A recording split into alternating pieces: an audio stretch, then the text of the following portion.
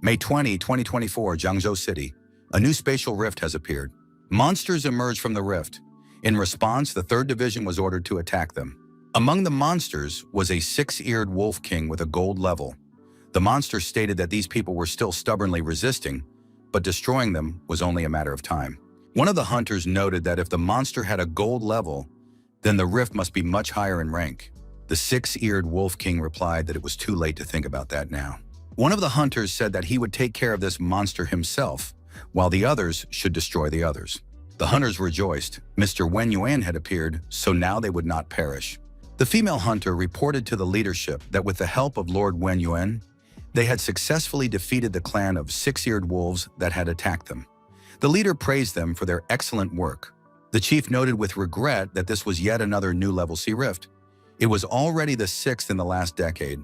At this rate, it would become impossible to defend Jiangzhou. The man added that the academy would no longer be able to cope with this on its own. Starting this year, martial arts university students would be exempt from cultural exams, and the passing score for masters would be halved. Classes at the school were over. One student asked another if he had been daydreaming again during class. It would be a shame if he couldn't get into the martial arts university because of his low grades in cultural subjects. The young man said dreamily that he would like to sit next to the beautiful Yanjun. Why did Su Bai deserve all this? Lin Yanjun said that they would soon be graduating. Was Su Bai going to apply to the academy or the martial arts university? Su Bai's student replied that he didn't know. He had no idea. Go to the academy? His grades were average. What use were foreign languages or advanced mathematics nowadays? Go to university? His family was not wealthy. They couldn't afford such a luxury. Besides, he had no special talents. What should he choose? Su Bai thought he had fallen into another world. Shouldn't he have some kind of supernatural talent or ability, such as awakening the system? He began to doubt whether he had really been transported here. Lin Yanjun suggested that the young man go with her to the academy. She had a way to help him get there directly. Su Bai was surprised. What kind of method was that? Lin Yanjun asked him to keep quiet and not attract attention. The girl displayed a large table in front of him and said that it was her own system. Yanjun asked what was wrong with Su Bai. Why was he sweating so much? Was he okay? Su Bai assumed that no one else could see it. The other students were outraged. Su Bai should immediately take his hands off their goddess. Wasn't it enough that he was sitting next to her? Su Bai needed to be taught a lesson. The teacher entered the classroom and told everyone to calm down. She announced some good news. Jiangzhou Martial Arts University had just published an important announcement on its website. Starting this year, all students could be exempt from cultural exams and apply directly to the martial arts university. The class erupted in noise as the students expressed their obvious joy. Cultural courses had been cut in half. Now they were definitely going to apply to the martial arts university. It would be nice to become superhuman as well. The teacher said that if the students already had awakened abilities or knowledge of martial arts, they should come to her office to register. Su Bai thought this was interesting. He had just awakened his abilities and could now enroll in the martial arts university without taking any exams. Lin Yanjun wondered, was he really going to go there? The protagonist's name is Su Bai, and he has been in this world for some time. September 18, 1906, the sky suddenly split open, revealing huge spatial rifts. Monsters began to emerge from the rifts, and soon they began to destroy everything around them. The armies of all countries engaged in battle with these creatures, and after 3 months, were able to destroy those that had escaped from the rifts. However, as long as the rifts remained open, new waves of beasts continued to appear. Therefore, humanity decided to send mercenary squads to explore the rifts. What the mercenaries discovered on the other side turned out to be a vast, endless land. To prevent an endless stream of monsters, the armies of different countries united and decided to build military bases inside the rifts. From there, they were able to contain the beasts at their source. A new era of humanity began. On March 6, 1907, a second rift appeared in the sky. Then a third, a fourth. Over the next century, the number of rifts and the frequency of their appearance grew steadily. Now they have spread all over the world. Each rift was connected to a different race of monsters. Scientists called the battlefield behind the rifts the battlefield of myriad races. At the same time, the spiritual energy of the earth began to recover, and people gradually awakened their combat abilities. As the battles progressed, conventional firearms became useless, while people grew stronger and stronger. As a result, superpowers replaced firearms as the primary force. The war between humans and the myriad races continues to this day. From the reforms at Zhangzhou Martial Arts University, it is clear that the situation is becoming increasingly dangerous. Subai decided that if he had the system, he had to protect his family in this crazy world. The fastest way to become stronger was to enroll in a martial arts university supported by the army. Fortunately, the protagonist now has the ability to tame beasts. He only needs one tame monster to enter the university without exams. The first step is to go there.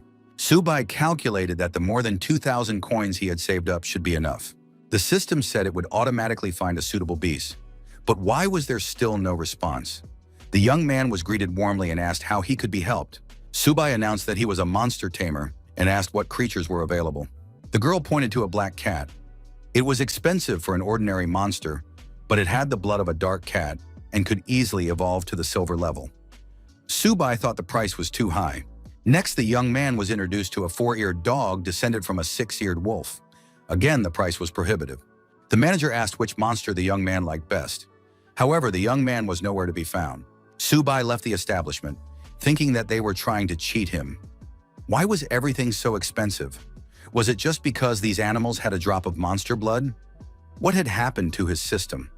None of the monsters were suitable. Subai returned home. There was a small aquarium in the room. He noticed that the system was finally responding to something. Could it be the little turtle? Subai thought his system was broken. Could his first tame beast really be a turtle? But it's so tiny. What can it even do? The hero understood that he couldn't go to the battlefield yet to tame a stronger beast. Later, he would have to find someone better. The turtle suddenly grew, increasing in size right before his eyes. Subai was delighted. Now that was something else. The blood of a black turtle. How much was it worth? Now he didn't want to part with it. Su Xiaomei's sister entered the room and asked menacingly what her brother was going to do with Xiaoba. After all, it was their father's treasure. Subai said he hadn't done anything to the turtle. At that moment, the little turtle crawled into the grocery bag. The brother and sister looked into the bag and were surprised. Why was this turtle eating so much? Xiaomei said that their father had already fed it in the morning. The protagonist suggested that Xiaoba's appetite had increased significantly. Was he about to evolve? In that case, they would need to get more food. Half an hour later, the young people's parents entered the room. Their faces reflected extreme surprise. Had the house been robbed? The parents saw a large turtle. Could it be Xiaoba? Xiaomei tried to run away with a bag of groceries from the turtle chasing her. The woman was surprised. Could turtles really run that fast? Subai said he would try to explain everything now. The kitchen was indeed in shambles. Subai thought that his parents were already having a hard time. It would be better not to tell them that Xiaoba was a bottomless pit. He had to come up with something else. Xiaomei expressed extreme dissatisfaction with what was happening, while the turtle Xiaoba was completely satisfied after a hearty meal. Subai assumed that the little turtle was finally full. At that moment, a huge energy beast appeared above Xiaoba. Xiaoba's flashed shadow disappeared in an instant. His lineage had not yet awakened, but he began to eat much more. In this regard, Subai decided to ask for help. The manager greeted Subai and asked if the young man had decided who he would take. The protagonist replied that he had not come to make a purchase this time. The young man announced that he had a pet with the blood of an unusual beast flowing through its veins. An administration representative overheard the conversation and decided that it was worth looking into the matter. The man told the manager that she could leave. The manager asked if the young man would like to take a walk and talk. He had heard that the young man's pet had the blood of an unusual animal. Could he take a look? The man thought that this guy was not lying. The animal's blood was indeed of the highest quality. He asked how much the young man wanted for it. Subai thought that he had to work hard to extract the blood from Xiaoba. It must be worth at least 100 coins. The man offered 1,000 coins. Seeing the young man's reaction, he said it was a joke. With such quality, it was unthinkable to ask for such a low price. Of course, he was mistaken and offered 10,000. The protagonist's eyes lit up. 10,000? The shopkeeper misunderstood the young man's reaction and said he couldn't offer more than 15,000. Subai had no idea that Xiaoba's blood could be so expensive. The hero struggled to hold back a smile and agreed. The shopkeeper wished the young man good luck and added that if he found anything interesting, he could feel free to contact him. Subai realized that the blood of exotic animals was a valuable substance. It turned out that this turtle was not ordinary at all. The phone rang. It was Teacher Lee. He said that the academic list had been published and that there was important news. Subai had to come to school to fill out an application. He shouldn't be late. The young man tried to find out what the important news was, but the connection was lost. He was in a narrow alley. The protagonist received a message from the system. 3 people nearby were particularly aggressive towards the owner. They were no more than 10 meters away. Subai realized that these hooligans were already very close, and indeed it was true. The gang leader said that, judging by the shop owner's behavior, the young man had something valuable hidden away. They needed to search him. Subai said he just wanted to sell some things. He assessed his opponents and realized that only one of them was a fighter. That wasn't so scary. The bandit laughed and said that the guy was clearly afraid of them. Then Subai took out the turtle. Xiaoba hid in the shell. Subai swung and threw the turtle right at the gang leader's head. The turtle hit the bald man's head and flew to the side. The bandit thought it was very painful. Subai continued to fight back and kicked his opponent in his most vulnerable spot. The pain was unbearable. The other 2 bullies shouted that this young man was clearly asking for trouble. How dare he touch their boss? Subai ran away and asked the turtle how it was feeling. Xiaoba replied that it felt nothing. Subai noted that the turtle really did have incredible protection. Xiaoba wrapped his paws around the young man's fist, and Subai struck the bullies who were chasing him with the turtle. The villains were neutralized. The bald leader of the gang raised his head and shouted angrily that he would now destroy this boy. Subai told Xiaoba to hide his head and swung again. The turtle hit its target, and the bald gangster flew far backward. The villain fell on his back and screamed loudly, writhing in pain. Subai approached the thugs lying on the ground and said that they had brought trouble upon themselves. The young man looked at the turtle and wondered what it was eating. Xiaoba, ignoring what was happening, continued to drink the liquid. Subai shouted at the turtle to spit it out immediately. He snatched the bottle from the turtle's paws and realized that it was a potion of qi and blood. Such a bottle cost tens of thousands. Subai was angry at the turtle. It takes a warrior a month to absorb this potion. Could Xiaoba have digested it all? The next moment, the protagonist felt his strength growing. What was happening? It was an incredibly powerful potion. The hero's characteristics increased dramatically, and he gained a new talent. In addition, Xiaoba had noticeably increased in size. Subai remembered what they had been taught in class. Exotic beasts with power rarely reach 30 units. Xiaoba was already extremely powerful, even without activation. The hero told the turtle that it was time to leave.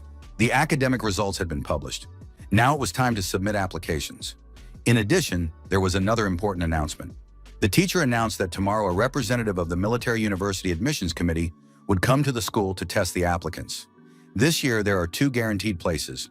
Lin Yanjun asked if Subai had finally decided where he would apply. Was it still the military university? The answer was affirmative. Yanjun said that the young man could enroll with her. After all, the military university sends students to the battlefield. Subai must understand how dangerous it is. Subai replied that someone had to go to the front lines anyway. He would go to fight to protect the people close to him. Yanjun wondered, could she be that close person? A young man approached the girl and asked where Lin Yanjun was going to enroll. Subai thought that perhaps, since she had not trained, the choice of university was obvious. Yanjun replied that she hadn't decided yet. She needed to think about it. Teacher Li reminded them that this was a very important decision. Everyone needed to take their report cards and discuss everything with their parents at home. Tomorrow they would have to submit their applications. The girl sank into a hot bath and called Subai on the phone. Lin Yanjun said that she would also enroll in a military university and added that she had a surprise for the young man. Subai was surprised. Was Yanjun serious? The girl said she had thought it through long ago. Subai said he had important things to do and they would talk later. At that moment, Xiaoba climbed back into the grocery bag. The protagonist said that Xiaoba was nothing but trouble. He was always eating and going to the bathroom. The young man added that he couldn't even imagine how awful it smelled after he went to the bathroom. Teacher Li addressed the distinguished applicants from the podium and said that she wanted to introduce instructor Zhang Kai from the military university. Zhang Kai was a senior and also graduated from high school number 1. The instructor stated that a year ago, 126 students from the first school were admitted to the university, but only 65 of them survived. 2 years ago, 98 were admitted and 32 survived. 3 years ago, 86 applicants became students, and only 11 of them are still alive. Zhang Kai added that he did not want to intimidate anyone, but he reminded them that admission to a military university was not just about getting a certificate. Applicants face dangers, difficult decisions, and the sacred duty to defend their country. The military university trains those who are strong in spirit and ready to become even stronger. Everyone liked the instructor's words, and the hall erupted in applause. After that, it was decided to begin assessing the abilities of the young people. Instructor Zhang Kai approached one of the applicants and asked if his name was Su Bai. The young man confirmed this. The instructor announced that the young man had been selected for direct admission to the military university and should prepare for the entrance exams. Su Bai was surprised. Was this really true? Zhang Kai added that a bus was already waiting for him at the school gate to take him to the university. The applicants looked at each other. Why had he received a direct invitation? Did he have some influential connections? Envy flashed in their eyes. After a huge monument with the educational institution's motto engraved on it towered above them. The sight was truly impressive. The girl told everyone to continue following her. Each of them would be given a training uniform and then taken to the dormitory. She pointed to the building and explained that the men's rooms were located there. They could change and rest. She would announce the time of the exam later. Su Bai headed for room number 303. From inside, he could hear a story about how the path of a martial arts master begins with an awareness of the importance of resources. The young man continued his story, adding that his father had once purchased 3 drops of blood from an extremely rare beast in Yushang, and then commissioned a master apothecary to create 3 vials of first-class elixirs. One of them was now in his hands. The listeners were amazed. Was it really the blood of a beast? The door to the room swung open, and the protagonist entered. He greeted them, introduced himself, and said that he would also be living there. The young man with the vial introduced himself as Han Jigan. The other applicants also gave their names, Tao Jiakun and Fang Chao. Fang Chao said that they could do without formalities. After all, they were now neighbors. He also said that Han Jigan had rare animal blood. Jigan repeated his story about the 3 drops. Su Bai wondered if it was the blood he had recently sold. One of the applicants asked how much such a rarity would cost. Jiagang replied that it wasn't that expensive. Each drop was valued at just over 30,000, and altogether they cost less than 100,000. Not a bad price. Su Bai thought that the shop owner had cheated him and made dozens of times more. He was definitely a swindler. The young men looked out the window and noticed a beautiful girl walking across the courtyard. If there was a beauty contest on campus this year, she would definitely be worth voting for. With her long legs and slender figure, she was simply a goddess. The attendant noticed that this was a men's dormitory and wondered who this beauty was looking for. The applicants buzzed with excitement. A real beauty queen had appeared on their campus. Who would get such a girl? The girl announced loudly that she was looking for a young man named Su Bai. The attendant shouted to the entire dormitory, "Who here is Su Bai?" The young man had to respond because a beauty was waiting for him. The protagonist told his roommates that he would be back soon and left the room. The young people were stunned. The applicants looked at each other. Could it be that the beautiful woman had come for this guy? How could he have kept this a secret? Lin Yanjun said that Su Bai looked great in uniform. The protagonist smiled and replied that he would not deny the obvious. Yanjun noted that the young man had become even more attractive. The applicants peered out of the windows and were surprised. The beauty was adjusting his clothes. Were they really that close? Lin Yanjun asked about admission. Was he angry with her? The young man replied that he was not, but admitted that he had planned to apply on his own. He added that he understood that Lin Yanjun had done it for him, and he was grateful. The girl was surprised. She thought he would be angry. Yanjun reminded him that the entrance exam was the day after tomorrow and gave him an elixir of improvement to help him. Su Bai said that she had already helped him a lot, so she could keep the elixir for herself. The girl waved her hand and said it was time for her to go, but they would see each other again soon. His roommates began to ask the protagonist about this goddess. Were they acquainted? Su Bai replied that she was not a goddess at all. They were classmates and had known each other for a long time. The young people reminded him that they were friends and neighbors and asked Su Bai to introduce them to the girl. After all, it wasn't difficult. Juggins suggested that they get together again for dinner to discuss everything in detail. The neighbors said that Su Bai could rest for now and they would go prepare. Su Bai took out Shobo and decided to check what kind of elixir Lin Yanjun had given him. Su Bai decided he should go out and get some fresh air. The young men had the chi potion in their hands. He said that the turtle was waiting for a treat. Su Bai smiled and asked if Xiaoba knew what would happen after drinking this potion. The young man said that he would not go to such a luxurious restaurant. The young people advised Su Bai to eat and drink well. Everything else was not his concern. Jigan said that it was a great joy for all of them that Su Bai had come to the university and made friends with them so quickly. The first toast was raised for this. Su Bai replied that such formalities were unnecessary as they were friends. Su Bai said that he and Lin Yanjun had studied together in high school. He would talk to her later about meeting them. The protagonist noticed that he needed help. Subai added that he had the blood of some rare animal and wanted the young people to help him sell it. Fangke examined the vial and said that it was even better than Jiagang's. Jiagang agreed and added that he didn't think he would ever see anything like it. Jiagan said that he couldn't give an exact price right now. However, he needed to contact his father, who would come and give his assessment. Subai said they had to hurry because the food on the table would get cold. His father answered the phone and asked if his son had spent all his pocket money again. He had sent his son to university so that he could become a strong master, not so that he could party every day. Jiagun assured him that he was not calling about money. He had something extremely serious to discuss. The young man told his father that his roommate had 7 drops of blood that he wanted to sell. The quality was even better than the blood his father had given him. However, he couldn't name a price. The man was excited. Could the blood really be of better quality? Jiagun suggested that his father come and see for himself. The man found out the address and added that he would take Master Cao with him. An hour later, Master Cao had already examined the sample and said that it was incredible. The energy here was the best he had ever seen. With this blood, first-class purification pills could be created. The man asked if Master Cao was sure of his words. The specialist replied that there could be no mistake. Even when tested with first-class equipment, the value of the essence would be even higher than he expected. Who would have thought that Subai would have such a rarity? Master Cao asked how much the young man wanted for the blood. Subai said that his friends had told him that the blood of rare animals could not be sold for money, but could be exchanged for potions of equivalent value. The man noted that since Subai was now his son's friend, he would not pressure him. He would take all the drops and send 14 bottles of blood in return. The man asked if Subai wanted to become part of the Han family. In the future, they would be able to provide the young man with all the necessary resources. Subai thanked him for the offer and said he wasn't interested yet. Mr. Han suggested that the young man think about it some more. A girl entered the room and said that this guy didn't want to become part of their family. Lin Yanjun added that in that case, no one should force him. Subai was surprised. What was Yanjun doing here? Jiagan was also surprised. Had the goddess lost her way? The girl replied that she had seen them by chance. Master Cao was extremely surprised when he saw Lin Yanjun. Mr. Han smiled and said that there had been a misunderstanding. Subai and his son were studying together and were good friends. Lin Yanjun suggested that the young man accompany her to the campus.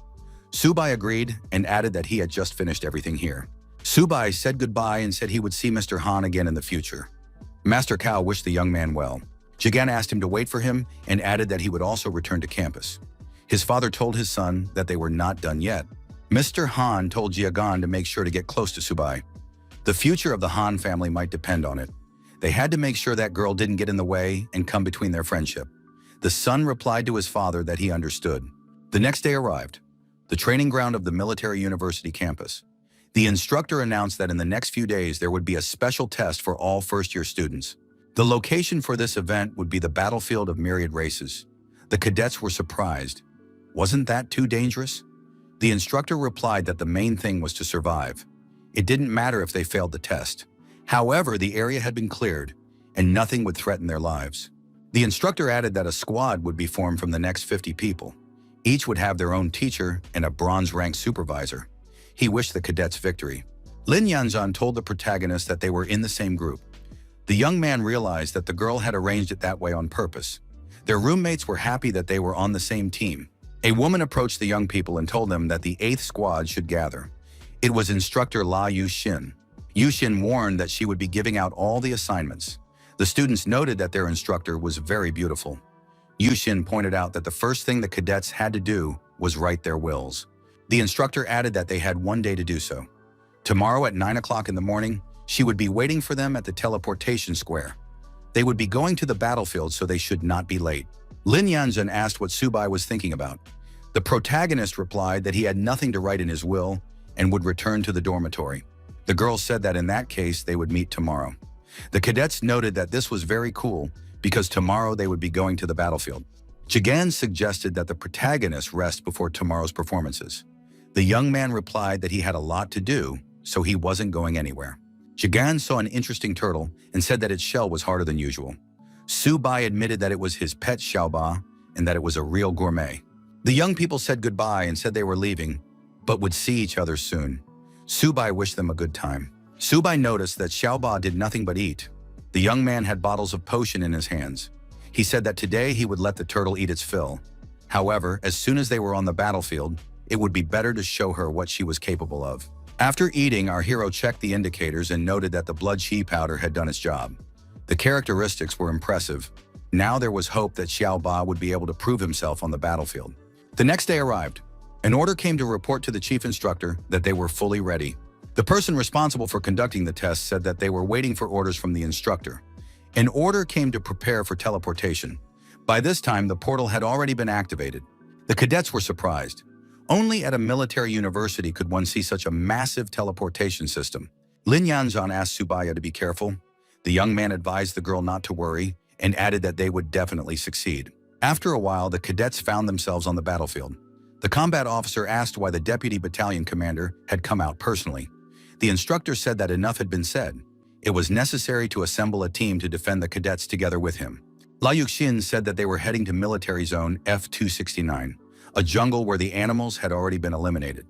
The cadets' task was to separate the hearts of ghost cats from their bodies on the battlefield. The new recruits reported to the leadership that they were ready for testing. The combat officer told Teacher Liao not to worry. Clearing the battlefield was not dangerous. Sending these new recruits into real combat was like sending food to the enemy. They didn't need it. But why was the deputy commander personally leading the defense group? Yushin thanked Deputy Battalion Commander Li Da for his concern. The officer replied that these new recruits from the military university were future soldiers on the battlefield, and protecting them was his direct responsibility.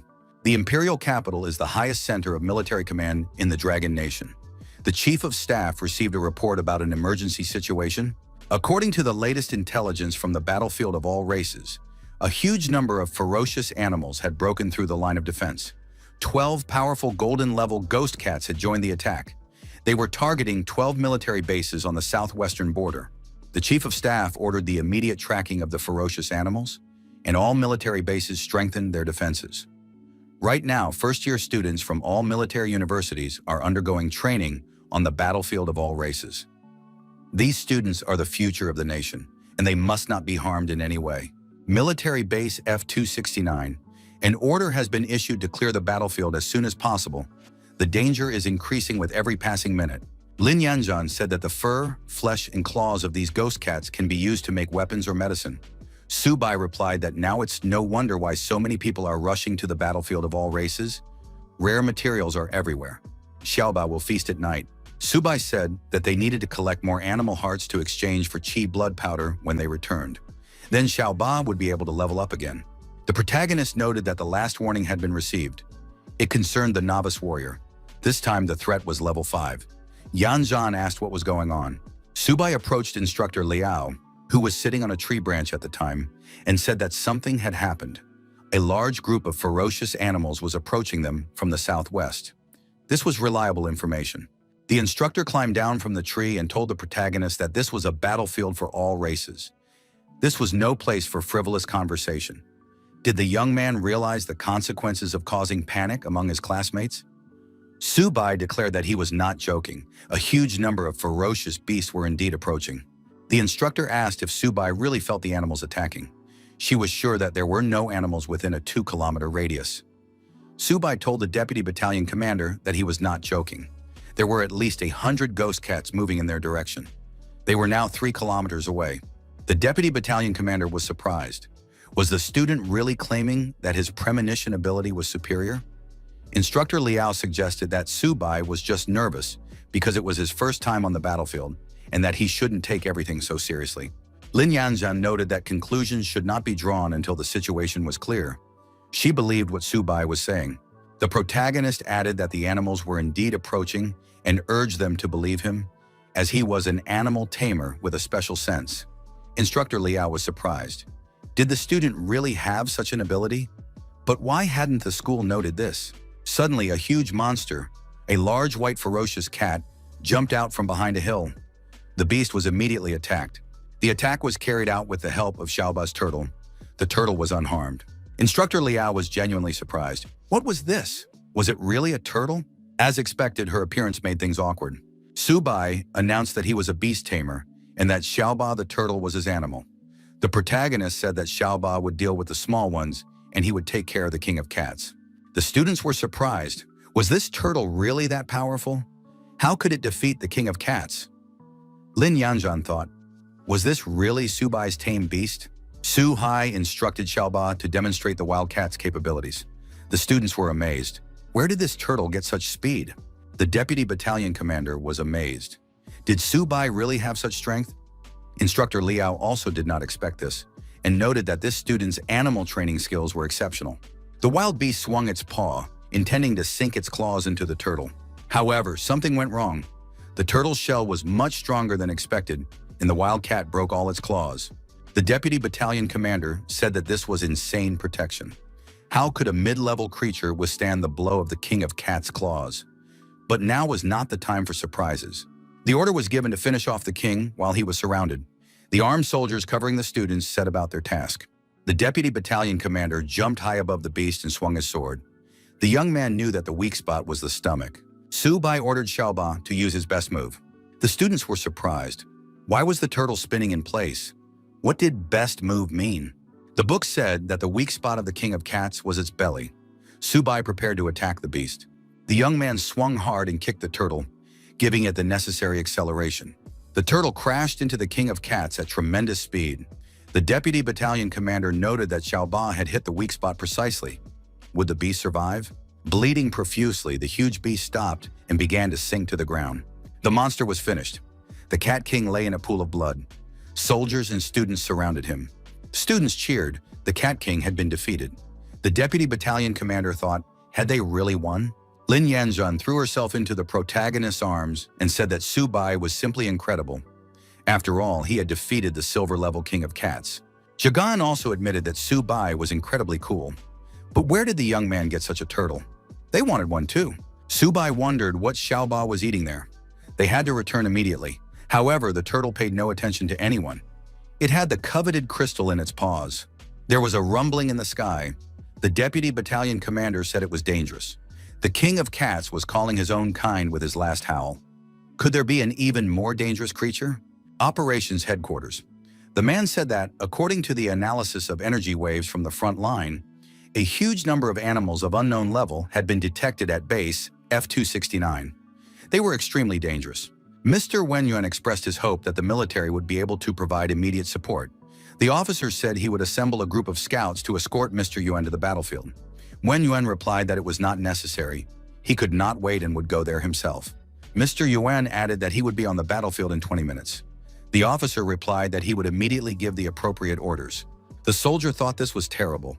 If Hu Lin got angry, the whole of Zhangzhou would not be able to restrain him. The monster that appeared in the sky said that humans were just a lower species. Teacher La Yuxin was shocked. How was this possible? How could it speak human language? An animal that understood human speech must be at least gold level and should not appear here. It was necessary to immediately take up a defensive position and send the wounded to the center. The monster descended to the ground and asked how these inferior beings dared to destroy its kind. The deputy battalion commander was amazed. Why was this monster eating the king of cats? That was impossible. How could something like this appear in this area? The system informed the protagonist of an extremely high danger. A gold-level beast had been detected nearby. It was necessary to leave this place immediately. Everyone present realized that it was indeed a gold-level beast, a mutated ghost cat king. It was in a bloodthirsty berserk state. The students thought that even their teacher had probably never encountered such a creature. Lin Yanzhan announced that she wanted to go home. She didn't want to die. The deputy battalion commander said that they shouldn't expect any support. The officer held his sword forward and shouted for them to take the wounded and retreat. He would cover everyone. After that, the deputy battalion commander rushed to attack the mutated king of ghost cats. After the monster's first attack, the officer was thrown far back. The mutated king said that such warriors posed no threat to him. Su Bai ordered Xiaoba to immediately protect the deputy commander and throw the turtle forward. The shell of this turtle was exceptionally strong. Therefore, Xiaoba was ready for battle. Xiaoba was attacked and thrown aside. Deep scratches remained on the shell. Su Bai asked anxiously if Xiaoba was okay. Blood appeared from the protagonist's mouth. Lin Yanzhan was surprised. Was Su Bai really injured? Instructor La Yuxin was amazed at how this young man could have been hurt. The deputy commander suggested that it was because of his talent as an animal tamer, the fusion of origins. La Yuxin objected that this was impossible and decided to check. There were no visible wounds or injuries. Could this guy really have the legendary animal tamer skill, merging origins? Subai calmly stated that he was fine. La Yuxin announced that Subai was indeed taking the attacks of the silver-level cat upon himself to protect the tamed animal. She ordered that he be helped immediately. Jiagan agreed and added that the young man should not be left alone. Soldiers and students from all sides rushed at the monster. The silver-level cat king growled that they were just a bunch of bugs in front of him. Lin Yanzhan shouted at Subai to be careful and covered him with her body. In the next moment, there was a powerful explosion. Subai realized that he had finally absorbed the crystallization of the silver-level cat king. The little turtle's level rose to bronze. Its shell could now absorb energy to restore its protective barrier, tripling its defense. Instructor La Yuxin immediately realized that she was looking at an evolved animal. The deputy commander was amazed. Could this creature really be of epic level? Lin Yanzhan asked Subai how he was feeling. He replied that everything was fine. Subai ordered the turtle to destroy the beast and indicated the direction of the attack. The silver-level cat king was struck and thrown far back. The deputy commander thought that Subai's tamed animal was only bronze level, but it already radiated a terrifying pressure. The monster rose on its hind legs and growled that it would destroy everyone. The soldiers noticed that the cat king had fallen into a rage and gone berserk. They had to retreat urgently, or better yet, scatter in different directions. The berserker growled that no one would leave alive and sent wild black cats after them. Everyone except Subai began to retreat in panic. He ordered the turtle to stop the berserker and put an end to his madness. The huge bronze turtle delivered an energy blow to the black cats, and the beasts, tucking their tails between their legs, were forced to retreat. Subai ordered the turtle to unleash its full power. A loud roar sounded, and a powerful energy stream burst from its mouth, aimed directly at the berserker. People were amazed by the power of this wave. Mr. Wenyuan, watching from a high tree branch, thought, "Is it really over?" The battlefield looked terrifying. What they had to go through. The deputy commander gave orders and supervised the clearing of the area. Mr. Wenyuan came closer and was delighted to see that Lin Yanzhan was unharmed. Instructor La Yuxin was surprised. What brought this gentleman here? The officer reported that he was the deputy commander of the military base. One of his units had joined forces with the university's teachers and students and engaged in battle with a large group of ghost cats. They managed to destroy more than 800 creatures, including several bronze level and one silver level. A representative of the gold level was also spotted. Losses are currently being counted, and the wounded are being treated. Wenyuan was astonished. Could it be that a golden level creature had appeared? It was hard to believe that it had been defeated. The deputy commander reported that it was Subai who had done it with his tame beast. Wenyuan asked if it was true that Subai had destroyed the cat king. The young man modestly replied that it was a joint achievement of the deputy commander and the teachers, not his personal victory. Wenyuan asked if Subai would like to continue his training at the Zhangzhou fortress after graduating from the institute. He was willing to personally mentor the young man. The hero thanked him for the offer but said he had not yet made a decision. The officer reported that the battlefield had been cleared and was awaiting further orders. Mr. Yuan ordered everyone to return to base. An order came in. All candidates must pass through the portal one at a time. The students were required to return and train properly, as this was the strongest group the deputy commander had ever encountered. The officer noted that these guys were special. Student Subai stood out in particular. He had enormous potential. Instructor La Yuxin couldn't even imagine how powerful he would become in the future. Upon his return, Subai was delighted to be back at the academy. The students were happy. It had been a truly exciting adventure. Lin Yanzhan breathed a sigh of relief. The heroes were greeted with honors. Student Subai was recognized as a true hero. The instructor said that he had already read their battle report. All of these students were true heroes of the university. Their grades would be the highest in history. Subai said he wanted to return to the dormitory, take a shower, and get a good night's sleep. The young man noted that this time they had truly accomplished something great. Surely the university would count their military achievements. Jiagan wondered how many resources these merits could be exchanged for. After all, Subai had defeated a golden-level animal, which was a huge achievement. Now he would be able to exchange his reward for a whole basket of resources for training.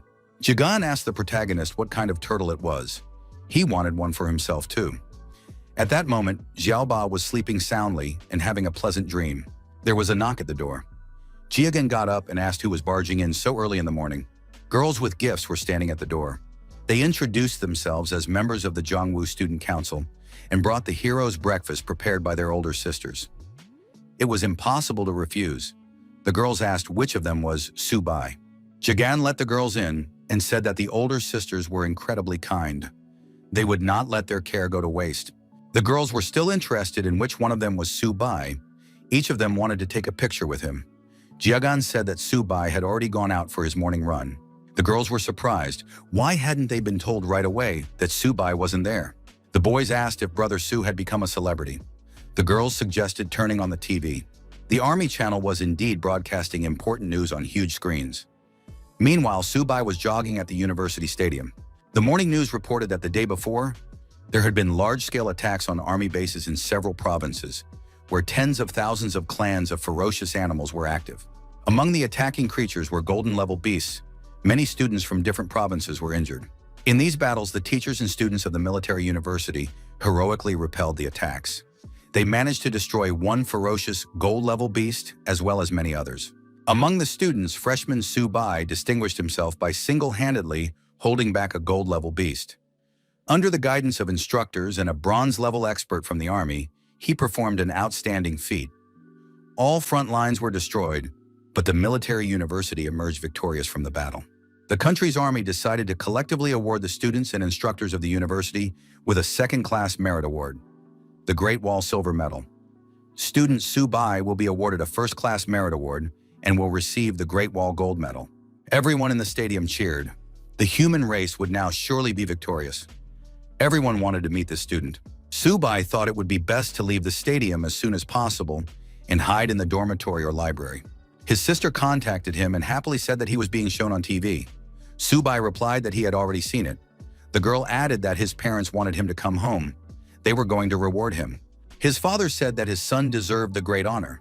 All the neighbors were talking about him. His mother said that his third uncle's younger sister had called. She said she wanted to introduce Su-bai to her girlfriend. Xiaomei said that her brother should come and visit them. Otherwise, his fans would break down their door. Su-bai agreed. The test had just ended, and he had a 2-day break. He would pack his things and go home. The neighbors were shocked that the hero had returned to the family. Everyone came out to greet him. Su-bai was touched that everyone was waiting for him. Neighbors and relatives said that the great hero had returned.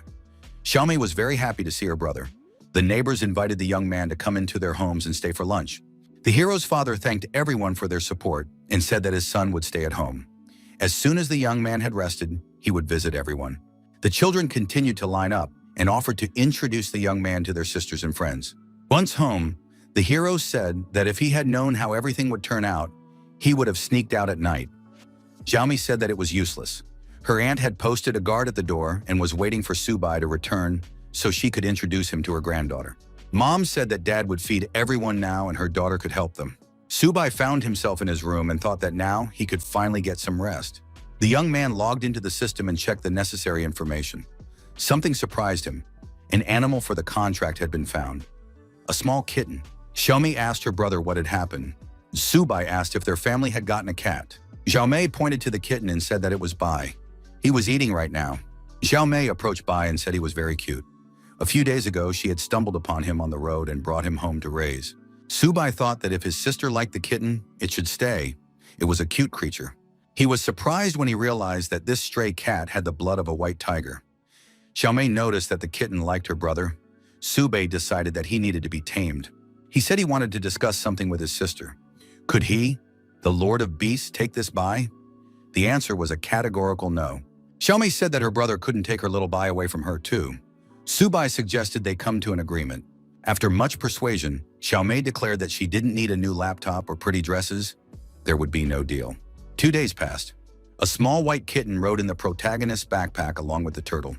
The hero finally returned to the university. Xiaoba told Bai that this was their boss's school. From that moment on, the turtle promised to protect the kitten. Bai said that Xiaoba was pressuring him. Passers-by recognized the hero, the gold medalist. Many girls went to the dormitory to meet him. Su-bai suggested that he would now have to wear a mask on the street. An announcement was made over the loudspeaker that student Su-bai should report to the principal's office immediately. Su-bai wondered why the principal wanted to see him. At the meeting, the director said that Su-bai was a worthy person.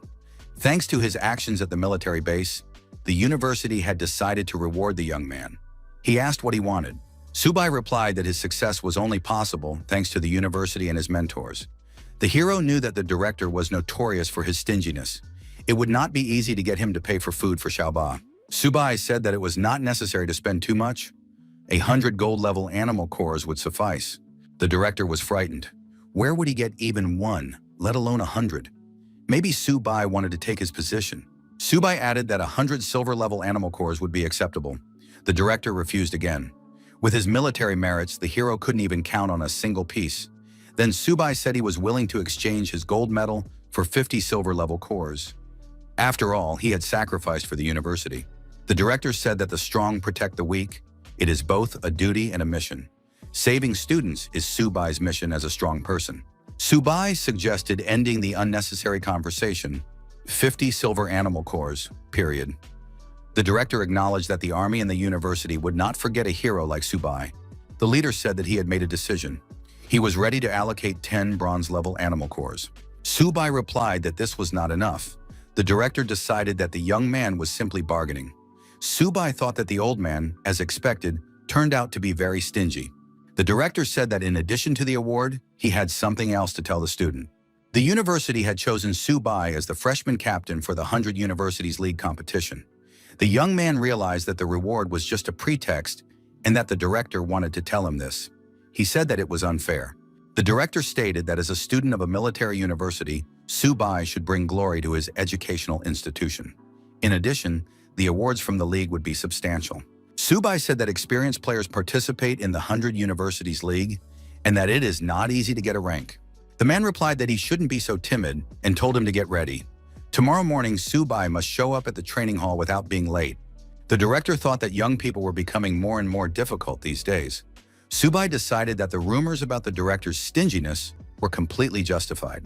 The next morning in the training hall, the director announced that this time the 100 Universities League competition would be held by the army. Although the Ministry of Education had allocated fewer resources than to other prestigious universities, he still hoped that the students would perform at their best. The director suggested starting the roll call and first named third-year student Hu Qingshu, who used the abilities of a medium bronze-level tree. After that, the roll call continued and other students were called. One of the students said that this was unfair. Their military university was founded later, so the resources allocated for training were much less than those of prestigious schools. The director replied that 10 representatives from the university would participate in the competition this year. All those present were the best students in each year. He then announced that Subai would be the team captain for these competitions. The protagonist decided that the director had made a mistake. The director added that this decision had been made by the university committee after discussion. One of the students objected. Qingshu was stronger and more experienced than everyone else. Why was a newcomer made captain? Another student also said that Subai was only at the initial bronze level in terms of strength, a whole rank below Qingshu. The director reminded everyone that they had all seen the news in recent days. Subai had destroyed a ferocious gold-level beast. If anyone wanted to be captain, let them do the same. Then Subai would immediately give up his place. One of the students said it could have been a coincidence. No one present believed him. Qingshu was ready to challenge him right then and there. Subai thought that the old man had gone too far. Now he would become the target of universal criticism. The director said that there were no more announcements and that the students could go and prepare. There were less than 3 weeks left before the competition. He was counting on everyone. Subai quickly left the room and said he had urgent business to attend to and needed to return to the dormitory. The students were indignant. Where was he rushing off to? One student said that Subai was actually a real coward. He was simply incapable of dealing with a ferocious, golden-level beast. Qingshu added that when the competition began, he would make this guy regret what he had done. Subai brought Xiaoba some treats. 15 bronze animal cores should be enough to level up. Subai handed the core to the turtle, but the cat tried to take it away. The young man said that he also had something in store for Xiaoba. The protagonist noticed that the cat's level was too low. First, he needed to start with the QE blood elixir. Meanwhile, the turtle's plate was already empty. Subai showed the turtle a bag of crystals and said that one bite could be worth hundreds of thousands, even millions. He asked how much it needed to evolve. Subai warned that if the turtle did not begin its evolution, he would give everything to the cat. The turtle took the threat seriously and began to transform. Its body glowed with a powerful light. Subai thought that Xiaoba's level had finally increased. Although the amount of talent had not increased, his abilities and parameters had clearly improved. He noted that Xiaobai's level had also increased. The little kitten had risen to a high normal rank. Now he was awakened. Subai noted that the kitten's agility was extremely high. It was a real leap forward. Both pets had completed their enhancement. It was simply fantastic. Subai thought that now all that remained was to wait for his animals to show their skills in the arena of the 100 Universities League competition. Jiangzhou Military University Library. The students did not expect it to be so huge. The woman at the library said that this institution existed even before the university was founded. The library is the cornerstone of Jiangzhou's heritage. She was surprised that the newcomer had 180 access cards. The woman showed him where to find books on animal training, which interested the young man. He was free to search for the information he needed throughout the library. Subai looked around and realized that there were a huge number of works on animal taming here. It would take a long time to go through them all. He picked up one book and noticed the name Luofanya on the cover. He had heard that name somewhere before. Subai opened the book and read, Heaven and Earth Converge, Eternal Soul, Divine Weapon, Sacred Animal Weaponry, Roots of Herbs and Trees, Merging of Streams. The protagonist took the book with him. He remembered that he had already encountered a technique called merging streams. But what did Eternal Soul and Armament of Sacred Animals mean? King Shu and the other students saw Subai. One of them said that animal tamers had no future, no matter how long they studied. Subai did not expect Master Luofan to be so powerful. He created 3 divine techniques: merging streams, weaponizing sacred animals, and eternal soul. It is said that he fought alone against the invasion of all races. Unfortunately, he was still outnumbered and died on the battlefield. Subai decided that he must study this book carefully. While reading, the young man felt the book begin to levitate. He was overcome with surprise. It seemed as if some force was penetrating his body. Subai approached the library administrator and asked if he could borrow the book. The woman replied that the book did not have a classification number. It did not belong to the library. But he had taken it from the shelf, hadn't he? No matter how hard the woman tried, she couldn't open the book. Subai was surprised because just a minute ago, he had been reading it without any problems.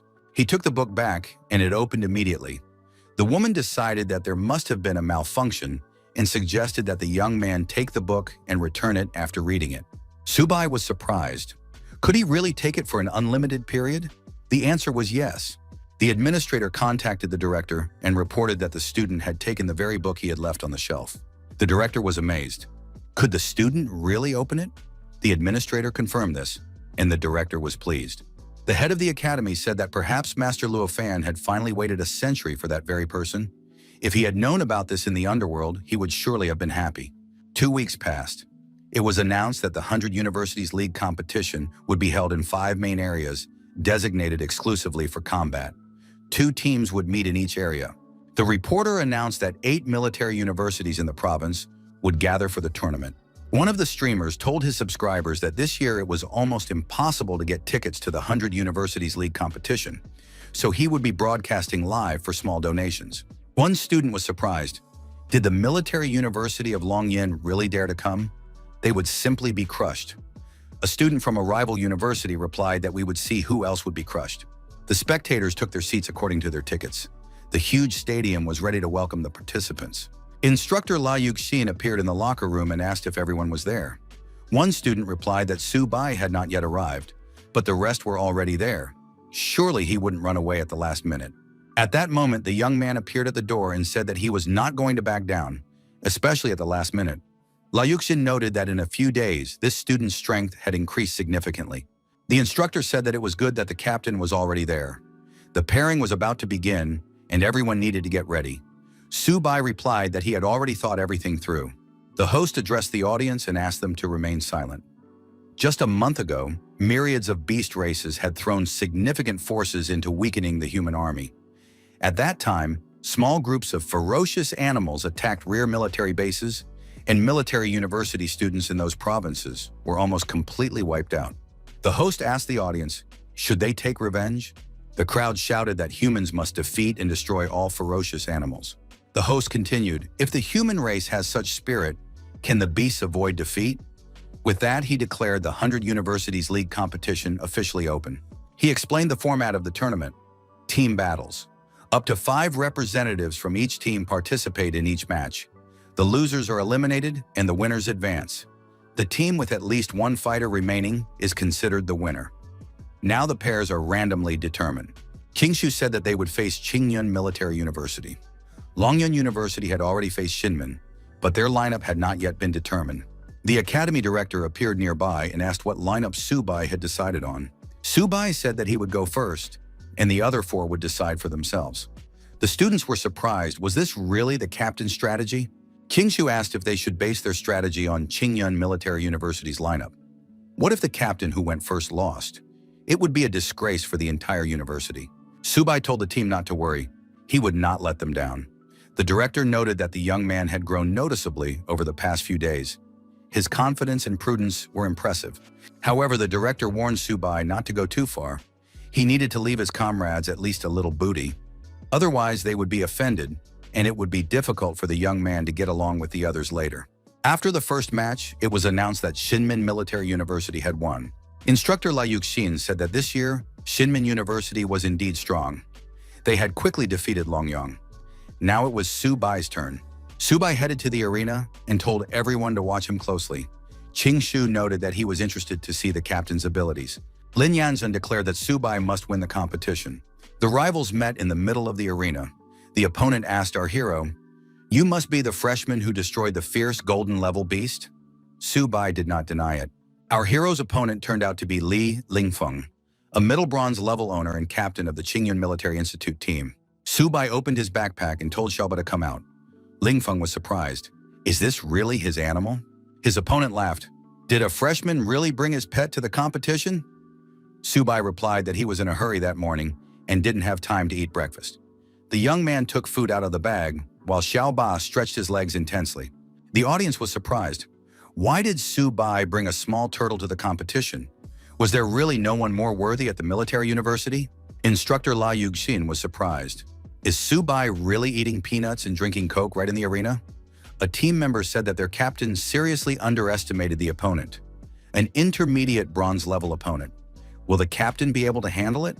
Subai said that Xiaoba had absorbed many animal cores and now should not disappoint. The turtle was determined to win. Li Lingfeng felt the powerful energy emanating from the turtle. Where could this animal get such strength? Could the turtle really be tamed? Xiaoba took the form of a black turtle. Lingfeng immediately admitted that the beast looked terrifying. The audience was also surprised. Where did such a huge turtle come from? Does it really have skin like that? It shines like armor. One eye is the size of a basketball. No wonder Subai was able to destroy a gold-level animal. Lin Yanzhen noted that Subai had become even stronger. But when did Xiaoba grow so much? Xiaoba told Shouban to hurry up. The turtle hurried, and the opponent was deactivated. Lingfeng was lying on the arena. He admitted that the turtle was very fast. Subai asked Lingfeng to hold on a little longer. He wanted to finish his Coke before it was all over. Lingfeng thought it was an unexpected attack, and now he needed to gather all his strength. His opponent told the protagonist that now they would definitely find out who was stronger. Lingfeng swung to strike. The turtle was approaching. The opponent changed his mind, turned around and started to run away. The turtle set off in pursuit. The audience saw Lin Feng's eyes on the screen. They were filled with horror. Instructor Liu Xin was forced to admit that Subai had indeed won. The director noted that the younger generation was simply monstrous. A student said that the turtle was too strong. One of the spectators wondered, why didn't Cheng Yun, the captain of the university, dodge such a strong but slow blow? He was told that the turtle's speed only seemed slow because it was very large. Even the holder of the intermediate bronze level could not stop this turtle. Zhao Ba is invincible. The host announced that Subai and Jiangzhou Military University had won the first match. Now it was time to bring the second representative of Qingyun University, Zhang Xuan, onto the stage. A girl armed with a machete appeared on stage. She decided to rely on speed to win and not let the turtle get close to her. Xuan was a mid-level bronze player. The audience watched as Zhang Xuan used her speed advantage to dodge the giant turtle's attacks. Xuan decided she had found her advantage. One strike was enough for her to win. Liu Xin noted that Zhang Xuan was dodging in search of opportunities. At such speed, the turtle couldn't touch her at all. Qingshu noticed that Subai was once again underestimating his opponent. Ren jumped high once again and said that the turtle was indeed strong. The girl jumped over the turtle, landed in the arena near our hero, and declared that she would now deal with the tamer himself. Subai thought it was too late to change positions. Liu Xin shouted that they were in trouble because Xuan was going to attack Subai directly. Yanzan shouted for the young man to be careful. Xuan approached to a dangerous distance, swung her arm, and declared that Subai had lost. The young man did not react in any way. The next moment, the turtle swung its tail, and Juan, failing to reach her target, was forced to fly away. The students acknowledged that it was a magnificent swing. The move is called the divine tail of the turtle. Lin Yanjun breathed a sigh of relief. Her colleague said that their captain had won again. Isn't that too fast? La Yuxin added that this guy was really very strong. Subai admitted that Xuan was very close to him, so Xiaoba hit her too hard. Nothing personal, said the young man, and wished the girl a speedy recovery. Zhengshen was carried away from the arena on a stretcher. Subai said that now he would take more serious action. The protagonist asked who was next to come out and fight him. The next candidate was also defeated. This happened several times. In the end, the judge announced that Subai and Zhengzhou Military University were the winners. The audience noted that Subai was eating peanuts the whole time while the turtle was fighting in the arena. However, the victory was still awarded to him. They had never seen such an invincible opponent. Yanzhan thought that the young man had won 5 victories in a row. Subai thought, why does that sound so strange? It's as if they are calling me a turtle. After the matches, La Yuxin congratulated the young man. The director announced that Subai had single-handedly defeated the entire Qingyun Military University and brought great glory to Zhengzhou Military University. Jingshu said that the morning matches were over. It was time to rest a little, and after the lunch break, the second round would begin. In the hall of the Fuchuan Military University, the instructor said that if they faced the Zhengzhou Military University in the next match, they would most likely send Subai into battle. One of the students admitted that his beast was practically invincible in close combat. What should we do? He asked. The coach continued, if they do face Zhengzhou, Mao Kai will have to fight this guy. He is the team captain and uses poison abilities. Therefore, it is necessary to keep your distance and use poison to take down the turtle. Mao Kai agreed and added that when the time came, he would keep his distance and use poison. In the hall of the military university, Shin Min was also receiving instructions. The coach said there was no need to be discouraged. Subai is strong, but his weaknesses are also obvious. The only way to win is to find an opportunity to bypass the turtle's line of defense and defeat Subai. The team captain said that the director was right. If we face Subai today, this guy can handle him. Zhang Xun's strategy this morning was correct, but he lacked speed. The director added that Li Lingfeng had good speed and excellent fighting skills. We need to find the right moment and attack him. The host said that the morning matches were impressive. The students showed energetic determination and a fearless spirit. The second round will begin very soon, and now there will be a random distribution. The audience noted that the other members of the Zhengzhou Military University team would not even have to fight. Subai alone could handle the other universities. It's great to have such a member on the team. Viewers said that in a clash with military universities from other provinces, Zhengzhou Military University will be defeated so badly that it will not be able to raise its head. The results of the second round of the draw were announced. Subai's first match will be against Li Feng from Xinmen Military University. Li Feng noted that they had already prepared a strategy specifically for this opponent. Subai told Li Feng not to be nervous. He would soon be finished too. The match began, and Li Feng, a high bronze level player and team captain, immediately demonstrated his unique abilities. The young man moved discreetly around the turtle, trying to trick it. His opponent activated the pure wind step skill and even managed to kick the turtle's shell. Li Feng claimed that he would now find the beast's weak spot. The audience wondered, can't the turtle hit Li Feng? The audience wondered if Li Feng would have a chance to win if he suddenly attacked Subai. Some female spectators admitted that they liked Li Feng. The stands urged Li Feng to be more active and attack more intensely.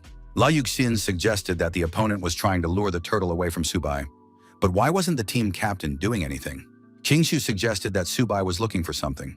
The protagonist took a can of soda out of his backpack and said that he had finally found it. Subai said that the lunch was too salty. The young man took a few sips. The audience demanded that Li Feng finally attack his opponent. Li Feng thought that at such a distance, even a tail strike would not work.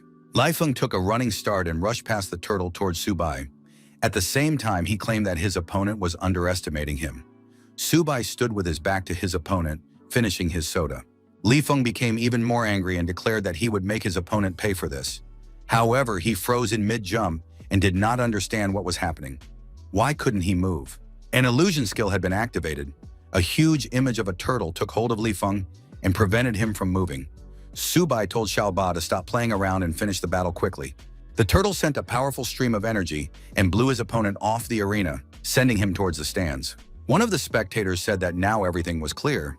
It wasn't that Li Feng wasn't strong enough. Subai was just too powerful. How could anyone possibly fight him? A participant asked the director, "What should we do?" Li Feng was injured and was in a deactivated state. The director said that they needed to surrender. The host announced that instead of continuing the match against such a strong opponent as Subai, the rivals had decided to surrender. Zhengzhou Military University's next opponent will be Fuchuan Military University. The audience was puzzled as to how they could surrender without a fight. This Subai is definitely very strong. Is it really better to surrender than to be humiliated? The instructor said that it was good that Xinmin voluntarily surrendered. Now Subai can save his strength for Fuchuan. Qingshu noticed that the captain of Fuchuan uses poison. He is not so easy to deal with. The match began. The opponent suggested not rushing into the fight. The young man acknowledged that Subai was very strong, and he knew he was no match for him. But how about a deal? Mao Kai was a mid-level bronze player and the captain of his team. Subai was surprised. "What deal are you talking about? I didn't come here to negotiate." Lin Yanzhan was also surprised. "What does a deal have to do with it?" Mao Kai said that he really wanted to discuss animal taming with his opponent. Subai was surprised. What is this guy up to? What is he even going to talk about? Mao Kai kept his hands behind his back. Some of the fingers on his right hand were coated with poison. The protagonist realized that his opponent was trying to stall for time. The ability to use poison takes time to activate. Subai ordered the turtle to attack his opponent. There will be no deals. Mao Kai said that Subai had unfortunately realized this too late. No matter how good he was at taming animals, he would not be able to escape the poisonous mist.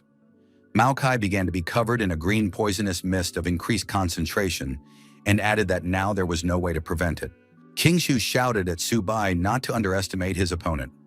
During previous trials, Mao Kai had poisoned many high-level animals. The instructor was puzzled. What should they do now? The director called for calm. Panic only gets in the way because the outcome is still unknown. Mao Kai moved forward, and the poisonous mist began to envelop the giant turtle. The opponent said that Subai couldn't see through the poisonous mist, so he was invulnerable.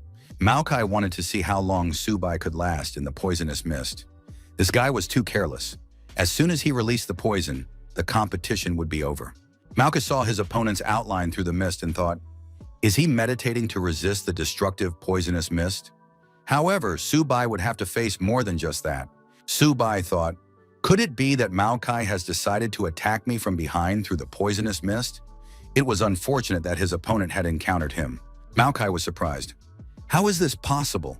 How did this guy withstand my powerful poison claw strike in this poisonous fog? The director announced that it was the merge stream skill. It was a high-level tamer talent. Subai had already learned to use the tamed animal's defense on himself. Subai said, it's time to wrap things up. This poisonous mist has already gone bad and is starting to stink. Mao Kai saw the outline of a huge turtle above him through the green mist and thought that he was now defenseless. His colleague admitted that Subai was too strong. He had thrown the poisoner out of the poisonous mist. Lin Yanzhan declared that she would not let Subai get past her.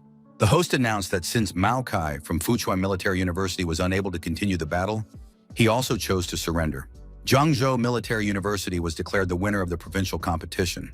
Subai thanked the turtle for its help.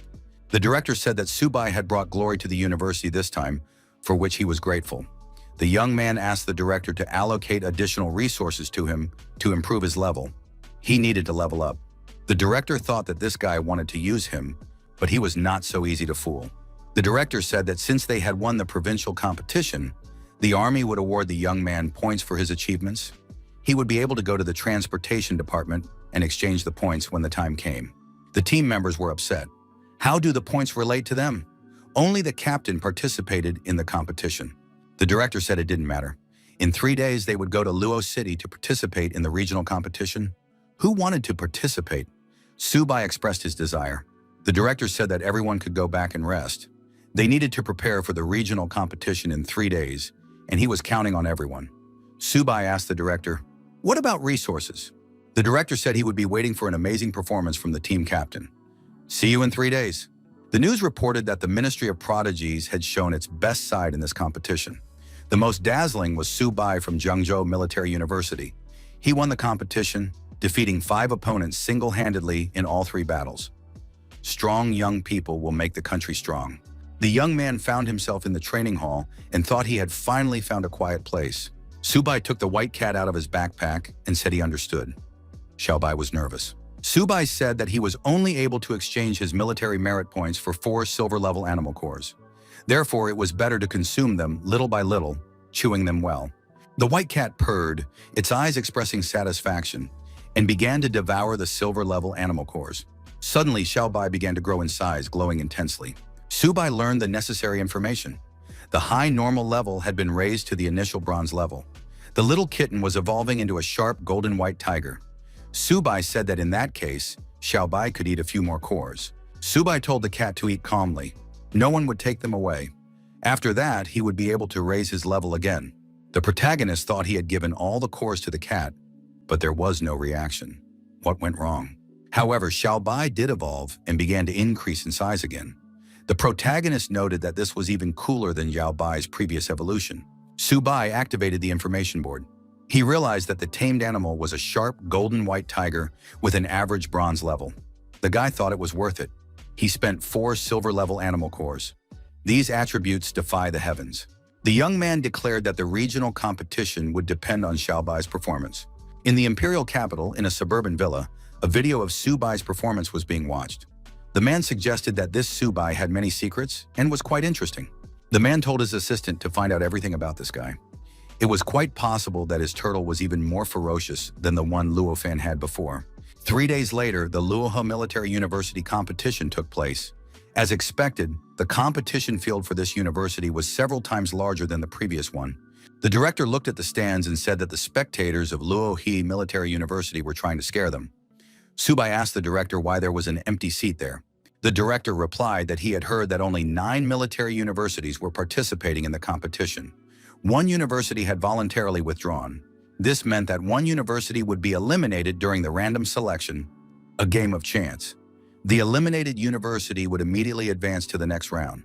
Subai decided that it was worth hoping that they would not be eliminated during the random selection.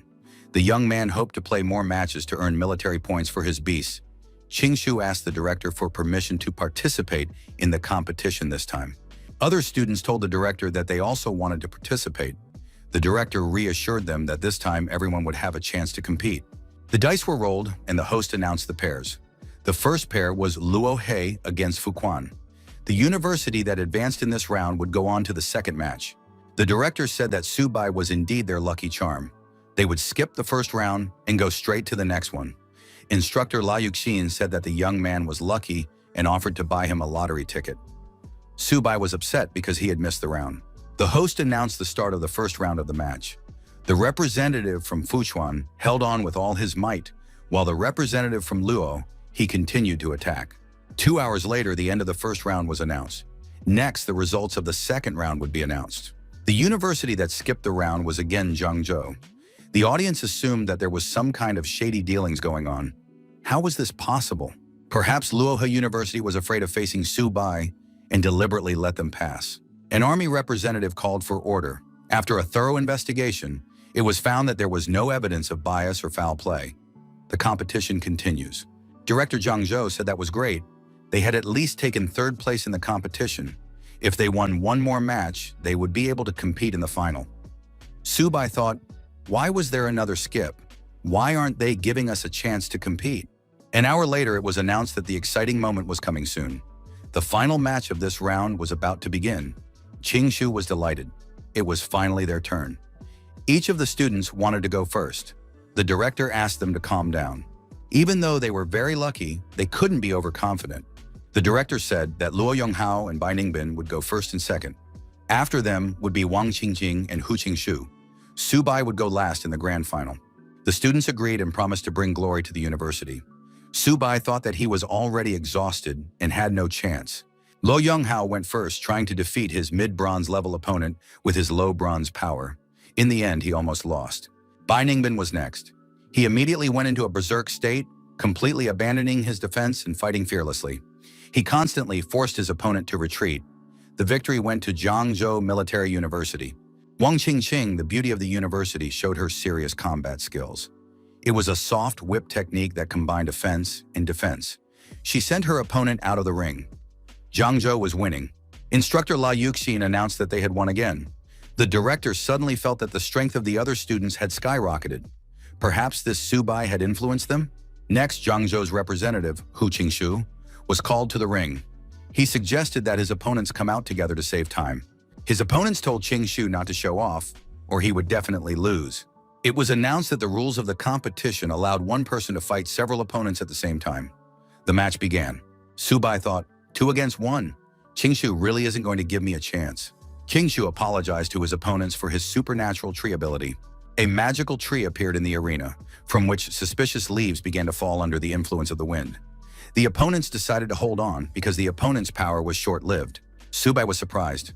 Could a user of a wood ability really create such a maple tree? Hu Qingshu's power was truly terrifying. The director thought that Qingshu's power had grown again. The student was clearly demonstrating which family he came from. The opponents fended off the leaves and wondered, is this guy not tired yet? Qingshu moved to a new level of attack and activated Breakthrough. The intensity of the falling leaves increased significantly. The opponents were deactivated and fell to the arena floor. It was announced that Zhangzhou Military University had won this round of the competition. The tournament host congratulated Zhangzhou University and Luohe University on advancing to the national finals. The director said that Qingshu had surprised everyone this time. The student thanked the director for his support. The director continued, nevertheless, the real hero of today's competition remains Subai. The young man was surprised. Was the director laughing at him for not being able to appear on stage? The director said that if Subai hadn't secured their passage through 2 rounds in a row, they wouldn't have won so easily. The man told everyone to rest and prepare for the next day. In a week, they would go to the national finals.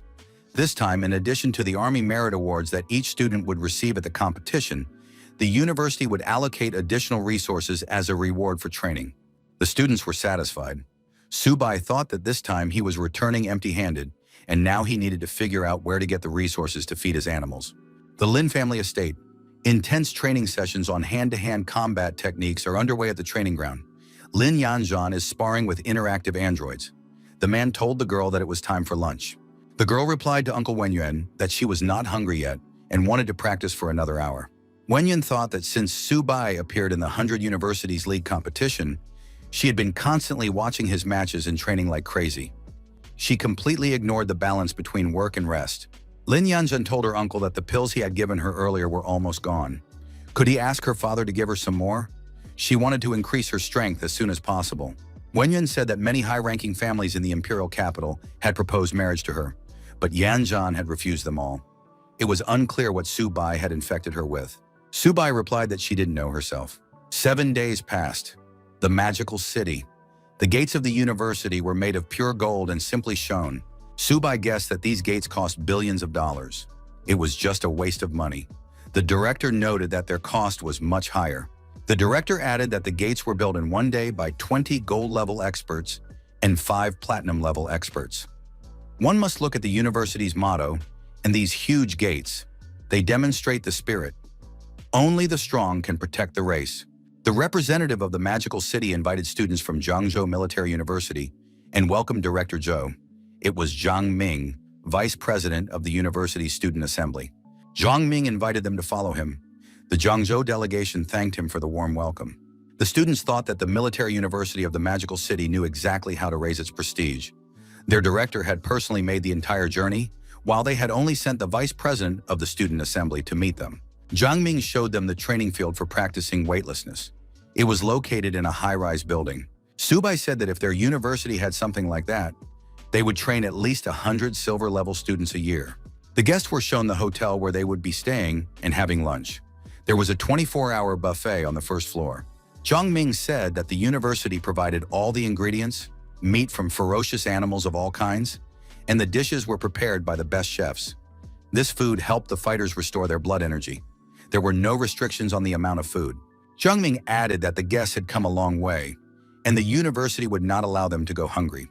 They could eat as much as they wanted, within reason. Subai was delighted and said that his beasts were in for a feast. The young man rushed to the buffet. Zhang Ming asked if this student was really that hungry. Qingxing said that if Subai got there first with his turtle, there would be nothing left for them. The students acknowledged that the competition venue in the magical city was truly on another level. They had only seen such things on television. Director Joe asked the students not to act as if they had never seen the world before. He wanted to explain the rules of the competition. There are special features of the final round with 30 military universities. The Great Wall Military Academy is under the control of the Army and is automatically included in the top 4. There will be no exemptions. The student was surprised why the Great Wall Academy was automatically included in the semifinals. Everyone agreed that this was unfair. The director explained that it was a training base for military geniuses. It is the only university on the front line of defense against invaders of different races. The students were surprised. Is it really a training base for military geniuses? Subai thought it was very powerful. Director Joe added that this was why the national finals were full of hidden talents. No one should be underestimated. Subai should be allowed to participate, and Ching Shu should be his support. The host announced that the teachers and students should take their seats. The finals of the competition between hundreds of universities were about to begin. The draw was announced. 3 matches would be held simultaneously. Director Joe said that luck was on their side. They would not be fighting any of the top 3 in the first round. Subai said he wanted to go first so that all the universities would know how strong their university was. His opponent said that Zhengzhou made it to the finals, which is already amazing. However, that's where it will end. Subai opened his backpack and asked Xiaoba to hurry up and finish it. The turtle grew in size and took up a significant part of the arena. The audience was surprised. Did Zhengzhou University really send a tamer to the competition? Why did he bring a turtle? The opponent saw the turtle and said it was too big. This was cheating. He did not agree to this. Subai was surprised. Was his opponent really that weak? He hadn't even started eating the peanuts. Stunned, the opponent believed that tamers should be weak, but they were so easily controlled by martial arts. The audience noted that this was the national final, and Subai brought a small stool. This was definitely disrespectful.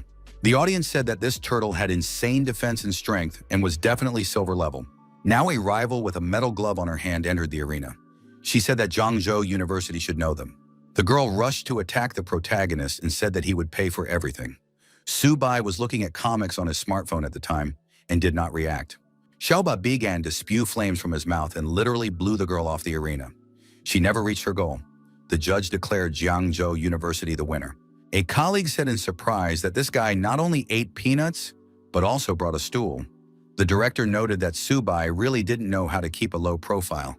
How could he humiliate his opponents like that? Director Joe wondered how he could look the Yokohama University leadership in the eye after this.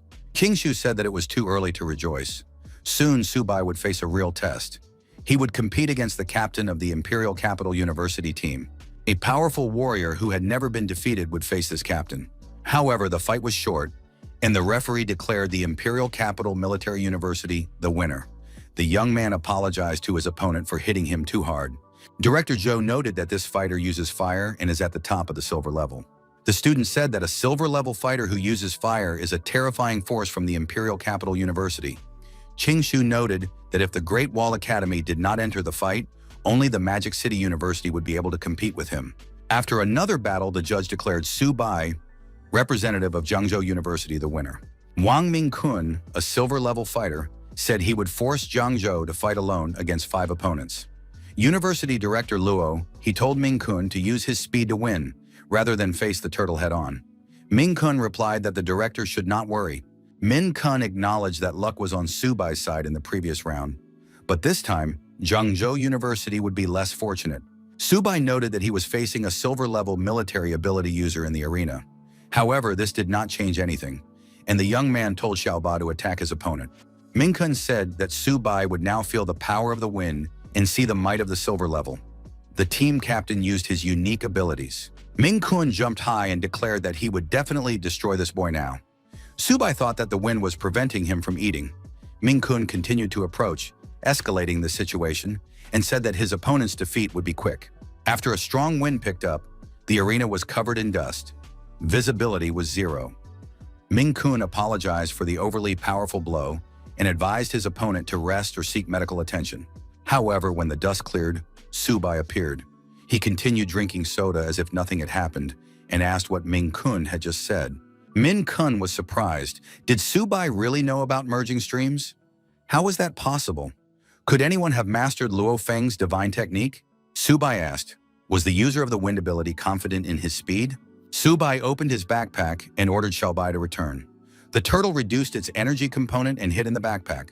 Instead of the turtle, Xiaobai, a white fluffy cat, entered the arena.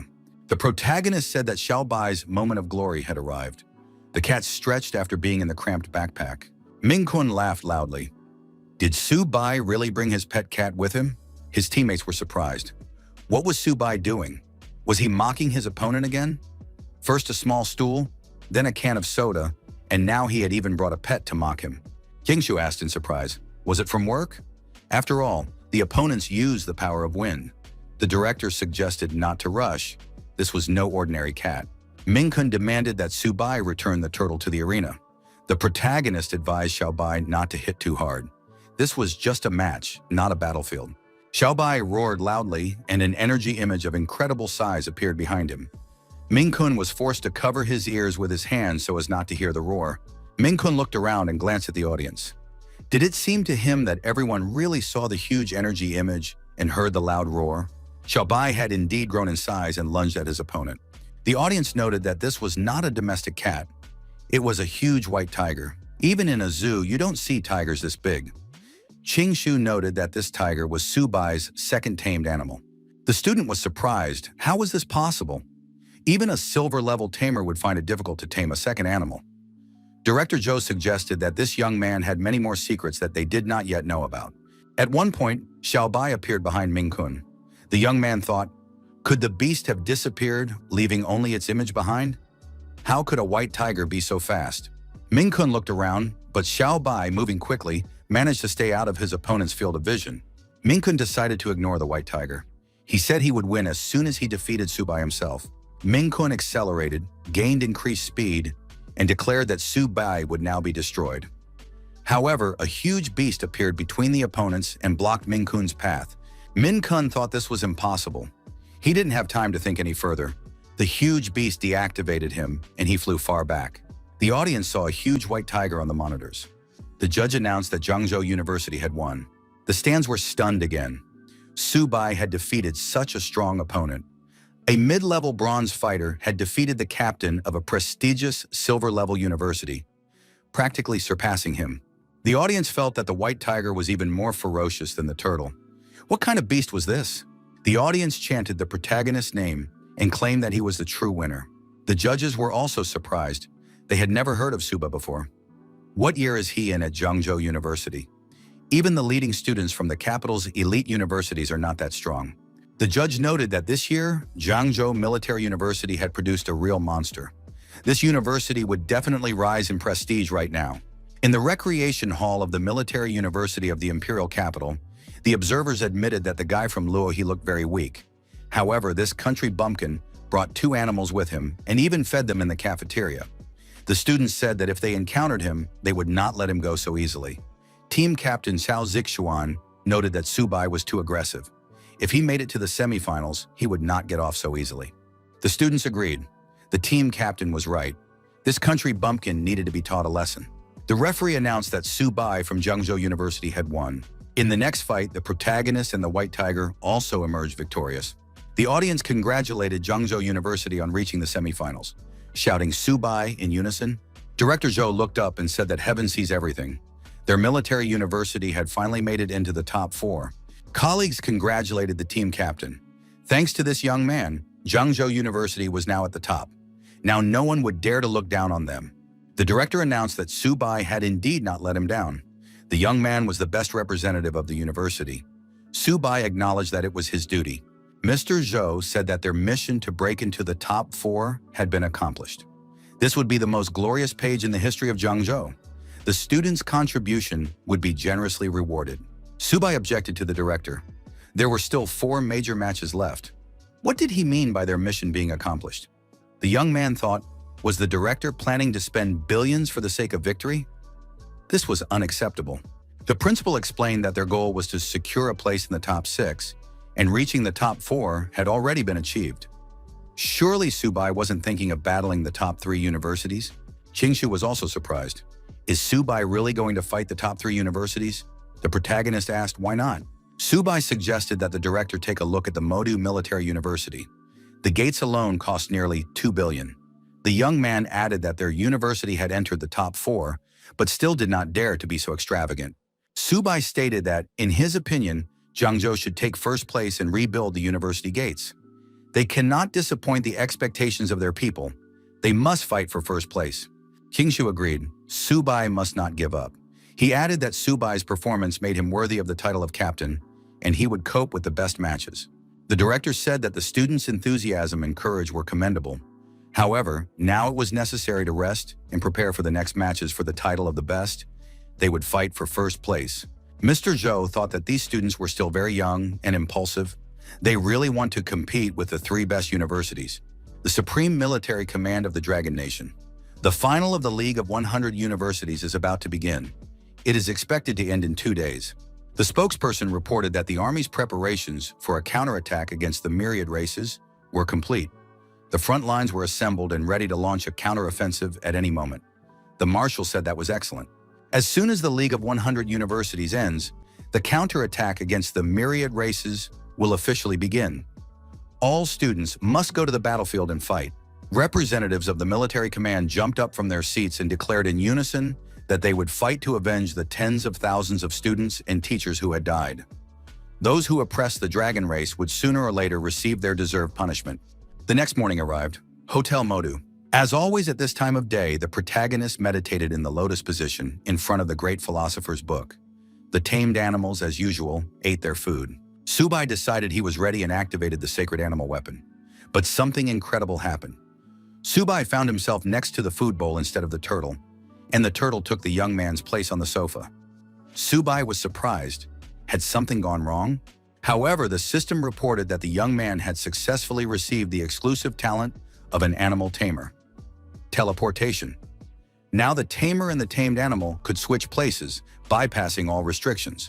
Subai realized that he and Xiaoba had not just switched places for no reason. The teleportation effect had worked. But what kind of skill was this? The turtle also felt confused, occasionally glancing at its plate. Subai put the animals in his backpack and thought that the new skills wouldn't hurt him. They could lead to unexpected effects on the battlefield. The protagonist called on their tame beasts to fight against the three best universities.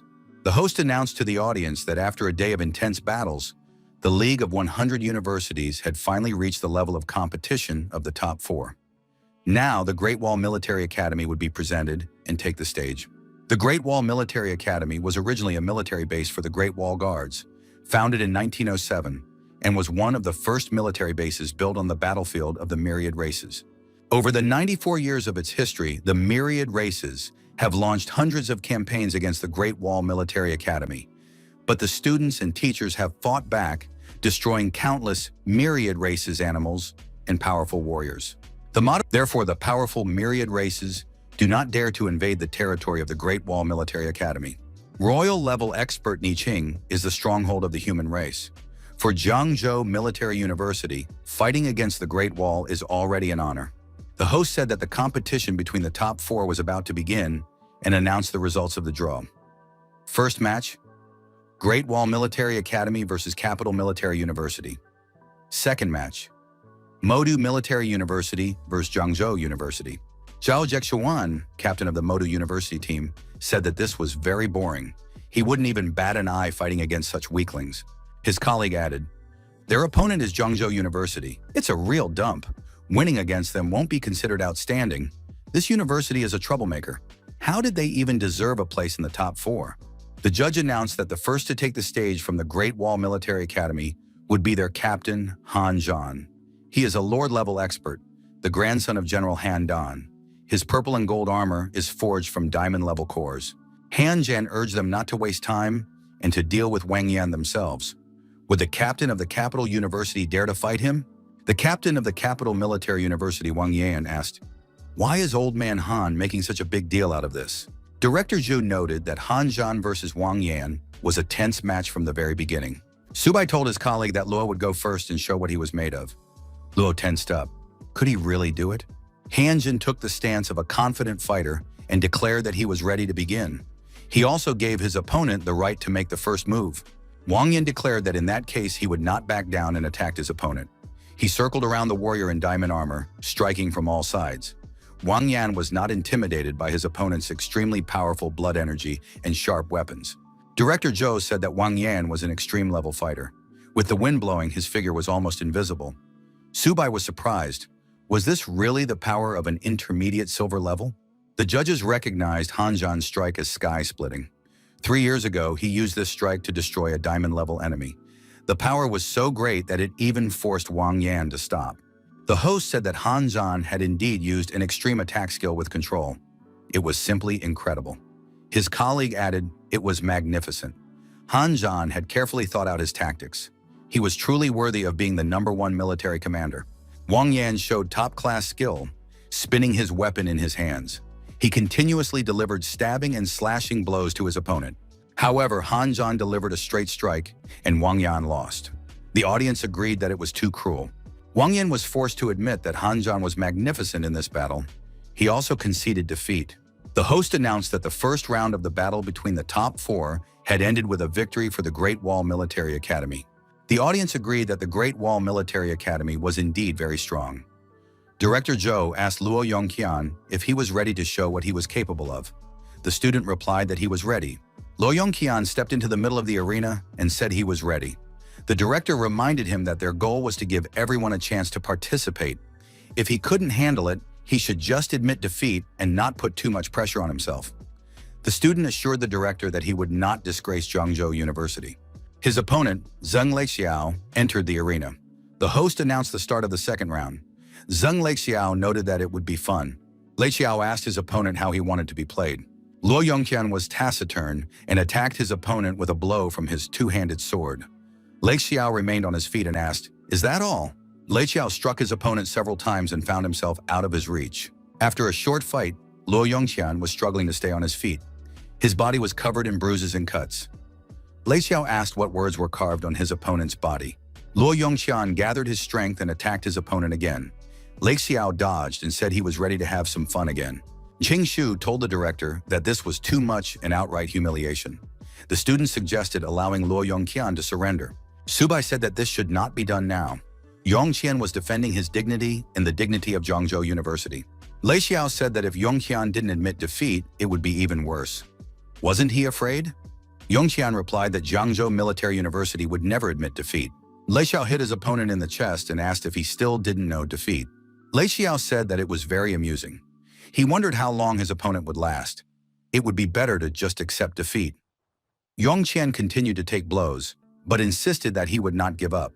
Completely exhausted and unconscious, Yongqian fell face down on the ground. The audience shouted that Leixiao had no humanity. It was too cruel. The referee announced that Modu University had won the first round. Subai said that Modu University had gone too far. Bai Ningbin said that now it was his turn. He would not allow this guy to behave so arrogantly. Director Zhou advised Ningbin to be careful and not to fight recklessly. Leixiao was delighted. Had another contender arrived? Ningbin said that Leixiao was too talkative for a fighter.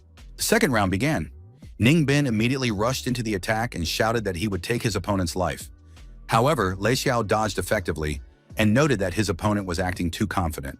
Ningbin attacked continuously, while Leixiao continued to defend himself effectively and repeated that he would not give his opponent a single chance. The audience believed that a draw should be declared. If they continued to fight for so long, they could die. Even hundreds of meters away, the smell of battle could be felt. It was terrible. Leixiao asked in surprise, was Ningbin really that desperate? Leixiao grabbed his opponent from behind and put his sword to his neck. Ningbin managed to block the attack. Leixiao said that in the end, his opponent was just bronze-level trash from a nameless military university. Leixiao added that his opponent had lost. Ningbin objected, saying he did not agree with that statement. Ningbin reminded him that Zhangzhou Military University never admits defeat. After that, he stabbed himself and his opponent behind him with his sword. Leixiao was frightened and asked if Ningbin was crazy. Where did he get such methods? Ningbin replied that destroying Leixiao was goal enough. That was how Zhangzhou fighters fought. Leixiao shouted that he did not want to die. He had not agreed to this, and asked his director for help. The director immediately appeared in the arena and declared that Modu Military University conceded defeat in this round. The host repeated these words in surprise. In this round, the Modu Military University admits defeat. Director Zhou also jumped into the arena and rushed to his student Ningbin. Director Zhou said that the students of Modu University were behaving inappropriately. They humiliated their opponents in the arena, and when faced with the threat of death, they began to beg for mercy.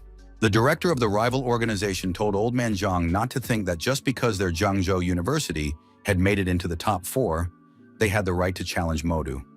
At that moment, a representative of the medical service appeared in the arena. Director Zhou noted that the lives of their fighters are also valuable. The opponents said that words are no longer needed. They will settle it in battle.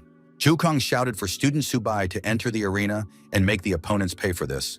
The young man must show what it means to mess with Zhangzhou. Subai, warming up his hands, said that the director could count on him. He would make the opponents pay dearly. Director Zhou noted that student Ningbin had brought glory to Zhangzhou University. Future generations would not forget him. Qingjing took the young man by the hand and said that they were proud of him. The main thing was for Ningbin to recover. Subai would definitely teach his opponents a lesson. Jia Xuan asked the director for permission to enter the arena. He was ready to wipe out this trash from Zhangzhou. The director told the young man not to rush. The final battle was still ahead. The protagonist stepped into the middle of the arena and declared that he was challenging the Modu Military University to a fight. Would they have the courage to accept the challenge? The audience shouted that they would make Modu apologize for such behavior. Subai must put his opponents in their place. Zixuan was surprised. Did Zhangzhou even deserve an apology? Huangsheng told the director that he was ready to go out and teach them a lesson. Their rivals had to learn the difference between them. The director agreed and said that Huangsheng would go out this time. Subai asked his opponent if he had come to apologize. Huangsheng replied that only weaklings ask for apologies. Why should the strong apologize to the weak? Strength is truth, power is truth. Subai agreed that this was well said and suggested that the host put forward another fighter for the opponents.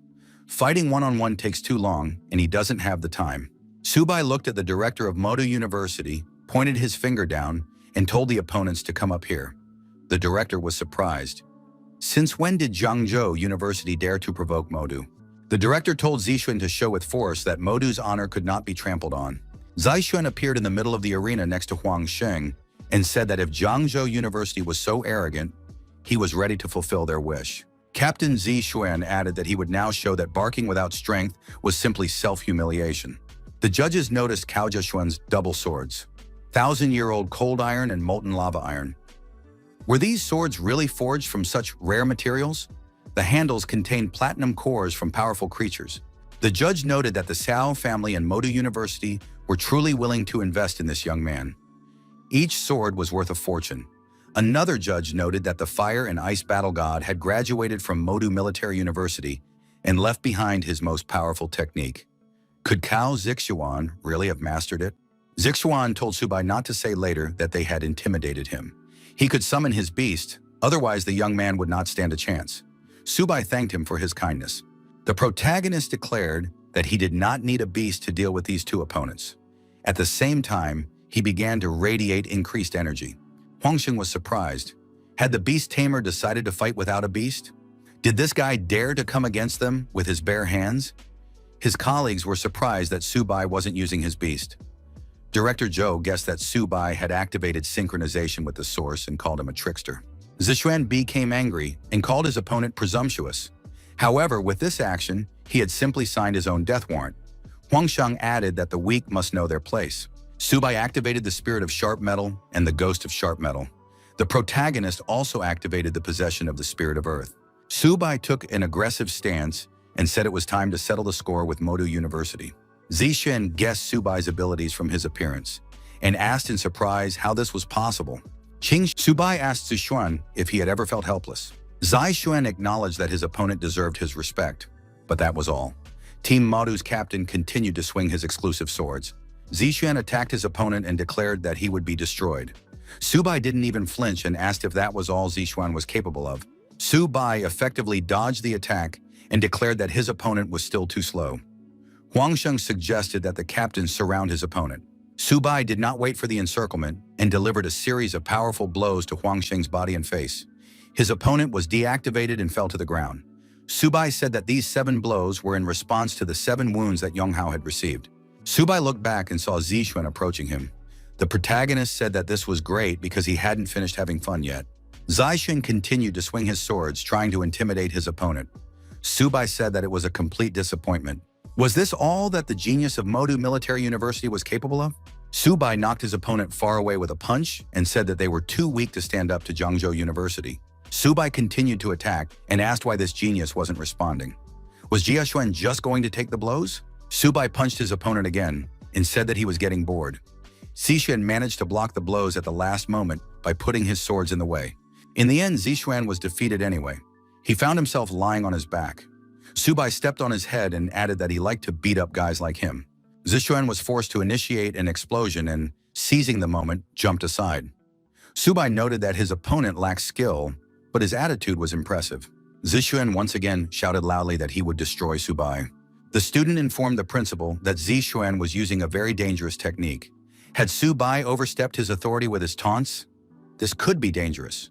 The principal suggested that Zixuan might have lost control of himself. Zixuan, exuding excessive energy, shouted again that he would take his opponent's life and jumped high to strike. Subai noticed that something interesting had finally appeared. Zixuan approached his opponent and declared that it was impossible to defend against his swords. Was Subai a turtle in his past life? Subai asked his opponent if that was the limit of his power and attacked. The judge noted that Subai possessed a terrifying technique. This fight even destroyed the gold-level arena. This is truly the power of the primordial flow. Looking at Subai, one is reminded of Luo Feng in his prime. And this is only the average bronze level.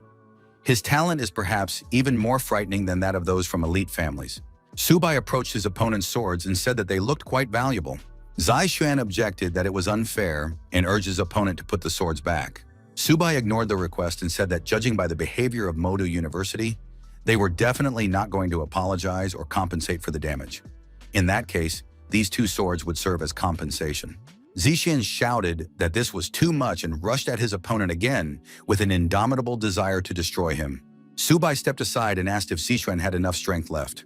His opponent rushed past him. Subai said that the captain of the Modu team was greatly overestimating himself. Our hero put his knee forward and Zixuan's face met it. As a result of the collision, Zixuan was forced to fly far back, losing drops of blood in the process. Subai continued his attack and asked how Zixuan dared to mock his university friends.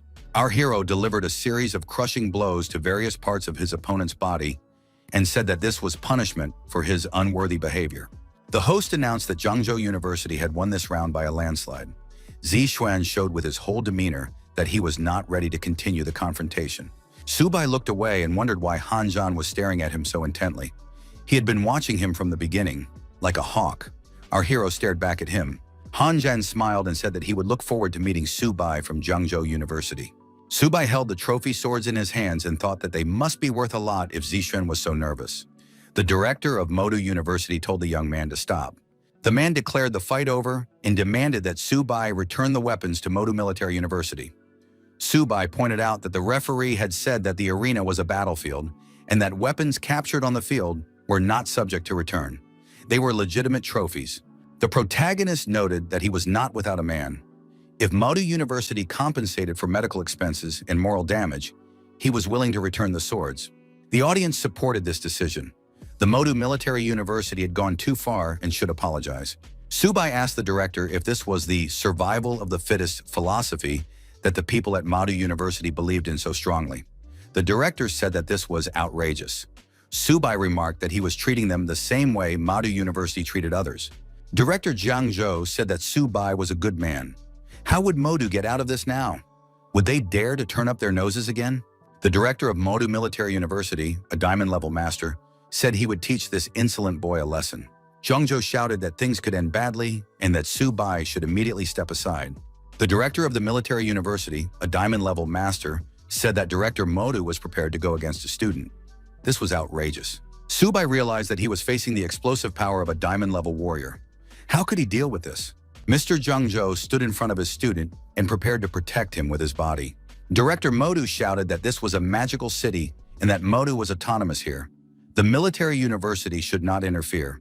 Jiang Zhou declared that if Modu touched his student even with a finger, he was ready to fight the director for real. Zhao Yi, a lord-level expert, appeared above the opponents. He was 6th in the rankings. Elder Zhao sat down on the ground and said that he had not been at the military university for several years, but now he saw chaos. How dare Director Modu attack a junior? And after that, he has the audacity to call himself a director? Elder Zhao said that he had watched the fights and noted that the young man from Zhangzhou University was very strong. On behalf of the military university, he apologized to all the fighters. Elder Zhao noted that the motto of the military university is, The strong remain strong, and only in this way can the country be defended. A true warrior must be like Lu Feng, possess absolute power and use it to protect the world. He added that over the years, the military university has lost sight of its main task, to train real fighters. And this is a serious mistake. The defeat of the military university of Modu before Jiangzhou in this duel is indisputable. These two swords will remain with Subai. Elder Zhao said that Director Modu is too hot-headed and impatient, and he is not worthy of the title of director of the military university. His place is among the instructors. Subai noted that he had learned a valuable lesson. The host said that the arena would be restored and the grand final would take place in an hour. Kingshu acknowledged that Subai had done an excellent job and brought glory to their university. His colleague added that they were proud of this student. Subai said that he should not be overpraised. There was a moment when he was very scared. Director Zhou acknowledged that their university had made a serious statement about itself. Kingshu noted that next they would face the Great Wall Military University, where Han Zhan would be, and his strength was unfathomable. The director noted that just reaching the finals was much more than they had expected. Subai told the director that he had no reason to rest. Today he brought glory to the university. Maybe he deserved a small reward for that. Mr. Jiangzhou said that he had 2 high-level silver beast cores as a personal gift for the young man. Subai promised to give it his all. The host announced that the long-awaited final of the League of 100 Universities was officially beginning. Everyone saw the clear favorite on the screen, Han Zhan. Han Zhan said that he had been waiting to meet Subai for a long time. He proposed a single battle to decide the outcome. Subai agreed. Han Zhan rushed at his opponent and told Subai not to stand still and to take the initiative. He must fight like a true warrior. Subai said that he was in no hurry, but he was ready to show his strength. Our hero began to circle around his opponent and encourage him to attack. Han Zhan must show his full power. So far, he has only been able to dodge and avoid all blows. Subai suggested that Han Zhan was clearly holding back in his fight with Wang Yang. The judges were surprised. When Han Zhan fought last time, he was not so fast. He deliberately hid his true speed. It seemed that speed was his weakness. Now it is clear that Han Zhan has no weaknesses in either speed or defense. Among the younger generation, Han Zhan was truly an unstoppable force. It was impossible to defeat him unless someone of a completely different level crushed him. It seemed that Jiangzhou University would have to settle for second place. Subai was clearly no match for Han Zhan. Subai thought that, as expected of a warrior who had fought many battles against other races, this opponent had no weaknesses. Subai declared that in any case, Han Zhan would not be able to dodge his next blow. This guy would have to feel the ominous attack. The protagonist struck with his fist at the most vulnerable spot. The bells were damaged. Han Zhan was surprised. Had Subai really decided to use such a low blow? Subai reminded him that this was a battlefield. Subai rushed into the attack again and said that the enemy must be finished off when he is weakened. Han Zhan gathered his strength, concentrated, and said that he would now give it his all. He had gathered enough data, and now it would be clear whether Subai could dodge his blow. Subai said that if he couldn't dodge, then they would see who was stronger. The judges were surprised. Did Han Zhan really know this technique? It was General Han's signature fighting style. 3 years ago, when General Han used this strike, he destroyed thousands of ferocious beasts in the blink of an eye. Among them were even 1 diamond-ranked and 3 platinum-ranked beasts. After the powerful blow, Subai admitted that Han Zhan was really giving it his all. Han Zhan demanded that his opponent show all his strength. Subai couldn't be such a weakling. Qingshu was surprised. Was Subai really losing now? The director agreed that no one could withstand such a powerful blow. Subai said that Han Zhan had left him no choice. At the same time, the young man unzipped his backpack. Subai summoned his beasts, a white cat and a green turtle. He said they needed help to defeat his opponent. 2 huge beasts appeared before Han Zhan. The warrior said that Subai had finally shown his true strength. Subai moved to attack and said that now Han Zhan would definitely be destroyed. The beasts were aggressive. Han Zhan thrust his sword forward and repelled his opponent's fierce attack. As a result of the crushing attack, the warrior's armor was destroyed. However, he had no intention of giving up. Subai told Han Zhan to stop torturing himself and admitted defeat. Han Zhan said that he did not want to use this technique because he still could not fully control this power. However, now he had no other choice. Subai was surprised. Was this really just a gold-rank battle? What terrifying power Han Zhan possessed. At that moment, the system reported an extreme danger. Han Zhan said that Subai was doomed to defeat in this round. Hanjan added that his opponent would never be able to withstand this decisive blow. Subai was ready to admit that he might not survive such a blow. A powerful energy charge crashed down on the protagonist. Having withstood this onslaught, our hero told Subai to attack immediately, as his opponent was already exhausted. The judges were surprised. Had spatial power been activated? But this power was only available at the platinum level. Was Subai definitely at the bronze level? It must have been the result of synchronization with the source. The judge said that the displacement technique was a heavenly level ability, and Subai had managed to change it. Was his talent comparable to the great Luo Fan? The audience did not understand what was going on. Was this really the Gold Rank League? Were these opponents trying to destroy the military university of the Magic City? Subai seized the moment and deactivated his opponent. He admitted that Hanjan was indeed a true monster. Hanjan was forced to admit that Subai had won this time. The host announced the absolute champion of this league, a student from Zhengzhou Military University. It was Subai. His colleagues shouted that it was unbelievable. Director Zhou said that he had not been mistaken about this student. Lin Yanzhen also acknowledged that Subai was the best. The audience shouted loudly and repeated our hero's name. Everyone in the protagonist's family celebrated the victory. Xiaomei shouted that her brother was a true champion. His parents were moved to tears when they learned that their son had become a champion and a national hero. Journalists lined up to interview Mr. Subai. Did the champion say anything to his opponent in the final? The director demanded that everyone step aside as the young man needed to rest.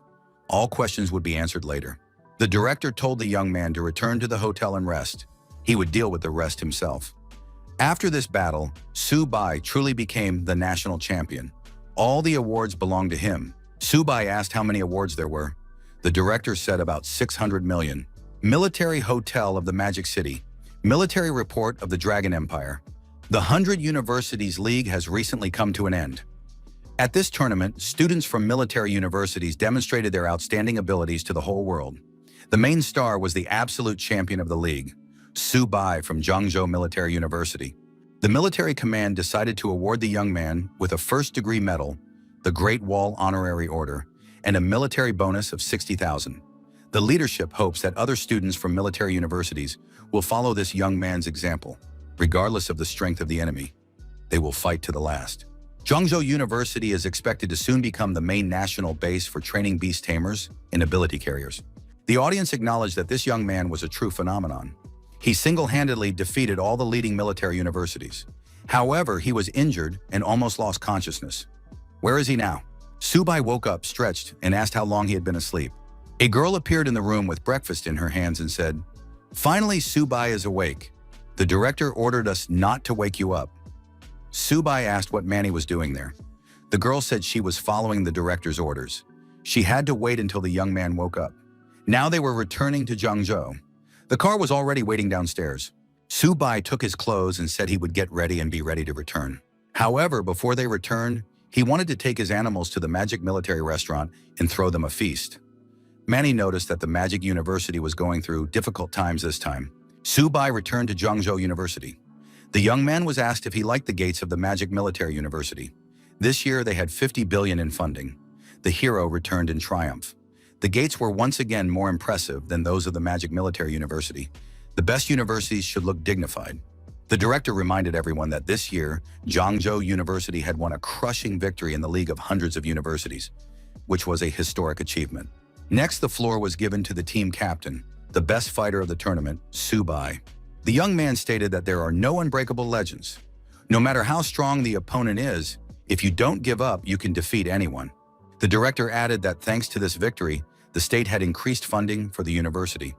Subai acknowledged that the main difference between them and the leading universities was the resources available for development. The protagonist suggested hiring alchemists to create elixirs. This would allow them to bridge the gap in resources for cultivating students. The young man expressed his hope that in the future, everyone would work together to elevate Zhengzhou. The director said that when the young man first received the Great Wall Gold Medal, he already knew that Subai would become a great man in the future. The young man noted that he was doing his duty and reminded the director that he still owed him $500 million. The director said that the young man must have made a mistake. Subai was indignant because he had brought the university 50 billion in profits. $500 million was nothing compared to that. The director said that the young man was indeed brave to say such a thing. The most he could offer was 100 million. He added that he would transfer 10,000 military credits to the young man, which could be exchanged for resources. Subai remarked that the director thought he was a beggar, but he had shed blood for the university. The director kicked the young man out of his office. Subai called the director a heartless old man. Had he forgotten who had elevated this university? Mr. Zhou suggested that the student take a break. Subai thought that a smart person knows how to wait. 100 million is also money, and it must be taken. It should be enough for the time being. At the entrance to the dormitory, the girls asked if Subai lived there. They wanted to see him. The administrator said it was a mistake. The champion was not there at the moment. Subai was resting in his dorm room. At that time, the tamed animals were consuming resources. The young man told them to move more slowly so they wouldn't choke. These words were ignored. Subai said that the cat and the turtle had performed well in the league. They should continue in the same vein. The protagonist noticed that Xiaobai had risen to the silver level. The money had not been wasted. It was necessary to continue in the same vein. After a while, Xiaobai's level also rose. The animals had a good appetite. Subai said that Han Zhan had trained until he was 20 and had only reached the silver level. However, thanks to these animals, he had risen very quickly. Suddenly, a young man ran into the dorm room and exclaimed that Subai was his god. The protagonist asked Jia Gan what had happened. Jia Gan said that he had awakened his ability. Now he was a proud and powerful beast tamer. Jia Gan took a turtle out of his backpack and asked Subai to look at it. Jiaging said that his old man was very happy when he learned about the awakening of the beast tamer's power. He insisted on spending a lot of money to hire someone to capture an exotic bronze-level beast. But what potential could a bronze beast have? Jigang declared that if you were going to tame a beast, it had to be a turtle. Anyone who didn't have a turtle wasn't a real beast tamer. Subai wanted to tell Jiagan that not all turtles are the same. However, the system announced that a new talent, Dominion, had been activated. Now the young man could use the blood of sacred beasts to help those who sincerely admired and subconsciously desired to become beast tamers. By awakening their abilities, the tamed beast would receive the blood of sacred beasts and become their descendants. Jiagang wondered why Subai now looked even more excited. Subai agreed. If you're going to tame a beast, it has to be a turtle. Anyone who doesn't have a turtle isn't a real beast tamer. Zhangzhou Military University. Many students came here to train as beast tamers. Now this university is one of the best educational institutions. Everyone wanted to study with Subai. The girl asked the students to calm down. If they chose this university for further education, they were welcome here. Now everyone could release their tamed animals.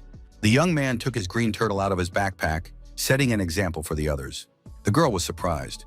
Did everyone really have turtles? Was this an entrance exam or a gathering of turtle lovers? The girl asked if Ho Guan was really a tamer. The young man confirmed this and presented his tamed animal. The girl noticed that the student had zero mental energy. He was just a warrior with strong qi and blood. This animal was an ordinary, wild, soft-shelled turtle from the market. The women from the admissions committee examined all the candidates and were even more surprised. Each of them claimed to be a beast tamer and wanted to be admitted to the beast taming department. They all wanted to be in the same class as Subai. At that moment, the protagonist was walking past the students. He wondered why there were suddenly so many turtles at the school. One student turned around and recognized the young man. It was Subai. A moment later, Subai was forced to speed up and run away from the students who were chasing him. Everyone demanded that he help them get into this department because each of them had a talent for animal taming. Subai wondered why there were suddenly so many of them. Military conference room on the front line. The speaker reported that, according to intelligence, the myriad races had detected their movements. They had sent 13 clans, including the Ghost Cat clan, the Six-Eared Demon Wolf clan, and the Brown Bear clan, to gather forces near this base. The exact situation was still unclear. The marshal stated that the myriad races had begun to act on a larger scale. Whatever their goal, it was necessary to strike first. The order had already been given. 3 fighters from the current 100 Universities League would be sent to the Bishui Reservoir for reconnaissance. The officer reminded him that this is a restricted area. Is the marshal really prepared to send students from the 100 Universities League there? They are not even graduates yet. It is too dangerous. The military advisor suggested that Mr. Ni Qin reconsider his decision. The marshal noted that the warriors of this nation and the students would sooner or later face the myriad races on the battlefield. He was confident that the students would accomplish their mission. Moreover, as long as he held the defense here, the royal forces of the myriad races would not dare to act recklessly. This made the reconnaissance mission critically important. The order must be carried out. Subai burst into the room and said that trouble had struck. The school was turning into a turtle breeding company. The headmaster noted that this student had arrived just in time.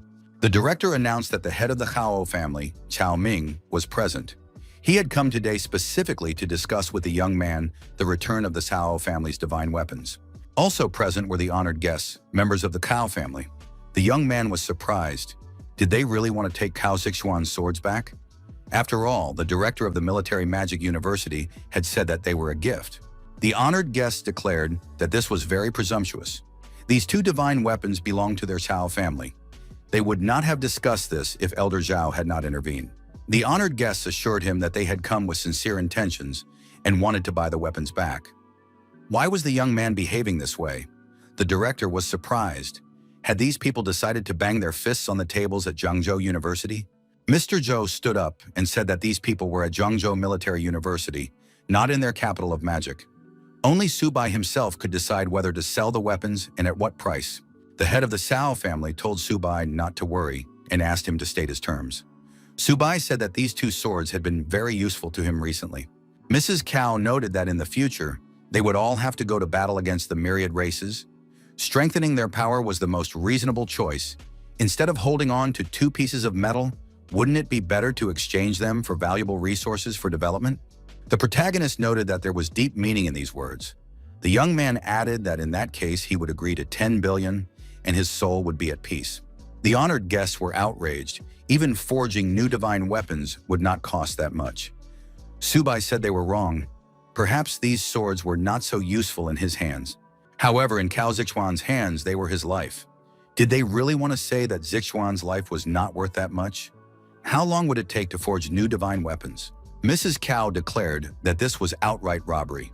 Director Zhou thought that the honored guests had seen how businesslike this young man was.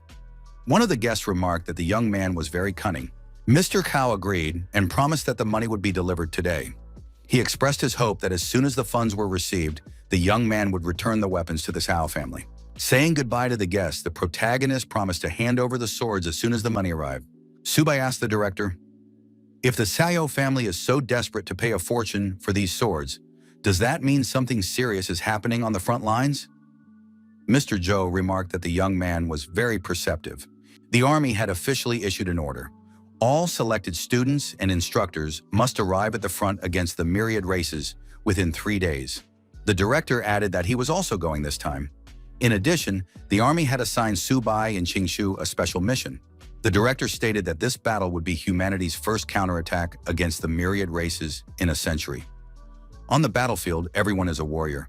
It is necessary to be ready to carry out the task without fear. The Imperial Capital Military University is a place where all the geniuses of the Dragon Empire gather. The director said that when humanity goes to war, the Imperial military institutions are at the forefront. It is necessary to fight for the Great Dragon Empire and for the eternal glory of the Yangwang people. The Military University of the Magic City. The new rector said that every time war breaks out, the University of the Magic City is the first to rush into battle. If you can devote your life to serving your country, why dream only of returning alive from the human past? The students replied that they wanted their names to be inscribed in eternal glory and become a blessing for humanity, invincible in battle. 3 days passed. The garrison fortress at the Great Wall. In another day, the great battle would begin. It was necessary to check the magical crystal cannons once more and make sure they were loaded. Mistakes were unacceptable. The enemy's movements must be constantly monitored. No scout should come closer than 50 miles to the Great Wall. Subai suggested that the director look at other elite academies. They all have armor, while the students of the Zhangzhou Academy only have their school uniforms. No guarantee of protection on the battlefield. Maybe they should buy armor. After all, they have money now. They can afford several hundred sets. The director acknowledged that in normal times they could simply buy equipment with money, but now there was martial law. All supplies were issued only for combat merit. Those who needed armor had to destroy the enemy and earn merit. A warning was received that the enemy was advancing. Everyone had to take up their positions. The military officer approached the university directors and said he had no time for introductions. The enemy had launched a surprise attack. It was necessary to support the army in defending the Great Wall. No one was allowed to leave the fortress without an official order. Director Zhou announced to his students that the enemy was advancing. All the soldiers of the Zhangzhou Military University must go to the Great Wall. The student confessed to the director that he was already scared. Mr. Zhou reassured the young man because their task was only to defend the Great Wall. From the fortress wall, it was clear that a real nightmare had begun. A flood of monsters. Was it even possible to kill all these beasts? It was like a meat grinder. Director Zhou stated that the main force in the battle against the myriad races was the army. The university must provide support. Then the students would gradually get used to the battlefield. Subai reminded them that they had been warned not to start a fight on their own. But did that mean that tamed beasts could attack on their own initiative? He didn't want to miss the chance to level up during such an invasion. The director reminded him that this was a battlefield and Subai shouldn't do anything stupid. The magical crystal cannons were brought to full combat readiness and opened fire to kill. The commander gave the order to reload the cannons quickly and prepare even faster for the next volley. Subai reported that the beast was already approaching. The director ordered everyone to prepare for battle. The commander ordered the platinum-level warriors to move to the front line. Even the gold-ranked fighters prepared to repel the enemy invasion. Everyone had to be alert and defend the wall. The platinum-level fighters approached the army of beasts and prepared for battle. The battle began. The student asked the director for permission to join the battle. He wanted to fight shoulder to shoulder with the garrison army. Sitting idly by was unbearable. The director said that this was no place for breakthroughs. The students were here to help defend the Great Wall. The army had specifically given orders to protect the students. Sending them into battle now would be a senseless sacrifice. When the students became real soldiers, they would have a better chance of destroying the enemies. The magical crystal cannons fired a volley, and powerful beams struck the enemies. The Platinum Warrior was surprised. What was going on? They had been ordered to cease fire. The military commander was also surprised. Why were the cannons still firing? What was this strange force? Who had given the order to continue firing? However, the shooting did not come from the cannons. Xiaoba attacked the beasts. Subai ordered the turtle to continue firing. The director said that Subai was simply unbearable. Qingshu agreed. Was this even possible? Could beast tamers really do such a thing? Subai continued to give orders to the turtle and told it to attack a group of bronze-level monsters. Subai adjusted the direction of fire. Couldn't Xiaoba see that there was a silver-level monster there? They couldn't be destroyed with a single shot. In that case, the military merits would not be counted. It was necessary to aim at the bronze ones and be careful not to hit their own.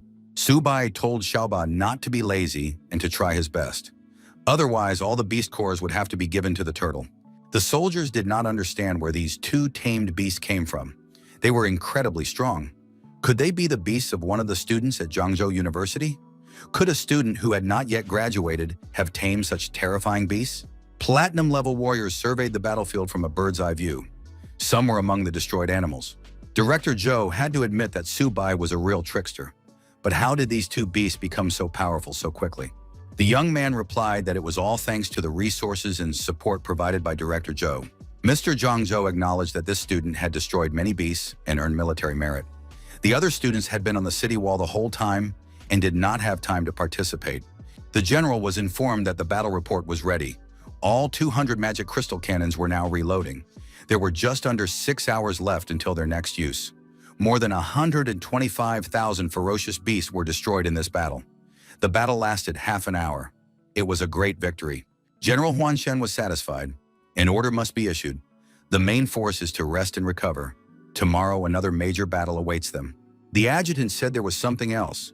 The commander of the 35th Division reported that Subai, a student at the university, had not left the city, but with the help of his tamed beasts, he had been able to replace the magic cannons and destroy a huge number of enemies. The commander requested that this student be awarded military honors. General Huanshan said that it was a very good tactical move to use tame beasts instead of cannons. This student should be awarded standard military merit based on the number of enemies destroyed. In the central square of the base, the students considered this unfair. They did not participate in the battle at all. How then could they earn military points? Subai is the same student as all of them. Why are they forbidden to leave the city walls? How did Subai manage to earn so many military points? There is clearly some kind of fraud or manipulation going on here. Could Subai really have earned more than 40,000 military merit points? That's more than $400 million. Even a gold-level fighter doesn't earn that much. What did Subai do? Zishan was angry at the protagonist and said that he would definitely defeat him. Subai replied that there was no need to be angry. A significant part of the military merit this time was obtained thanks to the powerful support of Uncle Kao. Subai added that he had read many books on weapon forging. Now he knew how to care for divine weapons and could help Chao Zi with this for a nominal fee. The next day arrived. The officer reported to the Supreme Commander that the reserve forces of the Great Wall Garrison were fully assembled. Zhou Yi, the honorary director of the Military University of the Magical City, reminded them that the day before, they had been attacked by 100,000 ferocious beasts. However, that was only a reconnaissance mission. Today, a real invasion awaited them. People never sit idly by waiting for death. The honorary director ordered everyone to take up arms and defend the land. The soldiers shouted that they were going on the counterattack, raised their weapons, and prepared to defend their homeland. Subai asked the director, "Are they really going to attack this time, or will they stay to guard the city gates again? How long can they hide like a turtle in its shell?" Mr. Zhou replied that there was no need to panic. They were ordered to stay here until a place was found on the battlefield. The artillery commander issued an order to the Psionic Legion to begin a full-scale, unlimited bombardment. A massive bombardment began, and the beasts were completely destroyed. The student said that this scared him a little. Subai reminded him that after the battle, the myriad RAS was a real hell on Earth. No living creature could withstand such a barrage of attacks. A warning came in that the enemy was releasing drill bears, a heavy armor legion. The commander of the advance guard said that the first wave of the bear attack must be stopped. The task must be accomplished at all costs. The heavy armor legion must prepare for a head-on collision. The opponents collided head-on. The huge drill bears possessed incredible strength. However, the advance guard, the heavy armor legion, was unshakable and did not give up. The commander repeated that the heavy armor legion must hold back these beasts at all costs. The number of attacking bears only increased. The beast Subai asked the director why the leader of the myriad races looked like a human. The director replied that platinum-level experts from the myriad races have the ability to take on human form. When they reach the diamond level, they are almost indistinguishable from humans. Even living side by side with them, it is impossible to notice anything unusual. The student asked the director when the high command would give them a mission. Mr. Zhou noted that the battle was already raging, so the order should come very soon. The military officer arrived with the order and announced that all reserve fighters must support the main forces, assist with the evacuation of the wounded, and clear the battlefield. All military university students will be divided into small teams to carry out tasks together. A list of team assignments will be announced. The first squad would include Subai, Hu Qingshu, and Han Zhan. Subai would be the squad leader. The squad could help clear the battlefield or go to the Misty Mountains to support the main forces. Further actions would be determined by the commander. The military officer added that all squads must immediately assemble and begin carrying out orders. Some students were surprised. Why aren't the squads formed by university? Hanjin told the protagonist that they hadn't seen each other in a long time and asked when they would have another good fight. Subai suggested talking about the fight later. But what was their mission? Qingshu noted that something strange was going on. The three of them had been assigned to the same squad and given some vague task. Han Zhan asked the commander if he knew what it was all about. Subai reminded him that the military order stated that the commander could decide how to proceed. Now he was beginning to understand something. Subai informed his director that they were departing on a combat mission. Zhang Zhou advised the young man to exercise caution. At the decisive moment, life is paramount. Subai said he understood and ordered his squad members to follow him. Han Zhan asked what their mission was. Subai and his squad arrived at the battlefield and said that the ground was littered with the bodies of destroyed beasts. It was a brutal sight. However, he could smell the beast's nuclei. Hanjin noted that dying on the battlefield was the highest honor for a warrior. Subai said that the older comrades should rest in peace, and the younger generation would continue on their path. Qingshu asked if everything was okay with Subai. Subai replied that he was fine. However, such is the fate of a soldier. Hanjin asked the commander if his tame beasts were violating military discipline by eating animal carcasses right on the battlefield. Subai replied that he did not think so. The beasts were helping them by lightening the task of clearing the battlefield, which was not easy. Voices could be heard in the distance. Someone had recognized Subai and his team. Subai told the cat and the turtle to calm down. They still had a mission to complete. The protagonist hid the animals in his backpack and said that they had to finish the job first, and then he would help them eat their fill. Subai told his colleagues that they needed to move forward. Qingshu asked where they were going. Subai warned that they were heading towards the Mist Mountains. However, they had to hurry. Members of another squad noted that Subai and his team did not even wait for the other university squads assigned to scout the mountains. They just rushed straight to the Mist Mountains. Why were they in such a hurry? The commander of the second squad said they should get ready. They would also be moving out. Their task is to assist in reconnaissance of the area. But if they stay away from particularly dangerous areas, everything will be fine. The commander of the second detachment said they needed to speed up. The sooner they entered, the more military merit they would earn. Subai said that the thick fog was unlikely to dissipate anytime soon. Visibility was almost zero. They would have to navigate by instruments. It would be better to stay close to each other. Jingshu noted that with such weather and difficult terrain, it would be easy to fall into an ambush here, especially if the army decided to take this route. Subai remarked that in such conditions, it was much more effective to move in small detachments. Hanjan suggested approaching him. Hanjan was holding a blood mushroom, a first-level spiritual plant, one of the key ingredients for Shi blood powder. This fruit was more than 10 years old. In a shop selling materials, it could fetch more than 100,000. Subai noted that it would be foolish not to collect these mushrooms now. Subai said he had decided to pick mushrooms and called on his tamed animals for help. Qingshu reminded him that they still had a task to complete. Subai said that this place was a treasure trove of natural treasures. He was not going to leave empty-handed. Subai warned Xiaoba and Xiaobai not to eat these mushrooms, as they could be poisonous. Hanjin scanned the area and said that they needed to be careful. Energy surges had been detected ahead, and several wild beasts were approaching. A golden two-headed beast and 3 silver wolves appeared out of the fog. Subai said that they were early gold-level creatures and that he could handle them on his own. Qingshu and Hanjan could continue their reconnaissance. Hanjan warned Subai not to take all the credit for himself. Qingshu agreed. Even though Subai was the captain, he shouldn't take all the credit, so they would also attack the beasts. The students attacked the wild beasts and began to inflict damage on them. The beasts put up a strong resistance. Subai asked Hanjan to rest for at least 5 minutes. He would quickly deal with these beasts on his own. Hanjan was surprised. Only a few days had passed, and Subai had already almost broken through to the middle of the silver level. Qingshu, attacking the beasts, told Subai to talk less and show what he was capable of. Subai told the two to leave at least one beast for him. His colleagues were surprised. Why was Subai so slow? The commander of the second squad said that there was a battle ahead. Judging by the bursts of energy, there were gold-ranked fighters and beasts there. The fighters might need help. They needed to be supported. After the battle, Qingshu admitted that Subai was a real trickster. He aimed straight at the beast's weak spots. Hanjan admitted that Subai was indeed ruthless. Subai told the tame beasts that they were lucky again. They could now eat and regain their strength, and then get back to work.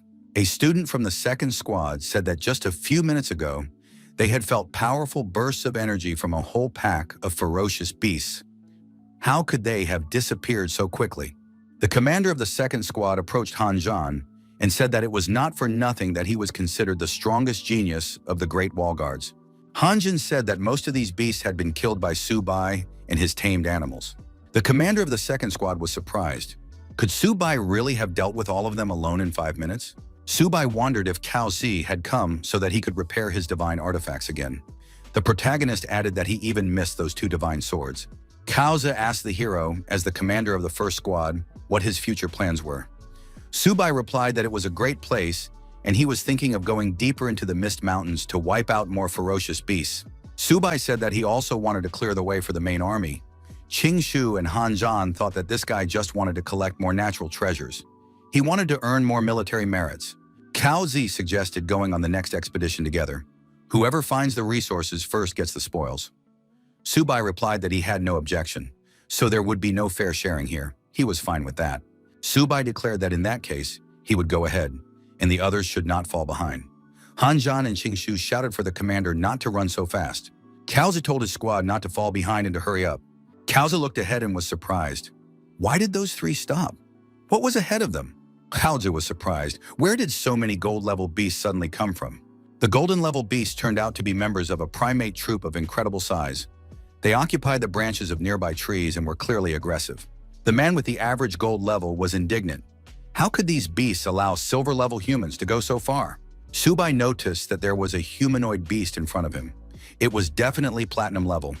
Hanjan suggested that it was from the clan of mystical snakes, one of the 3 royal clans. This was the strongest race, serving the heavenly devourer of the 9 underworlds. Noble blood among 10,000 races. They are capable of taking human form even at low levels, and their combat power surpasses that of their peers of the same level. This is the most dangerous enemy of all those present here. The leader of the enemy formation ordered the beast to destroy all humans. No one should leave this place alive. The second squad was surprised. Why were there so many ferocious beasts here? Han Zhen said that Wang Yan was the fastest and should immediately run for reinforcements. Wang Yan promised that the first squad could hold out and he would bring help very quickly. However, a huge beast blocked his path. Wang Yan noted that now he would have to give it his all. Han Zhen asked if Su Bai could handle this black snake alone. Xiao Zi confidently replied that he would cut down every one of these beasts. Su Bai summoned the cat and the turtle and told them to get to work. It won't be easy, he added. The leader of the enemy group asked if this man really wanted to fight him. In that case, he was ready to warm up. His snakes prepared to attack. Xiao Bai immediately attacked the aggressive snakes, unleashing an energy blast at them. King Shu had to admit that the power of the high-level golden beast was truly colossal. Han Zhan noticed that Wang Yan had managed to lure 3 beasts away and that he was probably in danger now. Han Zhen told Su Bai to deal with his opponents as quickly as possible. Wang Yan would not last long. Su Bai replied that he understood. At that moment, the young man was holding an aggressive snake by the mouth. Su Bai tore the snake apart and told Xiao Bai to quickly finish the fight. His opponent was outraged. How dare this pathetic man speak with such insolence? Xiao Bai continued to aggressively attack the beasts. Xiao Bai attacked his opponents again with his energy beam. Su Bai noticed that if it had been a normal gold level, the blow would have completely engulfed them, ending them. But it turned out to be more complicated. Another huge snake appeared, surpassing all the previous ones in size. The opponent said that this man was strong and that it was hard to believe that he had forced the beast to reveal its true form. Su Bai noted that the opponent still had at least a little bit of sense. He understood who to target. Our hero added that his opponent's speed was still no match for his own. The young man called on the turtle to attack his rivals. Xiao Bai rushed into the attack and sank his sharp teeth into the body of the huge snake. It immediately began coughing up blood. Su Bai told Xiao Bai to attack immediately and finish it off. The cat rushed to the turtle's aid. Han Zhan admitted that the 2 tamed beasts of the squad commander were simply incredible. They managed to corner the leader of the mystical snakes. Su Bai said he didn't want to play anymore. He had more important things to do, and he kicked the snake in the head with all his might. The snake lost its balance and fell to the ground. At that moment, Xiao Bai sank his teeth into it. The turtle took a huge leap and was about to land on the snake. Su Bai told Xiao Bai to move aside to avoid trouble. As a result of their joint operation, the huge snake was destroyed. Su Bai said that they had finally gotten rid of this rival. The next moment, the snake's body began to swell, and it was very dangerous. There was an incredible explosion. The members of the first squad were afraid for their commander. However, when the smoke cleared, Su Bai was safe and sound. He noted that this villain still had a trick up his sleeve against them. It turned out that the beast was still alive and tried to hide in the bushes. Han Zhen prepared his weapon and said he would take care of it himself. The mystical snake was already wounded and did not pose much of a threat. Su Bai agreed and added that he would let his colleague go this time. Su Bai said he was going to rescue Wang Yan. Han and Qingshu would stay here to clean up. Wang Yan was surrounded by ferocious monkeys. He admitted that this time he had underestimated the speed of these golden-level beasts. Although white monkeys with elongated arms are not considered agile, their physical strength is remarkable. Would he really meet his demise here? Wang Yangshuan said that even if he died, he would take at least 1 beast with him. The young man thrust his spear forward and rushed at the huge primates. However, the monkey was stronger and faster. It managed to dodge and counterattack Wang Yan. The young man dropped his weapon and flew far back.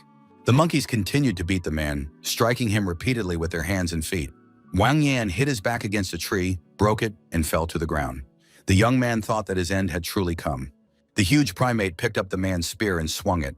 Wang Yan asked why he was delaying. The young man added that one day the human race would exterminate all these monsters. Wang Yan said that it seemed he would no longer be able to fight Su Bai and Han Zhan. Suddenly, the protagonist appeared between the monkey and the man and told Wang Yan to hold on a little longer. The young man set up a barrier and knocked the spear out of the monkey's hands. Wang Yan asked if Su Bai had really come for him. Wang Yan told Su Bai to avenge him and fell to the ground. The protagonist added that Wang Yan should not lose consciousness. Our hero became very angry and declared that he would tear these beasts to pieces. The turtle and the white cat were also nearby. The tamed beast pounced on the primates. Su Bai grabbed Wang Yan's spear and swung it at the largest monkey. The spear throw was powerful and extremely aggressive. The spear stuck into the monkey's chest and threw it far back. The spear stuck into a tree. The monkey was pinned to the tree, its wounds bleeding. Subai told Wang Yan that he had been avenged and it was time to regain consciousness. Suddenly, the system reported that a target with the potential to become the heir to the White Tiger's blood had been detected. At the moment, she was in critical condition. The master could use the essence of the White Tiger's blood to prolong the target's life. Subai told Wang Yan to come to his senses immediately. There was a way to save him. Subai added that he knew how to save Wang Yan, but in return he would lose his freedom and be bound forever. "Do you agree?" he asked. Wang Yan struggled to respond that he agreed. Subai demanded that Xiaobai immediately give 3 drops of his blood. The White Tiger, without hesitation, measured out 3 drops of blood and handed them to his master. Subai told Xiaobai and Xiaobai to protect him. The protagonist turned to Wang Yan and told him once again to hang on. Subai used the 3 drops of blood as intended and changed the bloodline. The necessary processes began to take place at lightning speed. Wang Yan naturally cried out in pain, as it was almost impossible to endure such a thing. After a short time, Wang Yan stopped twitching and came to his senses. His body looked completely healthy, except for some bruises on his face. The protagonist asked how he was feeling. Wang Yan looked at his hands and asked how Subai had done it. After all, such a method was definitely beyond the power of an ordinary person. Even an expert at the king level would not be able to do such a thing. Subai reminded him that before saving him, he had obtained Wang Yan's consent. Now Wang Yan was bound to him forever. As for his secrets, Wang Yan had no right to reveal them. It was also forbidden to disclose any information related to Subai. Anyone who violated the ban would be cursed by heaven and earth, and their soul would be completely destroyed. Wang Yan asked in surprise whose voice he was hearing. However, the young man accepted the warning. Subai said that he had spent a lot of energy to save Wang Yan. His life was much more valuable than the 2 swords in Xiaozi's hands. The price was very high. Wang Yan jumped to his feet and shouted for Subai to take care of himself. Suddenly, aggressive snakes began to crawl out from under the ground. The protagonist realized that he shouldn't have let that beast go. Now he would have to deal with the consequences. Subai told Xiaobai to immediately deal with this abomination. The order was carried out, and the snakes were torn to shreds. However, the young man assumed that they were not material. "What is going on? Why are there more snakes after they are destroyed?" he wondered. Han Zhen and Qingshu came to help and asked, "Is Wang Yan okay?" Wang Yan said he was fine. Subai asked, "Why are those 2 taking so long?" Qingshu said that there was no end to these snakes. Someone was definitely controlling them. "We need to find this puppeteer. It must be that snake they didn't finish off earlier." Suddenly, a man appeared and said that some insects dared to challenge the 9 circles of Hell clan.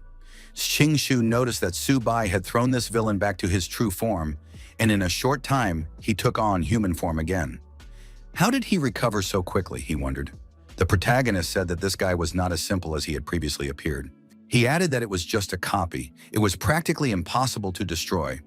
The young people saw that the monster was holding the body of Zheng Leiqiao in its hands. An aggressive Kaozi said he would destroy the scoundrel with his own hands. Han Zhan acknowledged that his rival had become much stronger and that it was necessary to exercise extreme caution. Kaozi asked Subai to destroy this villain for him.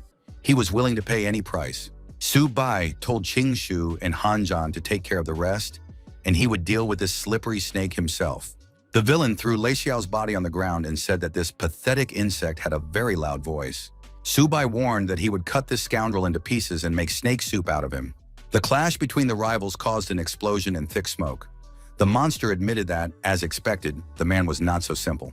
Subai quickly emerged from the thick smoke and delivered a crushing blow to his unexpected opponent's back, forcing him to fly far away. The monster remained standing, but Subai admitted that his opponent had become much stronger. Subai told his tamed beasts that they would form a 7-star formation of 3 devils. It was necessary to surround the villain. The 7-star formation of 3 devils was the greatest secret technique that the protagonist could use, utilizing the fusion of the source. It allowed the protagonist to combine his powers with those of Xiaobao and Xiaoba. The villain was about to experience a triple blow, and the protagonist said that this scoundrel would be destroyed right now. The monster remained standing and admitted that the technique was quite ingenious, but unfortunately this man still lacked strength. The villain transformed into a 3-headed snake of incredible size. Han Zhan noticed this and told Subai to be careful. More snakes appeared and rushed straight at the commander of the first squad. Subai looked back and saw that the aggressive snakes were very close. Urgent action was needed. Wang Yan shouted that he felt a terrifying power, but that was impossible. Subai couldn't lose so easily. Cao Zi demanded that Subai immediately report whether he was alive or dead. Subai shouted loudly. Xiaoba and Xiaobai immediately joined in his cry. The three-headed snake was surprised. How dare his opponent grow stronger right before his eyes? The snake aggressively attacked the protagonist, directing a powerful energy charge at him. Hanjin admitted that the attack was too strong. Subai was in danger. Something had to be done urgently to save him. Wang Yan said that he couldn't move at all and was even unable to resist.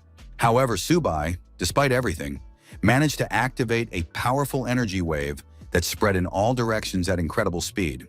Hanjin understood what was going on and said that the divine artifacts were merging into the weapon of the sacred beast.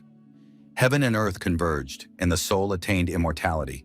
The roots of grass and trees, the sources merged into one. Qingshu was surprised. Is this really the legendary weapon of the sacred beast? Wang Yan added that this was exactly what Lord Luofen had used to break through thousands of miles, fighting countless powerful enemies. Such a powerful heavenly phenomenon. Could it really be the ultimate technique of that very person from 100 years ago? How is that possible? The young man wondered. The protagonist received a message from the system that he was not yet able to fully control the power. When his life and mental resources reached a critical point, the state would end, and his body would fall into a period of severe weakness. Within a few minutes, it was all over. A deep mark remained in the ground, reminiscent of the unprecedented power of the attack. The fort of the Great Wall Guards. The commander, looking into the distance, said that this guy was progressing at an alarming rate. The marshal added that the mighty lord of the Nine Hells had attacked a simple young man. The commander waved his sword and asked, "Do they really think he's already dead?" The monster from the mist told Nie Qing not to get cocky. His time is running out. Once he falls, humanity will be left without a royal protector and will be doomed to destruction. Subai lost a lot of strength after such an attack and could not stand on his feet. He had to kneel down. The tamed animals also lay nearby, exhausted. His colleagues rushed to help, but Subai surprised them again. "Is he okay?" they asked. Qingshu noted that the battle had been successful. They had managed to kill the Dazan snake, a high-level mystical beast, one medium-level golden beast, two low-level beasts, and more than 80 silver beasts. They had indeed killed them all. Wang Yan said it was simply unbelievable. Now he would brag about it for a whole year. Han Zhan noted that the battle had been very dangerous. If Subai hadn't awakened the sacred beast weapon, they would have all been wiped off the face of the earth. Subai said that the smell of blood could attract other ferocious beasts. "It's better to leave here," he added. Suddenly, someone said that no one dared to leave. A human shadow appeared in the air, activating high-density energy flows. Qingshu told everyone to stay put and be on alert. The man transformed his excess energy into a huge snake that attacked the people. Subai closed his eyes and put his hands forward to protect himself. However, nothing happened. The young man opened one eye first. It turned out that Hu Huanshan, who possessed the level of a lord, had unexpectedly appeared in the forest glade. He blocked the attack and said that Long Ao also possessed the level of a lord. "Isn't he ashamed to attack young people?" he asked. Han Zhan, on behalf of the entire team, thanked Lord Hu Huanshan for his timely intervention. Long Ao was still hovering in the air and said that Huanshan had done the wrong thing. It was useless. "Today I will definitely take the one who awakened the sacred beast weapon," he promised. Long Ao added that his race would never allow another Luofeng to appear. Hu Huanshan retorted, "Don't even dream of it." Long Ao activated an energy charge in his hands and asked if Hu Huanshan could really protect this man. The students found themselves surrounded by an even more countless horde of snakes, all of which were at least of the initial gold level. Han Zhan admitted that he wasn't even trying to count their exact number. Qingshu sighed. "Labor Day is coming soon. I want to relax, enjoy the scent of flowers, and have a nice weekend." The girl waved her hand and added that she would miss them. Subai wished her luck. The young people said they were going out to have fun and wouldn't be able to help Subai. "So he'll have to finish the job himself," they said. Subai thought that everyone was having fun, while he still had to be on duty. "It's very unfair," he muttered. He wanted to go on vacation too. Long Ao continued to build up his energy and asked mockingly what Hu Huanshan was turning around for. The first squad was surrounded by snakes. The commander ordered everyone to prepare for a simultaneous attack. Hu Huanshan said it was time to stretch his muscles and spread a powerful energy pulse in all directions. Subai admitted, "That was amazing. Now I understand what Mr. Huanshan's Phoenix Tree technique looks like." Long Ao was surprised.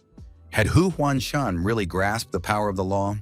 It was impossible to even defend against the subtle energy of the law, which was slowly destroying his life force.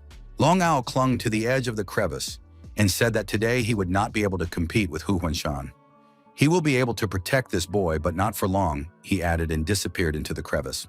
Before leaving, Long Ao warned that all the myriad races would hunt Subai. As soon as he appeared outside the Great Wall, the strongest would be sent after him to destroy him. Hu Huanshan, still propped up by the mighty tree, demanded that Long Ao disappear and never show up here again. Hanjin said that he had witnessed an incredible display of power. This is what a battle between truly powerful opponents looks like, he added. Hanjin continued, with their every move, the heavens and earth are set in motion. It is an immense and boundless power. Subai admitted that he also wanted to reach that level. Hu Huanshan said to Subai, remember, no matter how strong you are, there will always be someone you cannot defeat. The only person you must surpass is yourself. Hu Huanshan informed the students that it was time to return. Han Zhan noticed that teleportation had been activated and that Hu Huanshan had done it using his own power. He has incredible speed, he said. Subai confessed again that he also wanted to be that strong. Unexpectedly, Niqing appeared out of nowhere and said that Subai had done well. The young man deserved congratulations on awakening the weapon of the sacred beast. Subai asked who this man was. The old man ordered Hu Huanshan to take Subai to the assembly hall. Subai was surprised. Why did the stranger disappear again? Hu Huanshan explained that this man was a hero of the human race, a royal-level warrior, Lord Niqing. Subai asked in amazement, was it really Niqing himself? Hu Huanshan said that Lord Niqing lived in the same era as Lord Luofen. At that time, spiritual energy was returning and martial arts were awakening. At the age of 20, seeing humanity's defeats in battles with myriad races, Niqing proposed the idea of using martial arts for the good of the nation. At that time, many just laughed at him. People believed that only technology could save humanity. Relying on martial arts was considered a fantasy. Lord Luofen, after listening to Niqing's words, became his close friend. Together, they made a great vow to devote their lives to the revival of martial arts and the prosperity of humanity. The protagonist arrived at his destination and heard that it was Subai, Luofeng's disciple, who had awakened the weapon of the sacred beast. With the appearance of Subai, humanity seemed to have found a ray of hope in this endless war. It was said that the current generation was willing to endure hardship, but if Subai rose to power, the next generation would reap the fruits of his strength. Hu Huanshan asked if the young man felt a lot of pressure. Subai was not yet at the stage of bearing responsibility for the fate of the nation. It was important to focus on his own growth now. The protagonist replied that he understood. Subai entered the assembly hall. Hu Huanshan announced that he had brought the awakened young man. Subai saw many great masters at the table and was taken aback. Lin Jingnan, nicknamed Old Tiger Lin, was the strongest diamond-level master.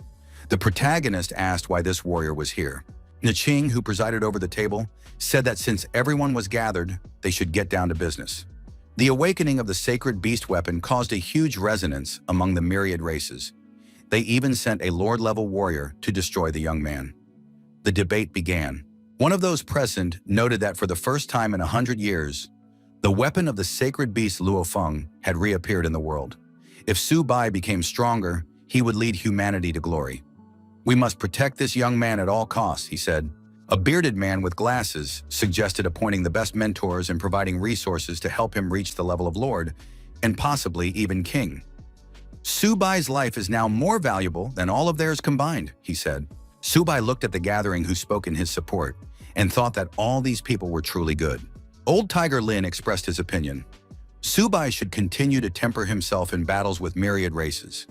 The strength of a great fighter is born only on the brink of life and death. Indestructibility can only be achieved by purifying the spirit, energy, and body. Strong personalities are not born in hothouse conditions.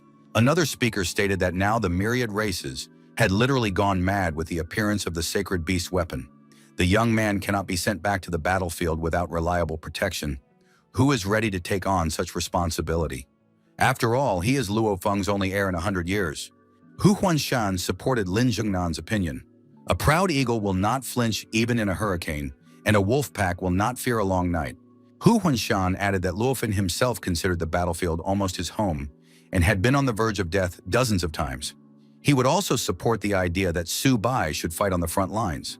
Subai thought to himself that with unlimited resources, he would never go to the front. Life is more precious. Naxing announced the decision. The warrior must be tempered in real combat, but everything must be under strict control. It was necessary to send 3 Lord-level experts, 38 Diamond-level fighters, and 1,000,000 soldiers to support the front at the Misty Mountains. Subai breathed a sigh of relief. If so many people were being sent to protect him, he could now relax a little.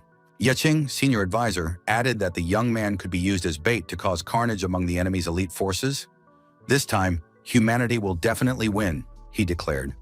Subai did not expect such an outcome and thought, could he really be bait now? The Nine Hells Castle is the residence of the myriad races. A secret meeting was held inside the castle.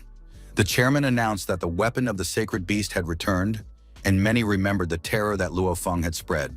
The Lord of the Nine Circles of Hell announced that they could not allow another Luofeng to appear.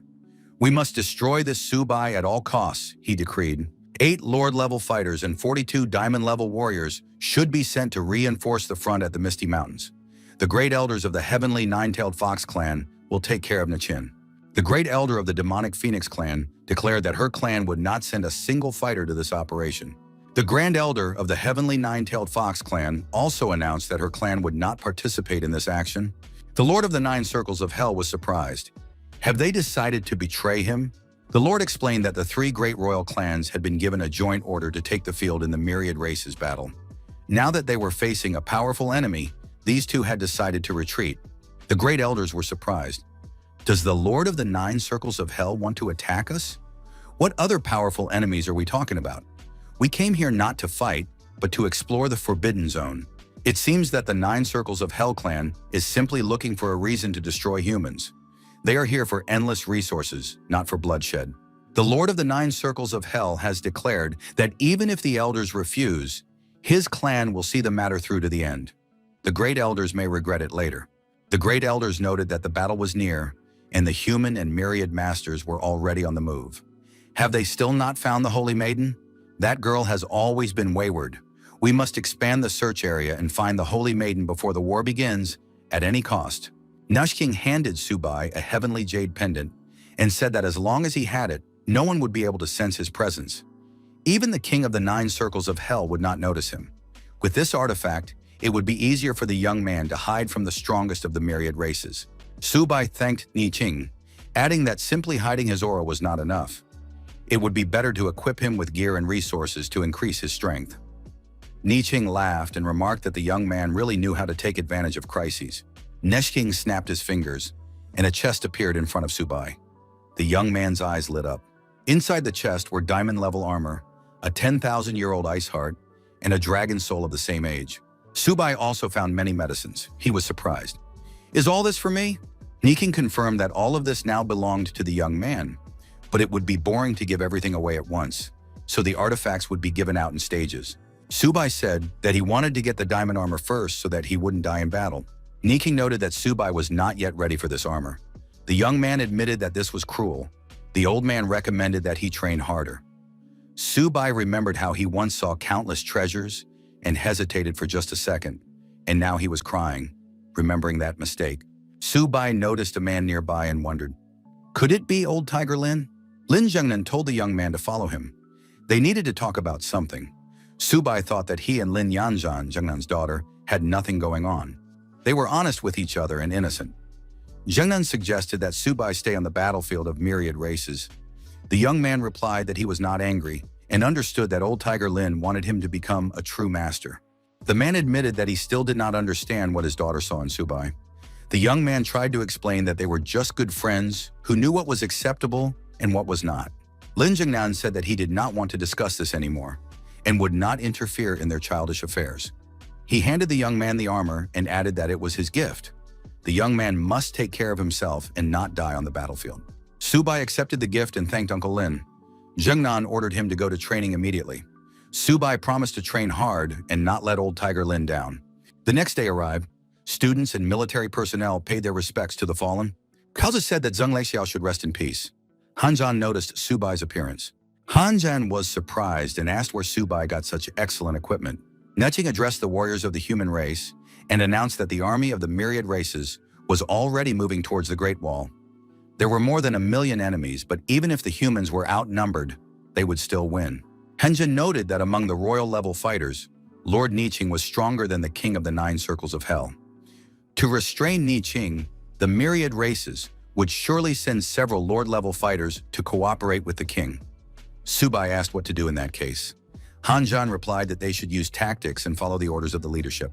An order was issued for all reconnaissance units from military universities to accompany the troops and advance into the Misty Mountains for reconnaissance. Upon detecting the enemy, they were to provide support in battle.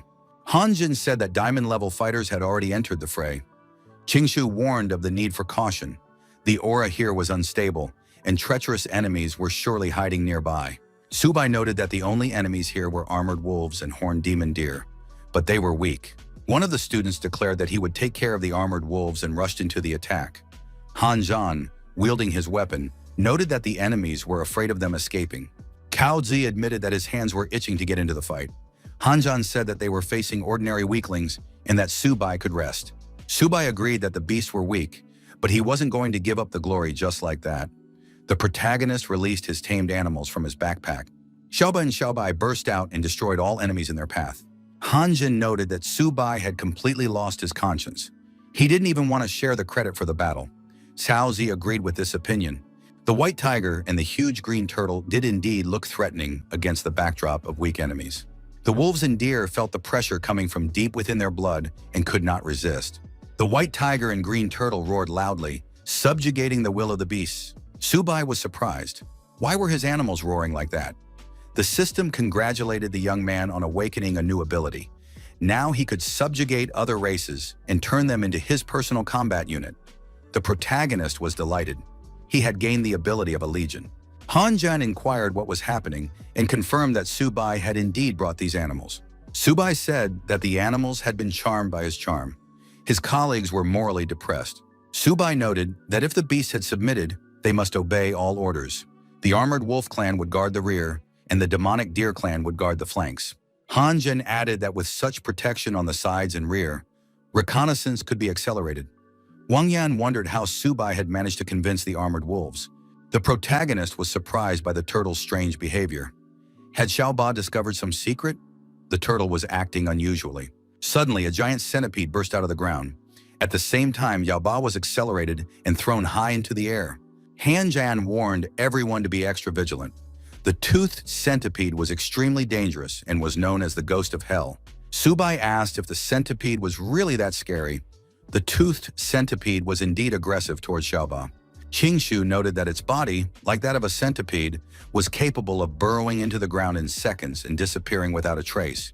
Its paws were like saws. Nothing could withstand them. Hanzhan added that where the serrated centipede passes, not even grass remains. It is a real disaster. Its sharp paws instantly cut its target into hundreds of pieces. Subai suggested that this was an exaggeration. What he saw did not seem like such a threat. Xiaoba felt confident in the company of centipedes, almost befriending them. The protagonist learned that the clan of toothed centipedes expressed a desire to swear allegiance. Subai decided to agree. Deep in the valley of the Misty Mountains, people were making their way through the valley. The woman surrounded by huge primates assumed that the people would pass through this place tomorrow. However, the attack by the human race began much earlier. An order was given to all units to go on full combat alert. The huge monkey was attacked by a centipede that burst out of the ground. The woman, the leader of the beasts, was surprised. How did these centipedes get here? It was necessary to send alarm signals to the king of the 9 circles of hell. The primates began to scatter in terror as a huge number of dangerous centipedes emerged from the ground. The woman tried to seal the place where the centipedes were emerging and summoned snakes from underground for support. However, the snakes that appeared were attacked by the centipedes and destroyed. The woman turned into a huge snake and tried to fight back against the centipedes that attacked her. The giant snake said that even her scaly armor could not withstand the attack. The centipedes won a decisive victory. The warriors who appeared afterwards saw the destroyed giant snake. It had been torn to pieces. But who did this to the mystical snake of the Misty Lands? Who could destroy it with such force? People were surprised. Could it be the serrated centipede, also known as the ghost of hell? Could it have appeared on the battlefield? The warriors said that it was necessary to immediately send a report and notify all armed forces. Toothed centipedes had been spotted in the Misty Mountains. If anyone from the human race encountered them, it was necessary to retreat immediately. Under no circumstances should they engage in battle with them. The first squad continued to advance deep into enemy territory. Hanjan reported that according to the map, the entire ridge of the Misty Mountains stretched for more than 300 kilometers. They had been on the road for a long time, but for some reason had not reached Clearwater Lake. Subai was indignant. Did his colleagues doubt the route he had mapped out? Ching Shu suggested that they had gotten lost after all. Subai believed that this could not be the case. The problem was probably with the map. Hanjan said that the map could not be wrong because it was a military map. Subai thought that he might indeed have made a mistake, as he had always been poor at navigating. Hanjan was indignant. Why hadn't Subai warned them about this earlier? Ching Shu asked what they should do. Who would lead them to the Clearwater Lake if he was also bad at navigating? Subai was indignant. It turned out that everyone was confused about the directions, but for some reason, only he was being blamed. Hanjan now did not understand how they would be able to get to this lake. Subai said that in that case, they would have to resort to the last proven remedy. The young man took a green turtle out of his backpack. Subai gave the turtle a crystal and said that it should lead them to the Clearwater Lake. The turtle ate the crystal and confidently moved further along the road. Subai said that now they should not get lost. Ching Shu said it was good that they had Xiaoba. Otherwise, they would never have found their way out of there. Hanjan expressed confidence that they were now moving in the right direction. The young people noticed that the fog was becoming less dense, which meant they had emerged from it. Subai said that the turtle was very good. It really knew how to find its way. However, what the students saw before them did not resemble Clearwater Lake at all. Where had Xiaoba led them? Hanjan checked the military topographic map and declared that they were on the edge of Clearwater Lake. Suddenly, a huge dragon appeared above the young people. The students were puzzled. The decision was made to flee. The young people turned around and quickly began to put this decision into action. Subai asked the turtle where it had led them. It couldn't be that the three of them had gone beyond the boundaries of the map and into unknown lands. Hanjan couldn't keep up with his colleagues and shouted for them to wait for him. After a while, the young people noticed that the creature had disappeared and decided to take a short break. But what was it? Where had it taken them? The map indicated that the edges of the lake were safe. Subai said he had a feeling that the map couldn't be trusted. The map didn't show such a dangerous place. Could Xiao Bear really have led them astray? A girl appeared in front of the young people and said that they were nobodies. How could they not even try to protect her at such a critical moment? Why did they only think about themselves? Subai was surprised. Where did this girl come from? Hanjan admitted that he was so focused on escaping that he didn't even notice her. The system reported that the hero had discovered a demonic phoenix with the blood of a scarlet bird. The clan of demonic phoenixes is proud and difficult to subdue. It is necessary to find a way to tame it. Subai was surprised.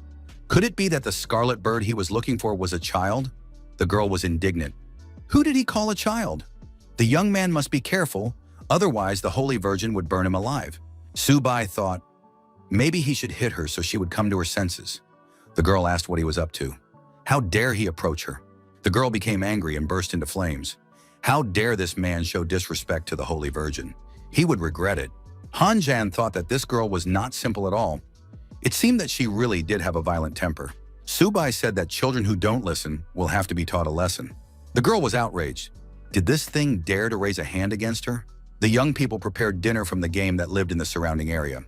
Hanjan asked Subai if he wanted a chicken leg. Ching Shu added that they needed to regain their strength to fight again. Subai told the girl to stop fighting and offered her some food. The child replied that she wasn't done yet. When the elder of her clan shows up, then we'll see who wins. Subai said that when the elder appeared, he would defeat her. Right now, they needed to eat. The girl demanded justice and insisted that they let her go. Hanjan handed Subai a chicken leg. He admitted that the roasted chicken smelled wonderful. Hanjan noticed that it was a bronze fire rooster. Subai said that this was not surprising, as it was an extraordinary bird. The girl said that she had already eaten a lot, and some bronze birds would not surprise her. The girl asked what spices had been added. Did food really taste better when roasted over a fire? Subai asked if the Holy Maiden wanted to try it. Subai salted the chicken leg and said that it would be even tastier with spices. The girl admitted that it smelled delicious. The Holy Virgin tasted the chicken leg and declared that it was the most delicious leg she had ever eaten in her life. The girl swore that from that day on, she would eat such food every day because it was much tastier than the elder's spiritual ingredients. Subai said that everything could be very simple. If she wanted chicken legs with every meal, she had to obey and do everything he said. The girl agreed and promised to do everything as long as he gave her chicken legs. The Holy Virgin added that she did not deceive and always kept her word, as long as the chicken legs were well cooked. The protagonist thought that the scarlet bird could be tamed with just a chicken leg. The young man told the cat and the turtle to come out and greet the girl. Subai declared that from that moment on, Xiaohong was also part of their family. The girl said that she thought the turtle and the cat were very cute. The turtle was indignant. He was actually the older brother of this girl. The cat said that Xiaohong should show respect.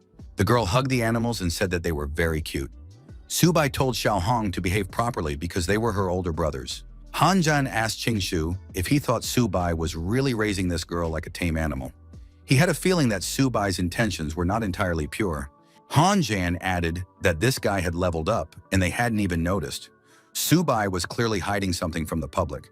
Hanjan asked if Subai had really advanced to the high silver level. The protagonist replied that it was quite easy. Hanjan was surprised. Did Subai have some kind of secret technique? How was he able to level up so quickly? Subai thought he couldn't admit that he had a system. The young man said that he did indeed have a secret technique, but he couldn't talk about it. Subai noted that in their dragon kingdom, there was an ancient saying, "The way cannot be passed on just like that," especially when it came to secrets concerning the king level. Hanjan held out a golden-ranked beast core. Qingshu told Hanjan not to let himself be deceived. Subai took the core and said he believed Hanjan. He added that he had information coming from Lord Niqing himself. In the path of combat, it is not enough to just level up. In fact, it is necessary to cultivate the heart of the Tao. As long as a young man has a desire for the path and an unyielding will to become stronger, he will be able to grow faster and further than others. Hanjan listened carefully and replied that he still did not understand anything. Subai asked if Hanjan could see the big mountain. When he just looks at it, it seems like a huge and dangerous obstacle. But if you focus on the top, the path at the foot and in the middle doesn't seem so hard anymore. All you have to do is keep going without stopping until you reach the top. Hanjan said that he understood something, but at the same time, it was as if he understood nothing. Subai seemed to have said something, but he did not express anything meaningful. Qingshu noticed that Hanjan had just been deceived into giving up the golden core. Subai claimed that he was sharing the true secrets of the path to the king level. Hanjan said that now he understood everything and thanked Subai. The main thing was to repeat to himself every morning that he would reach the level of a king, no matter what it took. Then no bottleneck would stop him. Hanjan shouted that the true path was the easiest path. But why did he only understand this now? Now he would use every second to become better. Qingshu noticed that Hanjan had become completely hopeless. Subai objected. Hanjan had indeed realized something, and it was impressive. Subai told Xiaohong to stop playing and help the beasts awaken their second element. The girl asked how to do it, because she didn't know how. Subai told Xiaohong to use her spiritual power to change the internal flows in their bodies. She had been able to do this before. She had the ability to awaken the second element in others. Xiaohong said she would try and activate the increased tension in her body, releasing excess energy. The girl said that now she really felt it. Xiaobai would be the first. The turtle tensed up from the external impact on its body. Xiaobai screamed that he was in unbearable pain. Xiaohong had to stop immediately. In the next moment, the green turtle grew to an incredible size. Subai said that this was Xiaobai's true form. The protagonist stated that the turtle now had a glowing tail. The turtle continued to scream in pain and agitation. Subai received information that the mysterious earth turtle had successfully awakened the second element, the source of water. The young man said that now that the water element had been awakened, the protection of this dual system had become simply terrifying. In the end, the turtle was satisfied. Subai declared that now it was Xiaobai's turn. The cat tried to escape such an execution under the cover of darkness. However, Xiaohong was on the alert. The girl energetically influenced the fleeing white cat. Subai told Xiaobai to hold on if he wanted to wake up. The big white cat also cried out in pain and resentment. As a result of the awakening, a huge white tiger appeared. It was of incredible size. The young man received information that it was now a sharp-toothed golden white tiger that had awakened the second element, shadow. Subai said that the white tiger with the blood of shadows was a dangerous dance of stealth and destruction. The next day arrived. Qingshu said that after resting, they should reach the pure water lake. Hanjan asked if Subai knew where they were now. The protagonist asked Xiaohong where they were. Xiaohong pointed in the direction and added that they were about 80 kilometers from the central restricted area of Pure Water Lake. Subai said that in that case, they would set off immediately. There was no time to waste. Subai asked the girl what kind of dragon shadow they had seen the day before. Xiaohong replied that it was the azure dragon. the guardian of the restricted area near Clearwater Lake. She added that the dragon was incredibly powerful and that any creature that approached the heart of this territory would be destroyed. Xiao Hong said that this dragon was indeed very frightening. Even creatures at the Lord level who tried to enter did not return. Han Jin asked in surprise, "Is the dragon really so strong that it could eat them all?" Qingshu asked, "If the Azure Dragon is really there, why hasn't the King of the Nine Circles of Hell tamed it yet?" Xiao Hong replied that at one time, the King of the Nine Circles of Hell had gathered the elders of all three great royal clans, but even then they had been unable to subdue the dragon. Qingshu was surprised. Even the King of the Nine Circles of Hell couldn't handle the dragon? Wasn't it too dangerous to rush forward like this? Subai ordered the system to analyze the presence of Azure Dragon blood nearby. The protagonist decided that today he would tame this dragon. If it was really here, then all four divine beasts would be gathered. Based on the scan results, the system reported that Azure Dragon blood had been detected nearby. However, the carrier's current power was insufficient to tame it. The egoist thought, even the system warns that the Azure Dragon is very dangerous. Indeed, they should retreat. The commander of the first squad suggested that his colleagues step aside for a moment. The young man asked the girl if she knew the way through the Misty Mountains. Xiao Hong replied that the roads in the Misty Mountains change with the weather, so she didn't know the right way either. Subai said that this could be a problem. Qingshu noted that if the Misty Mountains were west of Clearwater Lake, perhaps they could just go east and find their way out that way. Hanjan said that the problem was that they didn't even know where east was. The protagonist suggested using the sun for orientation. Qingshu noted that the sun on the battlefield of Myriad Uras was extremely unreliable. Moreover, the fog in the heart of the mountains was so thick that nothing could be seen. Shohong told her mentor that she knew of a small tribe's village nearby. They could ask them for directions? Subai was surprised. Why hadn't Xiaohong mentioned this before? Qingshu noted that their little phoenix had saved the day again. Xiaohong said that the tribe was called the Spirit Snake Clan. The nearest settlement was within 1,000 kilometers of Clearwater Lake. Subai said that was great and ordered the girl to take them there. They headed for the Spirit Snake Clan. Xiaohong said that the Spirit Snake Clan once had a platinum-level warrior, but he had led the tribe's elite into battle. Now, only the elderly, sick, and wounded guarded the village. The strongest among them was the elder, who was at the peak of the gold level. The expedition made its way further through the forest. Peeking out from the bushes, Zhao Hong pointed to the village of the Spirit Snake Clan. Subai was surprised. There was a snake's nest right on their course. Han Zhan said that although the clan was small, judging by the number of snake holes and the aura around them, they had more than 10,000 wild animals. The exact number of creatures guarding the territory was unknown. Han Zhan suggested attacking from different sides to lure them out of their burrows. Once they were separated, they could be destroyed piece by piece. Qingshu said that was too dangerous. It would be better to catch one golden beast and interrogate it. It would have to reveal the location of the passage. Subai said that these two only think about how to fight. We must not forget that Xiao Hong is the holy maiden of the royal clan. Han Jin asked what Subai suggested doing, what his strategic plan was. The protagonist replied that he had a brilliant plan. Information came in that the envoy of the ancient royal clan had arrived. It was necessary to greet him with honors. Young men in black cloaks accompanied Xiao Hong. Subai announced that the holy maiden of the ancient demon Phoenix clan had arrived and should be greeted appropriately. The snake said that she could sense the aura of the royal blood of the ancient demon Phoenix clan. It was a great honor for them to receive such noble guests. She was accompanied by 3 high lords from the Hidden Land and the Mist Snake clan. The old snake said that the second elder of the Spirit Snake tribe respectfully greets Lady Demon Phoenix and the 3 lords of the Misty Lands. The 4 great lords have honored them with their visit. They apologized for such a modest reception. Subai asked if the clan had any spiritual materials or medicinal herbs, as it was necessary to gather everything available to restore their strength. Han Jan quietly asked what Subai was doing, since they just wanted to ask for directions. Qingshu was also surprised at what medicinal spiritual herbs they were talking about. Subai told the two to keep quiet.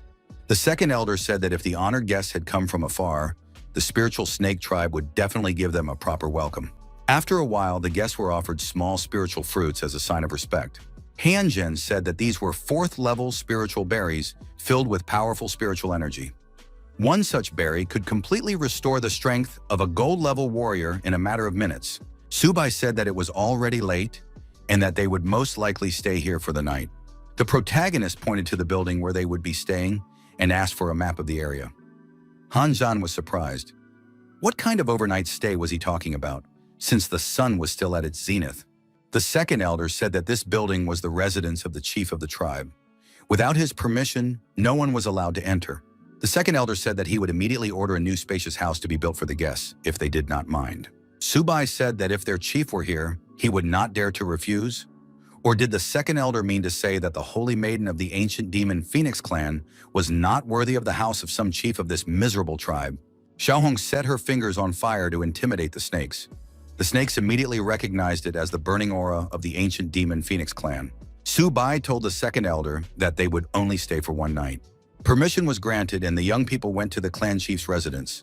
Subai reminded them that he was waiting for the map. Subai entered the building and assumed that treasures were indeed hidden here. However, they had to wait until the map was brought to them. Hanjan said he was thirsty and asked for water to drink. After a while, the second elder brought the map as requested. The second elder calmed down when he realized that nothing had been touched here. The lords of the misty lands and the hidden land were too noble to covet the modest belongings of the small spirit snake tribe. The second elder said he would take his leave if the guests needed nothing else. Subai asked that they not be disturbed. They wanted to rest. When the second elder of the snake clan slithered away, the protagonist told Qingshu and Hanjan to search the entire first floor and bring back anything of value. They had to look through everything, down to the smallest detail. Xiaohong and the students were delighted and set about carrying out their orders. They found jade nectar, a 5th-level elixir. Suhai told Hanjan to keep quiet. Otherwise, they would be in trouble if they were caught doing this. Xiaohong discovered and showed her mentor a whole chest of 4th-level spiritual berries. After a while, all the treasures, and not only them, were brought to the central hall of the residence. Subai said that now they could begin, and everyone present began to devour the food supplies found there. After the meal, Hanjan said with difficulty that his bottleneck at the highest silver level was beginning to weaken. Qingshu noted that after he had eaten his fill, he had made progress. Subai said that after the meal, they could take a closer look at the map. After studying the map, Hanjan declared that they needed to find a way out of there. Subai said that they would soon set out and gather all the members of the Spirit Snake tribe. The protagonist said that Xiaohong would take care of the silver-level fighters. Qingshu and Hanjan would be responsible for the gold-level fighters. They would begin their operation as soon as it got dark. Hanjan said he felt a surge of power inside him. Qingshu said it wasn't power surging, but everything Jan had eaten. After dark, the protagonist shouted for the second elder to immediately gather all the battle spirits of the Spirit Snake tribe. The second elder asked what the venerable lord of the misty lands from the hidden land was doing there. The protagonist thought that the 3 gold-level fighters had already surrounded him. Subai said he wanted to borrow these snake heads. The young man began to show aggression toward the snakes that had arrived. The second elder said that people don't do that, it's very low of them. He ordered the Spirit Snake tribe to follow his command. The people and the tame beasts rushed to attack the snakes. Xiaohong also behaved aggressively and shouted that she was ready to make snacks out of snake meat. Subai thought that Xiaohong's demon phoenix fire was simply terrifying. Subai told his colleagues to watch him and learn how to fight snakes properly. The deactivated snake asked who these people were. Subai said that they had come here to take their lives. Hyunjin said that he didn't feel any pleasure at all. The opponents turned out to be weak. Subai said that they shouldn't relax because they were deep in the territory of the myriad races. The turtle and the cat felt that they could break through to the golden level. A little more, and they would reach their goal. Qingshu asked the squad leader if it was time to return to the main group. The protagonist replied that he had another idea. The young man noted that if they were in the heart of the myriad race lands, why not strike them right now? Qingshu pointed out that they were in a risk zone. Subai said that fortune favors the bold. The more dangerous the place, the more generous the reward. The squad commander added that everything would be fine. They just needed to follow him. The young man suggested spending the night there. At dawn, they would set out for Windy Mountain. Qingshu was surprised. What was he talking about? Qingshu noticed that this was the territory of the Black Leopard tribe. Hanjan noted that Subai had become completely uncontrollable after being made commander of the squad. The next day arrived. Qingshu asked why they were using the same trick. Subai replied that this trick still worked. Why reinvent the wheel? He told the leopards that the venerable lords of the misty lands from the hidden land had arrived. Why was no one there to greet them? The leopard ordered that the elders be informed of the guests immediately. The lords of the misty lands had arrived. A huge black leopard appeared with swords in his hands. He asked, had the guests come here to die? The elder noted that the brown leopard's tribe had long harbored hatred for the representatives of the misty lands. Today would be the day of their revenge. After these words, the elder raised his swords and rushed into the attack. Hyunjan repelled the attack of the elder of the Black Leopards and said that Subai's plan had failed. The protagonist noted that he was unaware of the old feud and commitment to vendetta. Subai declared that they would have to fight their way through and called on his tame beast for help. Zhaoba and Xiaobai immediately engaged in combat with the armed brown leopard. Subai noted that leopards are very fast and added that he was counting on Xiaohong. Xiaohong rose into the sky and her body began to radiate increased energy. The girl directed the excess energy at the leopards, depriving them of their mobility and ability to do anything. The leopards were destroyed. Han Zhan noticed that he had just leveled up. Subai noted that Han Zhan had used the very technique he had been shown earlier. The system reported that the spiritual earth turtle had reached a new level. The same thing happened with the golden white tiger. Subai noted that this was real progress. Subai noticed that Xiaobai had grown again. There were also changes in Xiaobai. The young man said that from that day on, the white tiger would become the master of shadows. Hyunjin noted that Subai had become stronger again. He added that he had gained the will to seek the Tao and faith. Why shouldn't he break through further? Subai said that Hanjun's faith was apparently not strong enough. That was why there was no noticeable progress. Subai, studying the map, asked where they would go next. Xiaohong said that there was another place she had not been to. The girl pointed in the direction and added that it was the main city of the snakes of the mystical land. Subai said that in that case they would go there. Hanjun said that this was pure madness. It was a truly great city of myriad races. Even if they were currently at war with humans, there were bound to be powerful guards there. Hanjun noted that with their forces, going to the main city would be tantamount to seeking death. Going there was too dangerous. If the enemies found out that they were humans, there would be no escape. Qingshu noted that Hanjan was right. Going to the main city with just the three of them was too risky. Subai was surprised. Had his colleagues forgotten their faith and their desire to seek the Tao? If they wanted to obtain more resources and become stronger, they had to go to the main city.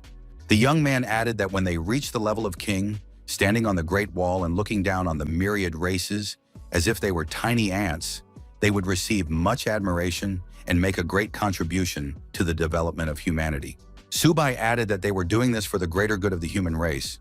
Even if they did not return, they would still accomplish something truly grand. Hanjin said that he would act for the greater good of humanity. He was born great and, if necessary, would die gloriously. Subai said that Hanjan was the true spirit of a proud hero of humanity. Qingshu was surprised. Could this guy really be so easily infected by this idea? Subai demanded that Xiaohong take them there, in the name of the greater good of humanity. The target was chosen, and the first squad set out to fulfill their mission. What was predestined for them from above. 3 days passed. Subai asked how far they were. Xiaohong said they were almost there. Subai looked into the distance. The girl said that ahead lay the main city of the snakes of the mystical land. The protagonist said that it was not a city, but a real mountainous massif. Hanjan admitted that he was beginning to regret his decision. Subai declared that there was nothing to fear. After all, they were the great heroes of humanity. Xiaohong said that the main city of the snakes of the mystical land was the most majestic of all. Several years ago, she had already been here with the Great Elder. The girl noticed that each wall of the city had 13 gates. Usually, the ruling houses entered through the central main gate, and members of the mystical land snake clan entered through the side gates on either side. There were also side gates for those of noble blood, but even they had to undergo an aura check and pay an entrance fee. Subai was surprised. Did they really have to pay a fee? Xiaohong said that it was purple crystals. On average, one purple crystal was the price of a standard third-rank spiritual herb. Purple crystals are not only a currency, they also store a huge amount of energy that is useful for cultivation.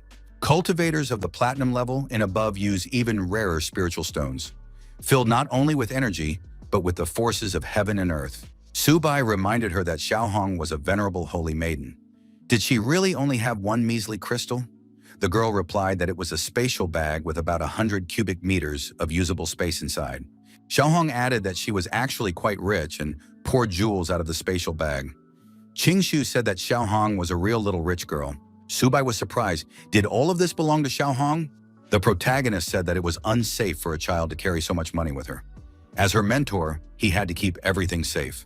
Subai put all the jewels back in the bag and said he would be responsible for them until she came of age. The young man thought that this time he had hit the jackpot. Hanjin suggested they stop talking and enter the city. Subai said that he would once again imbue his friends with the aura of the mystical earth snakes. This aura lasts for 7 days, so if they enter through the side gate, they can save on the toll. Subai added that this method never fails. It would be possible to see the reaction of these beasts. All the beasts present bowed their heads to the young people. The guards welcomed the 4 venerable elders back to the main city. Subai noted that they had received a warm welcome and were already in the main city. The protagonist looked around and said that there were ferocious beasts everywhere. But what is going on here, he thought. No one expected there to be so many wild beasts in the main city. King Shu noticed that their forces were considerable. The foundation of the myriad races was much deeper than previously thought. Human warriors were no match for them. Xiao Hong said that the 3 royal clans kept the lower classes in an iron grip. Now the king of the 9 circles of hell had raised an army of 10 million, but she was sure that 9 million of them were just cannon fodder. The real elite were only the relatives of the royal family of the 9 circles of hell and the clan of snakes of the mystical earth. King Shu said that it was no surprise that Lord Huanshan did not take this army seriously. That is the real reason. However, no one expected the main city of the myriad races to be so lively. Subai suggested that they split up, because if they stayed together all the time, the work would proceed too slowly. Subai said that he was a partner and warned them about this right away. The young man gave each of his colleagues a purple crystal and told them to act according to the situation. They would meet at the city gates. As they parted, the protagonist said they didn't need to thank him. King Shu called the squad leader greedy because he had a whole bag of these crystals. King Shu said he would look for a place where he could read ancient books. Would Han Zhan go with him? Zhan replied that he was interested in weapon shops. Subai looked at the tall building ahead and said that it must be the place. What treasures are there? He asked. Could this be the treasury of the capital city? He wondered. The wall was not very high and easy to climb over. Xiao Hong pointed to a dragon flying by. Subai thought he was lucky this time. It was good that he didn't try to climb over the wall right away. The young man said that he was familiar with these ruins. He thought he had seen them in some ancient book. Subai said that he remembered it was a flight ban. The Dizhu Xuanmen clan had indeed spared no expense. With such a barrier, even a diamond-level expert could not climb over the wall unnoticed. The protagonist was curious about what they were hiding inside. Xiao Hong noticed someone approaching. The Lord approached the guards to check on them. The senior guard reported that the service was proceeding normally and no violators had been found. Subai and the girl were hiding around the corner at the time. Subai told Xiao Hong not to go anywhere and to wait for him there.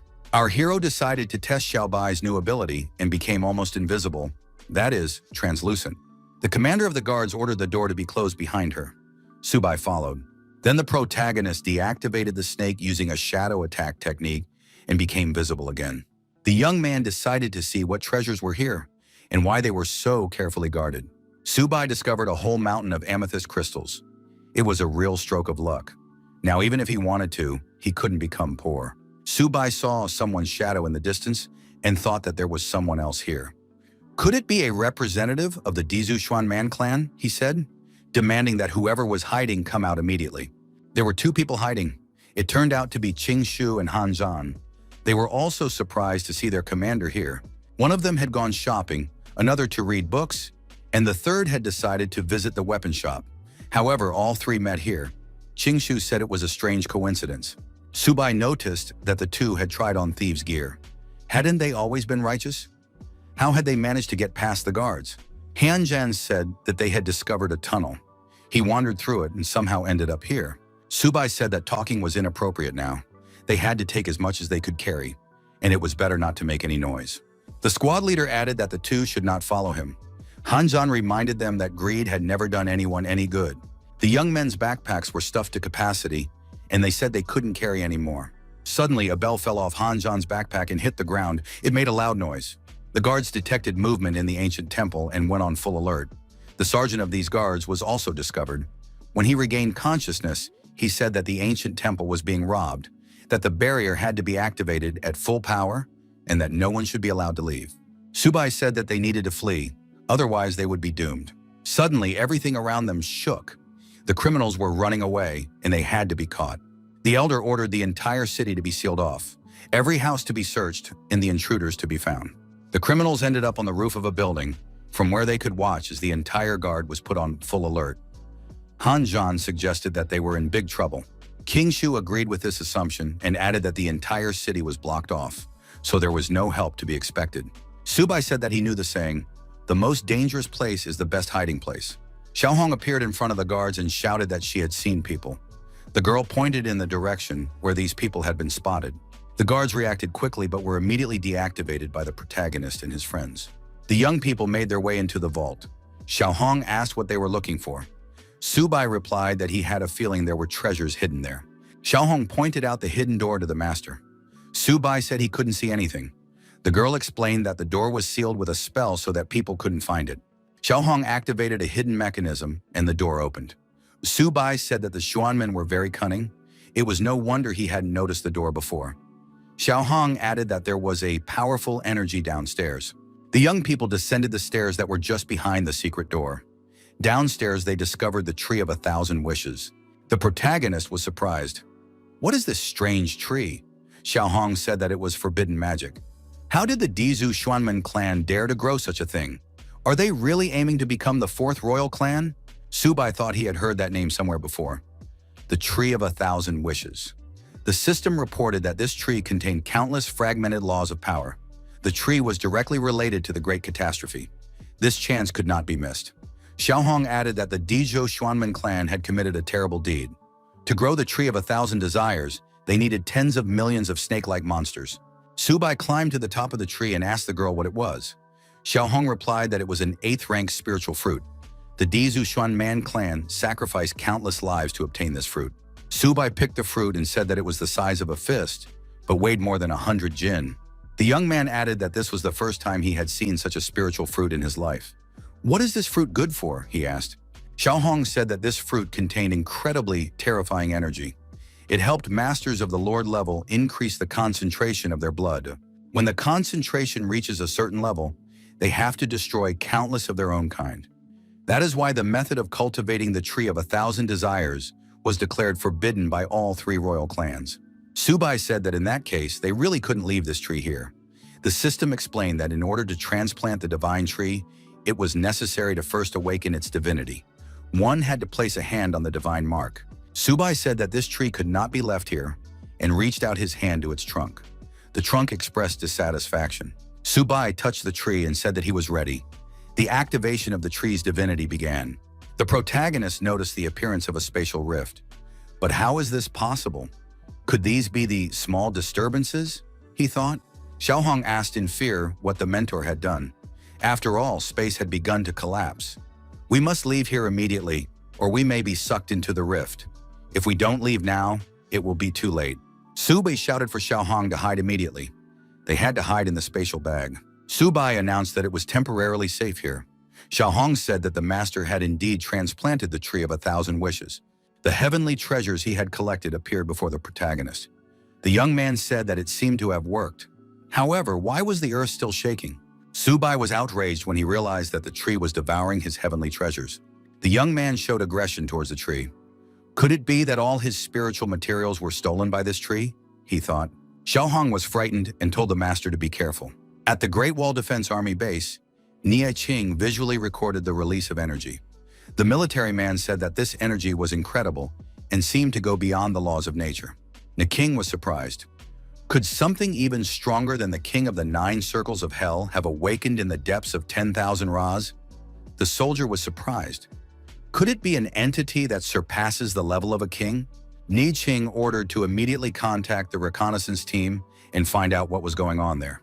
The royal city of the heavenly 9-tailed fox. The 9-tailed fox assumed that it was a divine-level power. But how is that possible? The forbidden area has not yet been opened. Where could this divine energy have come from? Why did such a terrifying force appear right in the main city of the Dizhu Xuanmen clan? We must send scouts there. The royal city of the 9 circles of hell. The elder said that this energy was too terrifying. What is going on there? Why did such a nightmarish flow appear in the main city of the Dizhou clan? "What is going on there?" asked the assistant. "I don't understand, and I am going there immediately to obtain the necessary information." The Forbidden Lake of Bishu. A huge dragon lies dormant at the bottom of the lake. The Forbidden Tomb of Swords. The swords are on high alert. The Forbidden River of Falling Sky. Everything here is also subject to the standard schedule. The divine race of the Eternal will soon return to the world of the living. Please do not leave. The bullet of the Battle of 10,000 Races. Everyone present is surprised. What is really happening? Is it really an earthquake? But everything comes from the main city. Could it be the tree of 1,000 wishes, he thought.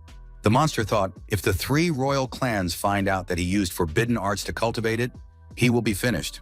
The animals saw that the Diju Xuanmen clan had gone on the offensive and decided that they needed to retreat.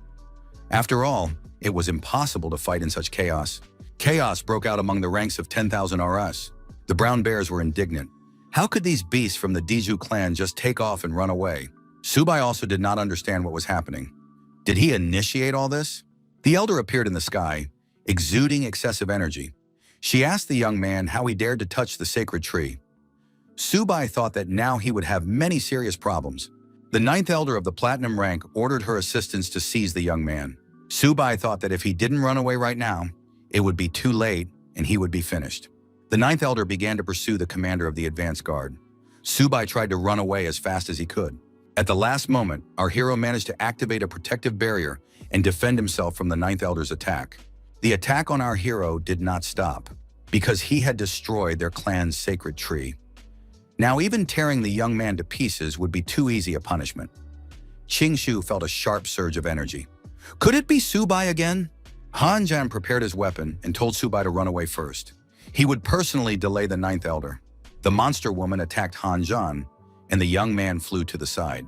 She asked, "Does he really think his armor can withstand my attack?" Subai asked if Han Jan could handle it.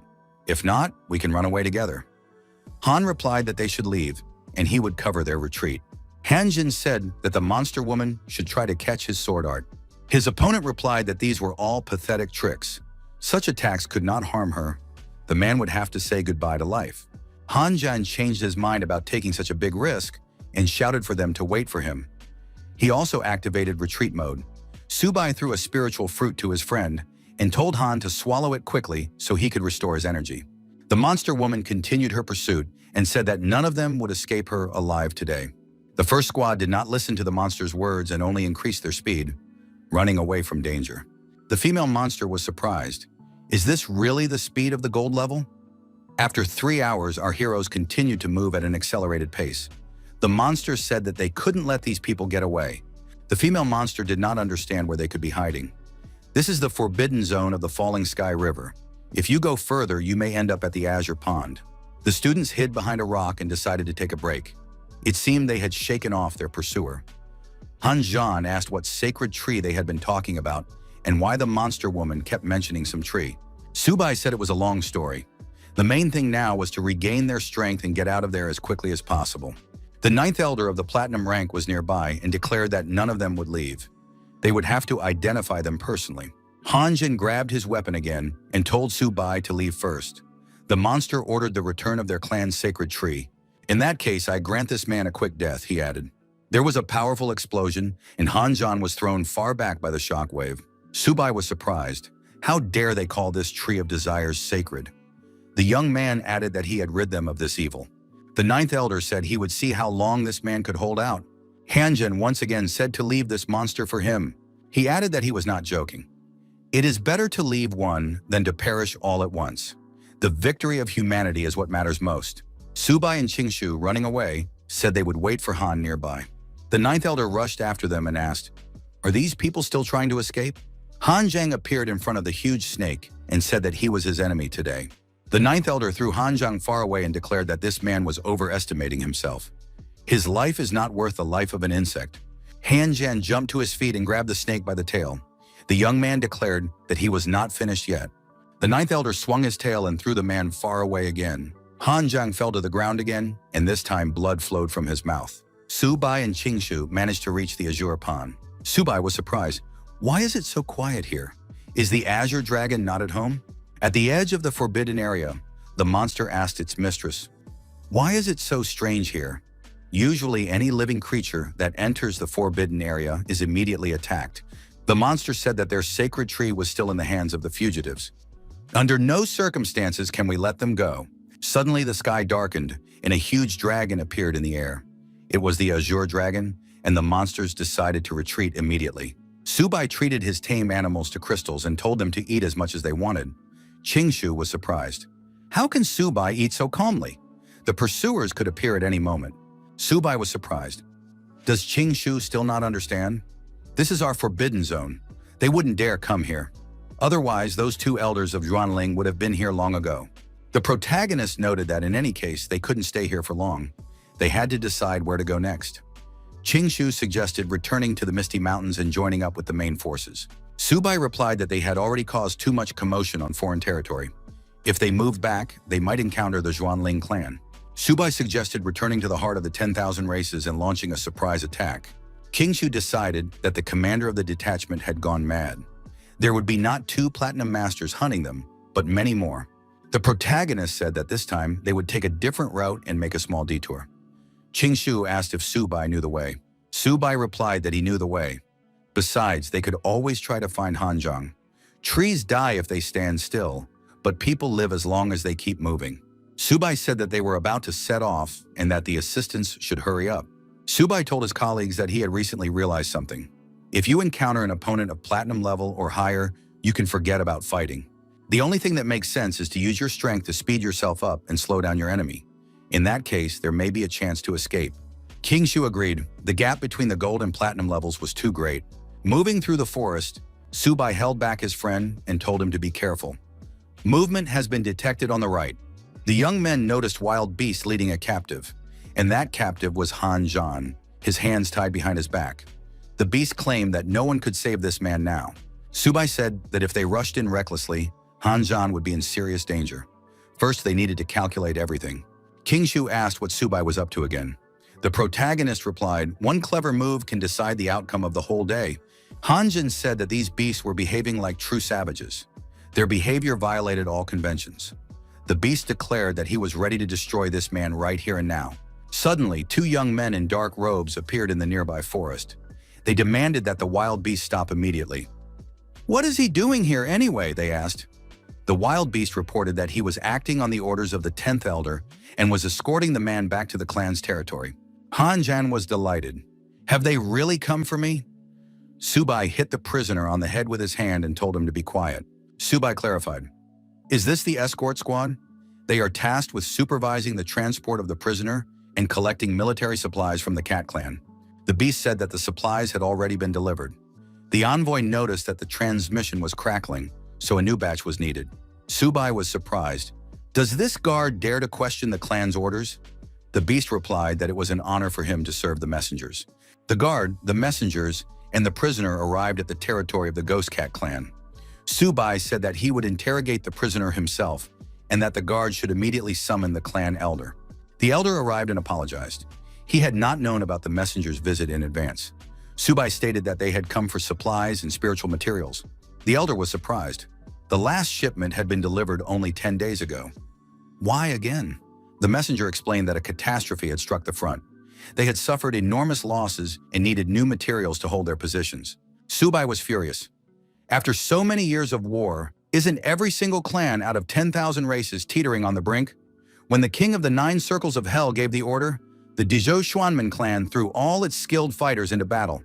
Subai continued, "Now the Cat clan is unable to spare even a handful of supplies." The elder said that these words opened his eyes. "If so, our clan will give all our supplies, 10,000 units of low-level spiritual materials." The messenger said he would report this to the king of the 9 circles of hell, and the clan would be recognized for its merits and awarded an honorary title. The elder told the messengers to follow him. In addition to the low-level materials, their clan had prepared spiritual stones for the respected messengers. Subai expressed his immense gratitude to the elder and promised to report this to the king. The envoy ordered the elder to prepare provisions. The interrogation of the prisoner would begin right there. Hanzhong demanded to be untied, adding that there were only a few cat demons here that could be easily deactivated. Subai replied that if they did so, where would Han Zhan get the spiritual fruits to heal his wounds? He asked his colleagues if they felt anything strange in this cave. Subai added that he felt as if someone was sucking his energy. Han Zhan agreed. His strength was also fading. The protagonist pointed to a recess in the cave and said that the influence was coming from there. Now it became clear why the Grand Elder had left so calmly. Something was clearly hidden in the depths. The young people decided to go on a reconnaissance mission. In the next room, they discovered statues of ghostly cats. But why were they all kneeling? Inside the barrier, they found the skeleton of the elder of the Cat clan. Above the skeleton stood a human statue with a sword in its hands. What could this mean? Subai suggested that this might be a sacred place for the cat clan. He looked back and shouted that there was danger behind them. At the last moment, our hero activated the protective barrier. No one was hurt. The ghost cat ran deep into the cave. The young people were surprised. Had the statue come to life? All the statues came to life and surrounded the people. The students huddled together, forming a circle of defense. Qingshu declared that he would delay these animals, and the rest should retreat immediately. He activated his unique abilities and used his energy to attack the ghost cats. Han Zhan noticed that the cats had slowed down, so now they could try to deal with them. Subai warned that even at the highest level of the gold rank, these ghost cats could not be defeated. The cave was too cramped, and it was impossible to move. The statue of a man above the skeleton of a ghost cat reached for the sword. The sword was thrown and fell near Han Zhan's feet. Subai said that it was an excellent weapon and perfectly suited to Han Zhang. Han grabbed the sword and declared that he would test its greatness. He swung the sword and prepared to repel the attack of the approaching ghost cat. The cat was struck dead on the spot. Subai noted that the sword possessed incredible power, a real find. Han Zhang said that this alone made it worth coming here. The young man with the sword suggested breaking through and getting out of the cave. Our hero noticed something and ran alone in the opposite direction. The elder of the ghost cats exclaimed that they were unscrupulous thieves. They pretended to be members of the Diju clan to deceive him and desecrated the clan's sacred lands. For this, they must pay with their lives. The elder gave the order, destroy these 3 people and do not let them leave. The ghost cats rushed at the heroes. The elder shouted that he would tear their bones apart and flood the mountain ridge with their blood. Hinanjin said that there were too many of them and it would be impossible to break through. Qingshu asked what to do. Subai replied that it was his business. Subai called on Xiaoba, Xiaobai, and Xiaohong for help. He ordered them to work as a team of 3. The elder of the ghost cats declared that the first thing to do was to deal with the summoner. Subai told his assistants not to hold back and to destroy all the ghost cats. Qingshu was attacked but said he was alive. Subai suggested eating a spiritual fruit to restore strength and acid-alkaline balance. Subai reiterated that everything was up to him. They had managed to escape from the capital of the Diju clan and were certainly not going to get stuck in a tiny village of ghost cats. All the assistants divided up the roles and prepared for a synchronized attack. Subai said he would start with the biggest enemy. He added that he was only facing a gold rank. How dare he be so insolent? The elder's time is up. The elder did not expect this. He declared that his opponent had activated the sacred weapon of the beast. This could not be. Subai told his friends that they needed to leave immediately. Xiaobei and Xiaohong would cover their rear. Han Zhan picked up the wounded Qingshu and carried him out of the danger zone. Subai said that first they had destroyed the capital of the Diju clan, and now they had crushed the cat tribe. This campaign would be considered legendary, and their blood would illuminate the future of the human race. Qingshu told them to stop their pompous speeches and continue to act. Far away from the cat demon tribe, the monster was surprised. What is that light in the sky? It's coming from the village of ghost cats. Everything must be carefully checked. The leader of the 9 circles of Hell clan analyzed the information and realized that it was the sacred weapon of the beast. Could this be the work of the human race? The clan elder ordered 2 diamond-ranked warriors to be sent immediately to the Cat Demon Mountains to destroy Subai. The adjutant reported to Lord Nichin that 2 diamond-level experts had been spotted ahead, rapidly moving towards the Ghost Cat clan. Niking realized that they were talking about the students, Subai and his colleagues. The elders issued an order to send 2 diamond experts to the Demon Cat Mountains to support Subai. Niching said that the Golden Fire Cavalry must also be sent there immediately. Subai must be saved. They could be surrounded by millions of enemy troops.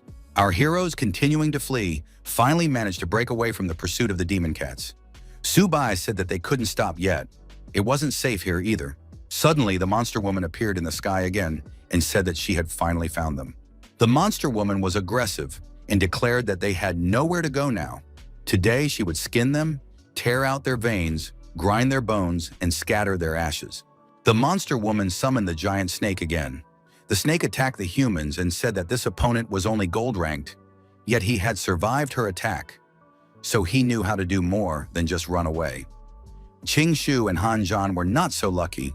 They couldn't stay on their feet and were thrown far back. The monster woman told Lao Shu to release a poisonous mist, blocking the retreat. If these 3 escaped and others found out, they could be ridiculed. She didn't want to lose face. Subai said that he would no longer run away and was ready to fight back decisively. Subai activated his sword and declared that he was not afraid of such enemies. At the same time, wings appeared behind our hero. The female monster noted that this guy was able to activate the sacred beast artifact again in such a short time. However, it was useless. However, the protagonist managed to neutralize the monster's attack. The woman became angry. How was he able to repel her blow? The confrontation continued. Qingshu, watching the fight, said that their friend's gold level was putting pressure on the 2 platinum levels. Hanjan said that if he had been told about this earlier, he would never have believed it. The woman said that this young man was worthy of being called a sacred beast artifact, the greatest innate technique, but he must not be allowed to become stronger. Laoshi began to blow poisonous green mist again. Subai wondered what the two were up to this time. The monster woman was forced to admit that her opponent was strong, but he was only at the middle gold level. His body had not even been tempered to its limit. The monster woman became even more terrifying and said that today, this young man was doomed to die. Subai noticed that she had become very ugly. No one would want her. The female monster said she wanted to see how long this boy's arrogance would last. The young man was attacked, but he managed to activate his protective barrier in time and was not hurt by the blow. The next moment, a scarlet phoenix bird pounced on the monster. It screamed loudly and flapped its wings intensely. The female monster shouted that even the flames of the demonic phoenix were no match for them. Subai declared that the 2 platinum rivals were quite annoying. The protagonist continued to swing a sword. The young man did not believe that they were impossible to destroy. The female monster declared that today they would fight to the bitter end. Humans could not harm them. However, looking back, the monster saw that the diamond expert was approaching them. This was not good. The female monster thought that if she had a little more time, she would wear the young man down to death. The protagonist spat blood, but continued to stand bravely on his feet. The female monster declared that this man had destroyed their clan's sacred tree. Even if she fell today, she would drag the man down with her. The monster woman screamed that this boy would now die along with their sacred tree. Qingshu was surprised. Had this monster swallowed Subai? This would not end well, because she wanted to blow herself up along with him. An explosion did occur, but not the one that was expected. Hanjin suggested that General Lin had appeared. Could it be that he had saved Subai? General Lin, standing behind a protective barrier, asked the young man if he was okay. Subai replied that he was unharmed. But why was Uncle Lin here? General Lin thought that in order to get the 2 platinum-ranked elders of the Black Python clan to blow themselves up, there must be someone else here. General Lin said that these young people had done a great job forcing their 2 opponents to blow themselves up. Now they had to return to base quickly. They couldn't be late. 2 shadows appeared in the air. One of them said it was already too late. The other shadow added that they had finally found these people. They were the diamond expert of the Black Python clan and the diamond expert of the Great Bear clan. The Bear clan expert was surprised. Could Lin Zhengnan be here too? The battle continued on the battlefield. A huge flash on the horizon was visible from afar. The Supreme Elder said that a mountain of demon cats was attacking them. Reinforcements must be sent to the mountain of demon cats immediately. The assistants reported that reinforcements were already on their way. The diamond expert of the Great Bear clan lifted a huge stone above his head and said that General Lin had destroyed the elder of his clan that day. Today he would make the general pay with his life. The diamond expert of the Black Python clan said that today they would destroy everyone and sacrifice them to the king of the 9 circles of hell. The diamond experts attacked the people with all means available. General Lin, using his unique abilities, continued to maintain the defensive barrier. General Lin told the students to leave immediately, saying he would take care of things himself. Subai wondered if Uncle Lin could handle 2 diamond-level opponents on his own. The general shouted loudly, "Hadn't they heard?" To leave was his order. Hanjin told Subai to retreat first and bring reinforcements. They couldn't disobey the order of a combat general. Suddenly, the ground shook in front of the students, and cracks appeared on it. The young people stopped in surprise. The diamond expert of the Great Bear clan said that these 3 would not escape him. Subai suggested that his comrades fight this giant. The diamond expert of the Black Python clan said that Lin Zhengnan would not be able to save himself, yet he was trying to save others. The opponent attacked the combat general, releasing magical snakes in front of him. General Lin said that the 3 students would not be able to defeat a diamond-level expert. It was necessary to continue retreating. Subai called on Xiao Bi and Xiao Bai to attack from the flanks. Xiao Hong went on the offensive head-on. They had to give it their all. The diamond expert of the Great Bear clan said that no one could save these kids. Now they would all die. The attack was launched, and our hero and his assistants were scattered in different directions. The protagonist said it was too painful. Hanjin said that diamond experts are truly terrifying. They are capable of controlling nature. How can we deal with them? The giant said that his opponents should tremble. Unexpectedly, the diamond expert of the Great Bear Clan was attacked by the Golden Fire Cavalry. Of course, he did not expect this. The Fire Cavalry warriors said that they had come here on the orders of Lord Nie to provide whatever support they could. It was necessary to protect Subai and fight against the myriad races.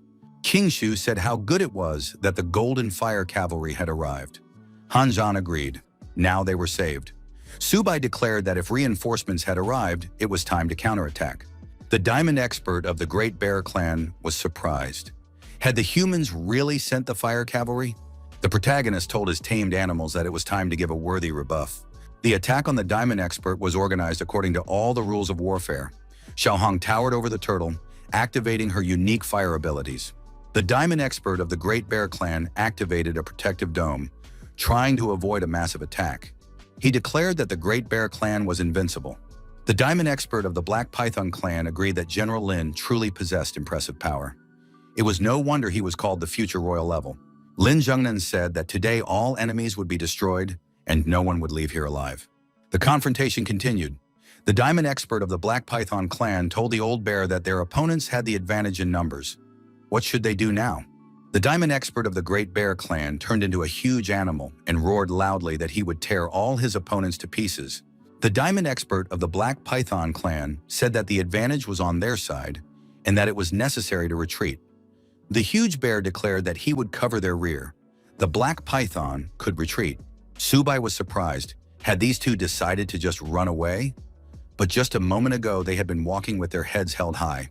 The protagonist told Xiaobai to teach them a lesson. The turtle growled menacingly and released a powerful energy charge aimed at its opponents. The Black Python's diamond expert was surprised. How was this possible?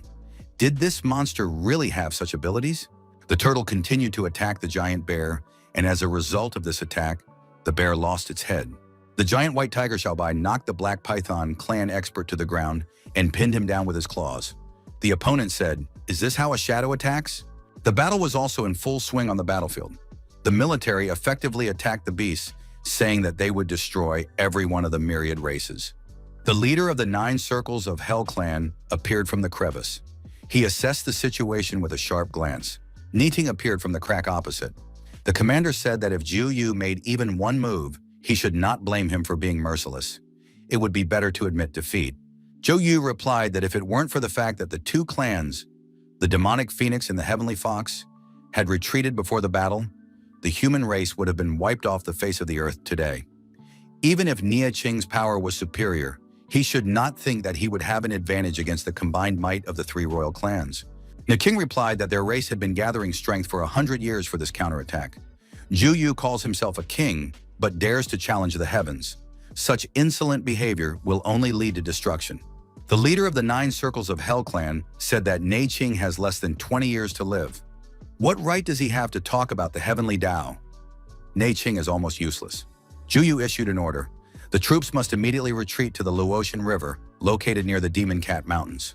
The protagonist, who was near the Demon Cat Mountains, said that they needed to urgently join up with the main army.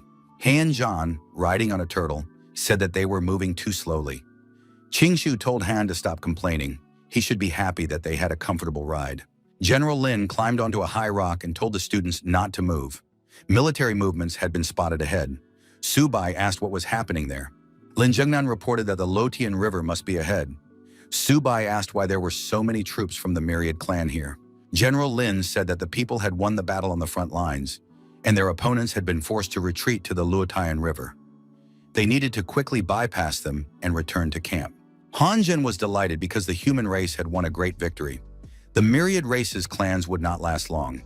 Subai inquired how much credit they would receive when they returned. Qing Shu was surprised. What credit were they talking about? They had not participated in the fighting. The human camp before the battle. The general said that Subai had indeed pulled it off. He had even managed to take the holy maiden of the ancient demon phoenix clan with him. Subai objected that he hadn't taken anyone away. Xiaohong had decided to follow him herself. The girl, holding a chicken leg in her hands, said she wanted to be close to her mentor. After all, the chicken legs he gave her were very tasty. Neting said that this was very good. With a single chicken leg, the young man had tamed the holy maiden. Subai was truly worthy of the title of Luofeng's heir. Niqing added that they had all done very well. Now they could rest. Tonight there would be a feast in honor of their victory. Subai asked the Grand Elder about their rewards. Niqing promised not to shortchange anyone. The young people thanked him and said that in that case they would indeed go and rest. Bai added that they should recover their strength well. After all, they would soon have to fight the clans of the myriad races. Niqing acknowledged that General Lin's rescue operation had been successful. He had even managed to destroy 2 diamond-level warriors from the clans. The general stated that Subai had destroyed these 2. Niqing was surprised. Could this boy really have destroyed diamond-level warriors? The general explained that chaos reigned on the battlefield, but they were indeed destroyed by this student's beast companion. Niqing noticed that this child was getting stronger, but the stronger he became, the more danger awaited him. Zhu Yu would be a constant threat. The general promised to protect Subai from the shadows, no matter what it took. During the banquet, Niqing said that the military university students had proven themselves and achieved great merits. He proposed a toast to this great victory for humanity. The students and military personnel raised their beer mugs and said they were drinking to the victory of humanity. Zhao Hong happily acknowledged that she was looking at a divine chicken leg. Han Zhan, with a glass of beer in his hand, said that he had almost died today. However, thanks to Subai, he had been saved. He wanted to drink to that. Subai said that Han Zhan's life was not worth a single mug of beer. He had already made a list of equipment and materials to be sent directly to Jiangzhou University. Qing Shu said that Han had missed his chance again, as Subai was a master at seizing the moment. Han Zhen replied that he had tested Subai's methods, but gratitude was still necessary, so he would do it. Subai laughed and said that Han Zhan did have a conscience after all. Besides, he had turned misfortune into a blessing and obtained a divine weapon. Han Zhan agreed, but added that he had not yet managed to unlock the true power of this weapon. He had not even studied it thoroughly. At first glance, it seemed nothing special. Niqing stated that it was an ancient divine weapon, but its power was sealed. To remove the seal, the owner of the weapon must reach the level of a king. Subai was surprised and said that this was incredibly difficult. Han Zhan agreed to work towards this goal. Now he needed to reach the level of a king as soon as possible. The young people drank to Han Zhan's speedy ascension. The next day arrived, the Great Wall. The students said that Director Zhou had not slept for 3 days. The director noted that the battlefield was not at all like an arena. Subai and Hu Qingshu had gained real combat experience. Representatives of the Golden Cavalry returned and reported that humanity had won. 800,000 enemies had been destroyed, and the clans of the myriad races had been pushed back to the Luodian River. It was a great victory for humanity. 3 days passed. The leader of the 9 Circles of Hell clan, Zhu Yu, told Lord Biyan that he did not expect him to come in person this time. Under Biyan's command, humanity would surely come to an end. Bai Yan, the 2nd royal level, said that he was facing a useless fool. He had sent Zhu Yu here so long ago, but not only had he failed to capture this planet, he had also lost troops and supplies. Zhou Yu replied that the seal was weakening day by day. They had almost no time left. With this battle, he had tested the strength of humanity. Their next target was Shanhai Pass. Zhu Yu added that humans had captured the sacred maiden of the Demon Phoenix clan. He intends to go to the ancient royal city of the clan. Biyan was surprised. Did humans dare to touch the sacred maiden of the Demon Phoenix clan? Bai Yan remarked that he had specially brought a drop of sacred blood for this mission. This time, they would eradicate humanity once and for all. Niqing gave a report and said that the armies of countless races were gathering together, but their intentions were not yet clear. What did Huanshan think about this? Hanshan replied that if he were King Zhu Yu, he would send a detachment to capture Tianhe Fortress before humanity finished strengthening its defense systems. He would distract their troops and then break through to Shanhai Pass with all his might. Niqing pointed out that if the Shanhai Pass fortress fell, the consequences would be catastrophic. It was necessary to order the 200,000-strong army to move to a permanent base at Jianzhou to prevent any surprises. General Lin would command all the troops. The general said that by order of Lord Niqing, he would fight and never retreat. The adjutant reported to General Lin that Subai had arrived. General Lin assumed that the young man wanted to tell him something. The young man reported that the platinum-ranked armor he had received last time had broken. Could he count on another set? Lin Jingnan said they would discuss that later. Right now, he was interested in another question. Did the young man like his daughter, Yanzhan? Subai was surprised. Why was the general asking about this? Zhengnan explained that Yanzhan was originally supposed to train with the army defending the Great Wall, but her mother had suddenly fallen ill, so the girl had to take care of her. Subai told Uncle Lin not to worry. He would definitely take care of his daughter. General Lin thanked the young man and added that he had not been mistaken about him. Zhengnan noted that the young man would soon be leaving to defend Shanhai Pass. Perhaps a grand battle was approaching. Mr. Nieching had prepared special tasks for the young man. It was necessary to go to him. The secretary informed Mr. Nieching that the student Subai had arrived. Neking said that General Lin had sacrificed a lot for humanity. The young man should stop emptying his pockets. The young man's armor had been destroyed, so he could take this card and exchange it at the logistics department for a Lord-level set. Subai did indeed receive the card from Elder Nieching. Subai was delighted and thanked the respected Lord Nieching, for which he was nicknamed the Shameless One. Subai said he was ready to carry out any errands. Nieching expressed his desire for the young man to accompany him on his journey to Bushutan. Subai was frightened. It was very dangerous there. Qinglong was terrifying there. Nieching was surprised. Was the young man really afraid? Subai replied that the elder had simply imagined it. Nieching suggested that the young man follow him into the teleportation rift, which would close in a minute. There was no choice and Subai followed the elder. The young man added that he was ready to fight to the end. Nieching and Subai emerged from the teleportation rift on the other side. Subai was surprised. Why had it suddenly become so quiet? The elder turned to face the lake and said that he, Nieching, had brought Luo Feng's descendant to this meeting. Qinglong must appear. Suddenly the sky darkened, lightning flashed and thunder roared. Subai asked if perhaps no one was here now.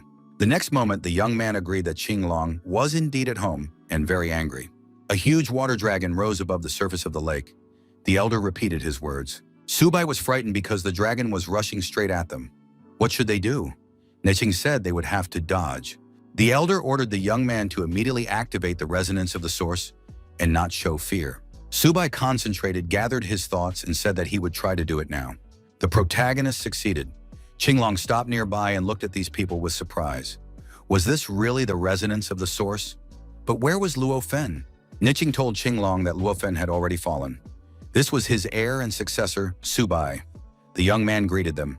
Qinglong said that he had already sensed this young man's aura earlier. Subai assumed that he was looking at Luo Feng's former beast companion and asked if he could help with anything.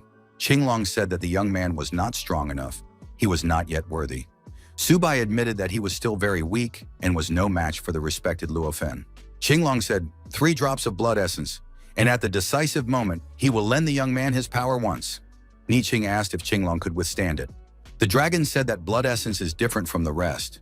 If the essence of his blood protects the soul, then he will most likely endure.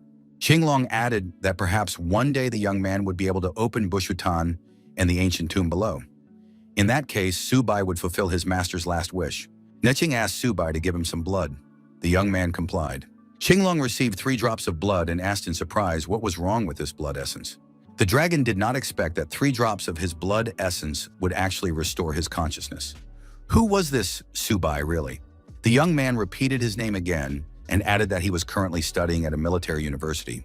Qinglong said that it didn't matter anymore.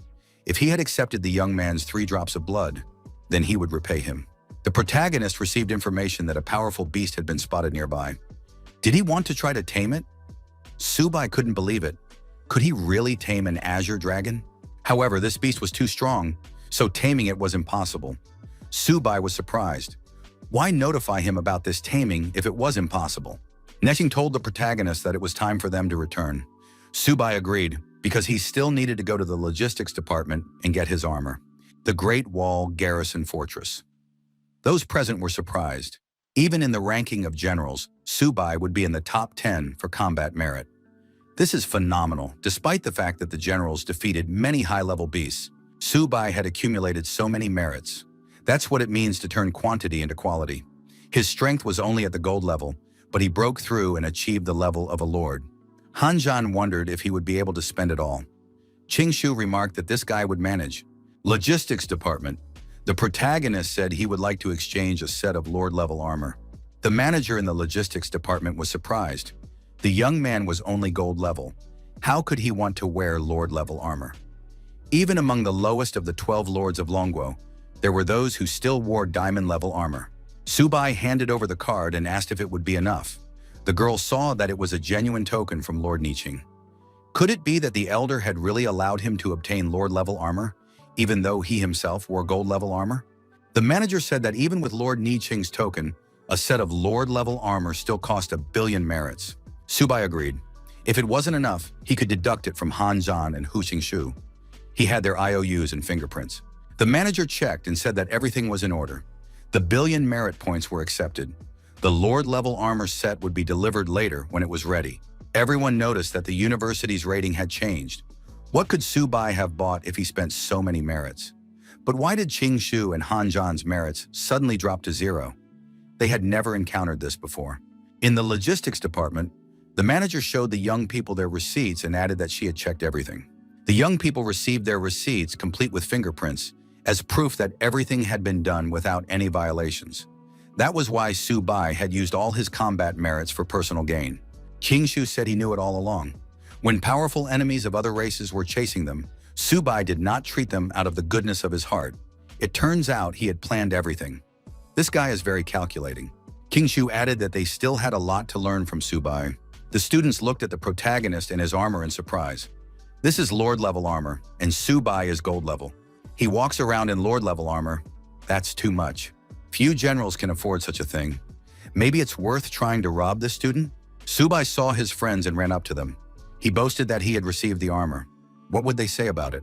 Subai, boasting, noticed that the armor was actually a little loose and not very comfortable to wear.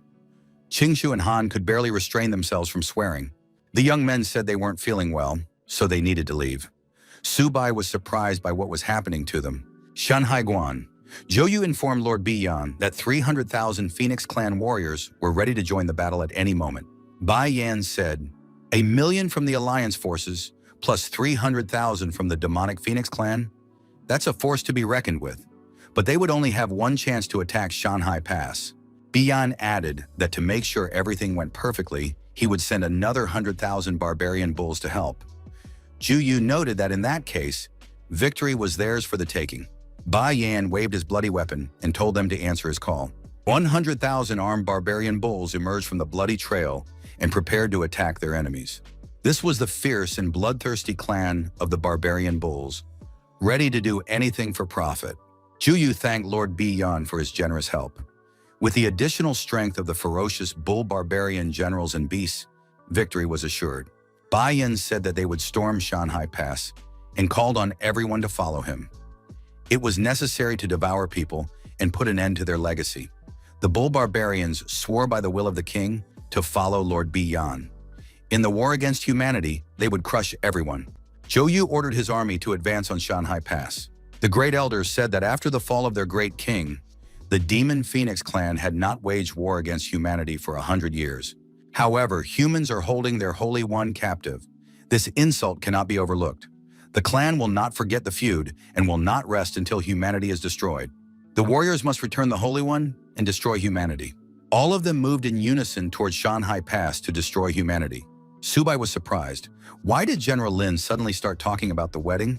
Zhengnan said that at this age it was already time. The date should be set for the 16th of this month. It was a good day. Yanjin blushed with embarrassment, but told her father that she was not yet ready for marriage. Subai admitted that his future father-in-law was rushing things a little. General Lin asked if Subai wanted to marry his Yanzhan. Subai replied that he very much wanted to. Zhengnan declared that in that case, everything was settled. The wedding was set for the 16th of the current month. Suddenly, an aide burst into the office and reported that there was bad news from the troops. Thousands of Rasa had attacked Shanhai Pass. The general said that, as expected, their target was this place. The assistant told Elder Ni Qing to give the order. Ni Qing ordered everyone in the defense corps to immediately fortify Shanhai Pass. General Lin declared that the Lin family would not allow the 1,000 Arias to win and would defend their identity. Lin Zhengnan noted that his soldiers were the most elite fighters of humanity. It was necessary to attack the enemies with weapons at the ready, not letting them advance a single step. The elite warriors of the human race, brandishing their weapons, shouted that they would not allow it and would not let it happen.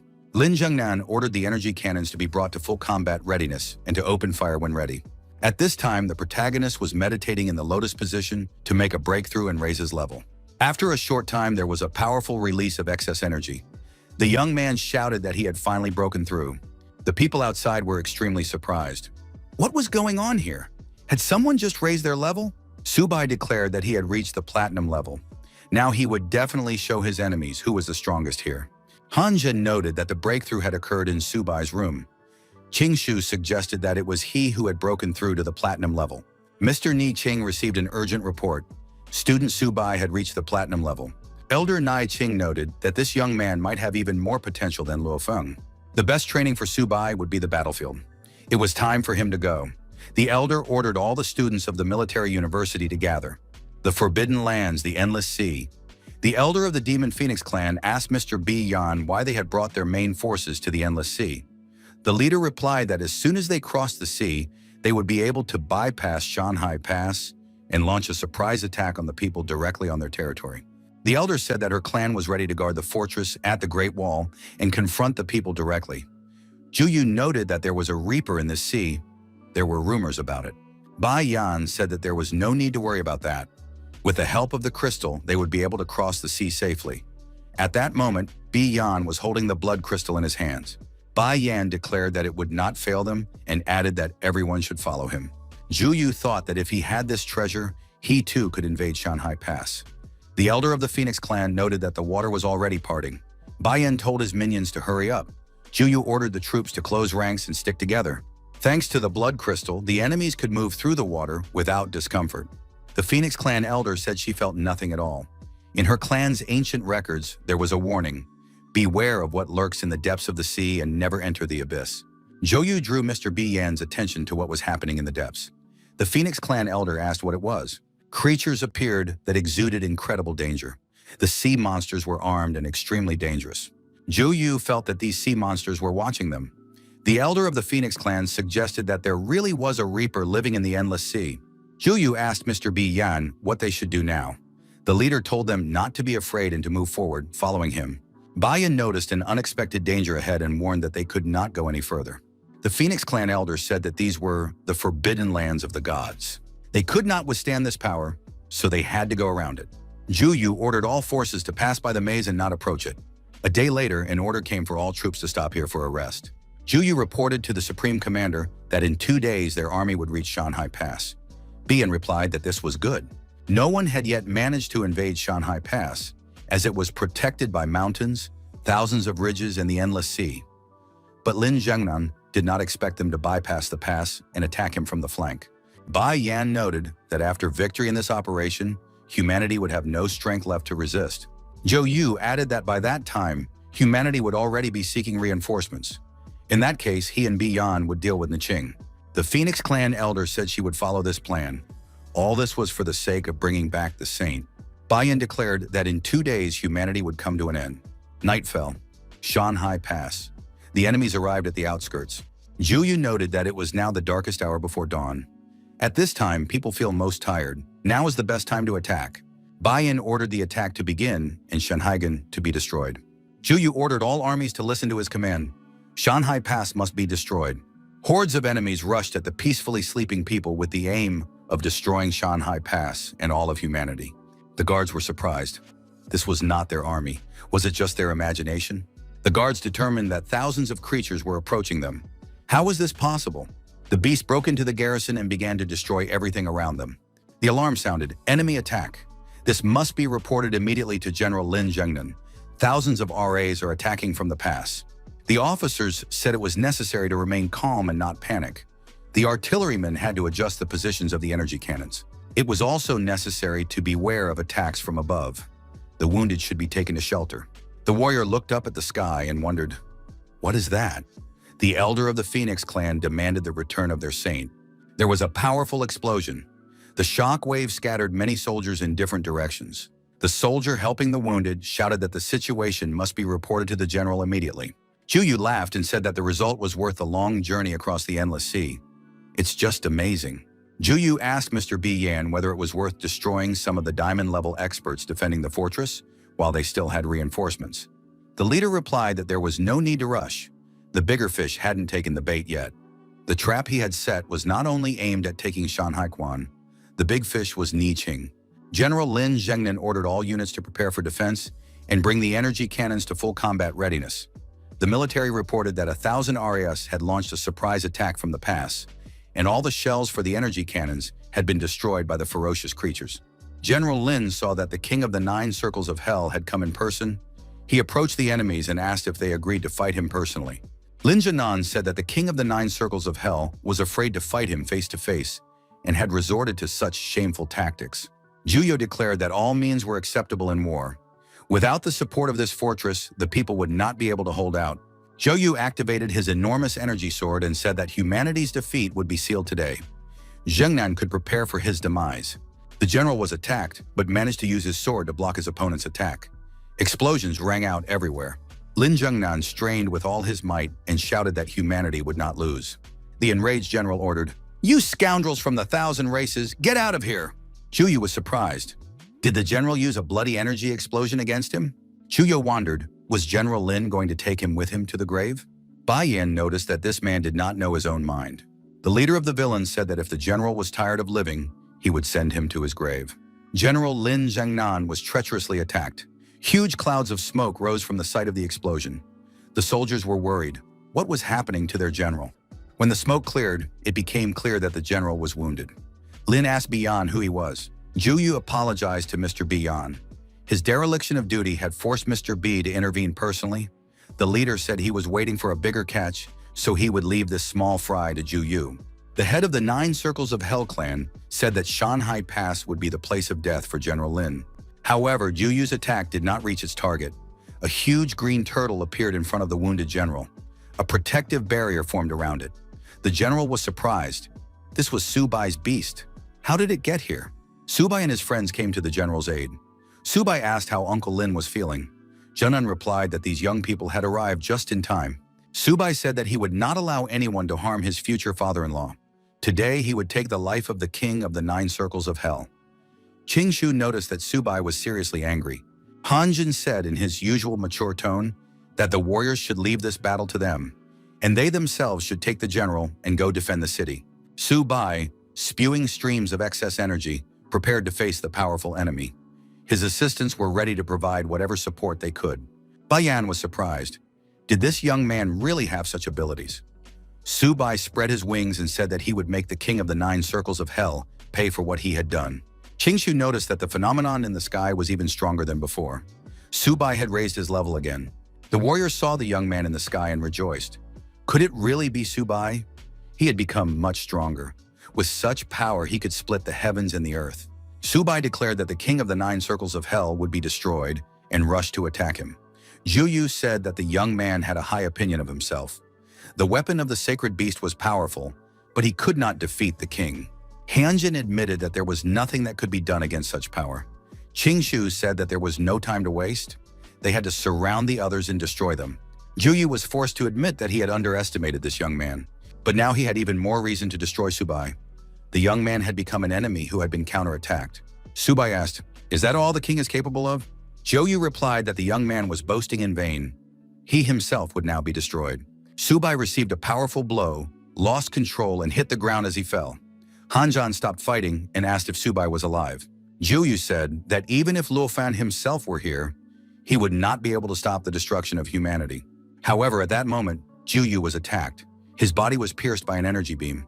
Elder Ni Qing, the author of the blow, appeared near our hero. He said, "How ashamed I am to strike this weak young man, and he still bears the title of King of the 9 circles of hell. Shame on him." The warriors saw that Lord Ni Qing had appeared. This meant they were safe. Zhu said that Ni Qing had caught him off guard. Ni Qing noted that Zhu himself had just said that all means are acceptable in war. Thousands of demons were able to cross the sea and attack Shanghai Pass from an ambush. It turns out that a dangerous person was making these plans behind the scenes. Bayan rejoiced. Finally, the human king Ni Qing had appeared. The villains added that in fact, he had come for only one purpose, to take the old man's life. Bayan asked in surprise, was Ni Qing really wasting his energy by moving their battle into a vacuum? Did the old man really think that he alone could save humanity? Nikeng replied that humanity never needed his help. The enemies would not be able to destroy him. As long as there was even one person left, he would fight to the end. Nashing attacked the villain and delivered a devastating blow. Bai Yan remained standing and counterattacked the elder, piercing Ni Qing's energy body with his hands. Ni Qing did not stand on ceremony in response and pierced Bai Yan's energy body with his huge sword. The people on Earth who were watching the battle did not understand why the opponents were suspended in the air. Bai Yan was forced to admit that the power of the human king was great, but that meant nothing. Bai Yan began to threaten and declare that Hixing would definitely not return home today. Nixing felt that his opponent had pierced him with his devil's hand. Painful red clots appeared on his back. The old man felt that this substance was sucking out his life force. Bai Yan laughed and said that he had just placed the seed of the devil in the man. Even the human king would be consumed by the blood of the deity. Subai was frightened. What had happened to Mr. Nei Qing? Qingshu suggested that he had been caught off guard. Han Zhan suggested getting up and helping the elder. Niqing, gasping for breath, asked, "Did Bi Yan bring the blood of the deity specifically to destroy him?" Bi Yan replied that this was a correct assumption. After that, humanity would come to an end. Niqing smiled and said that he had to disappoint his rival. Bi Yan was frightened. Was this the seal of the blade? In the next moment, a huge sword pierced Bi Yan's body. The villain exclaimed, "When did Nie Qing have time to do this?"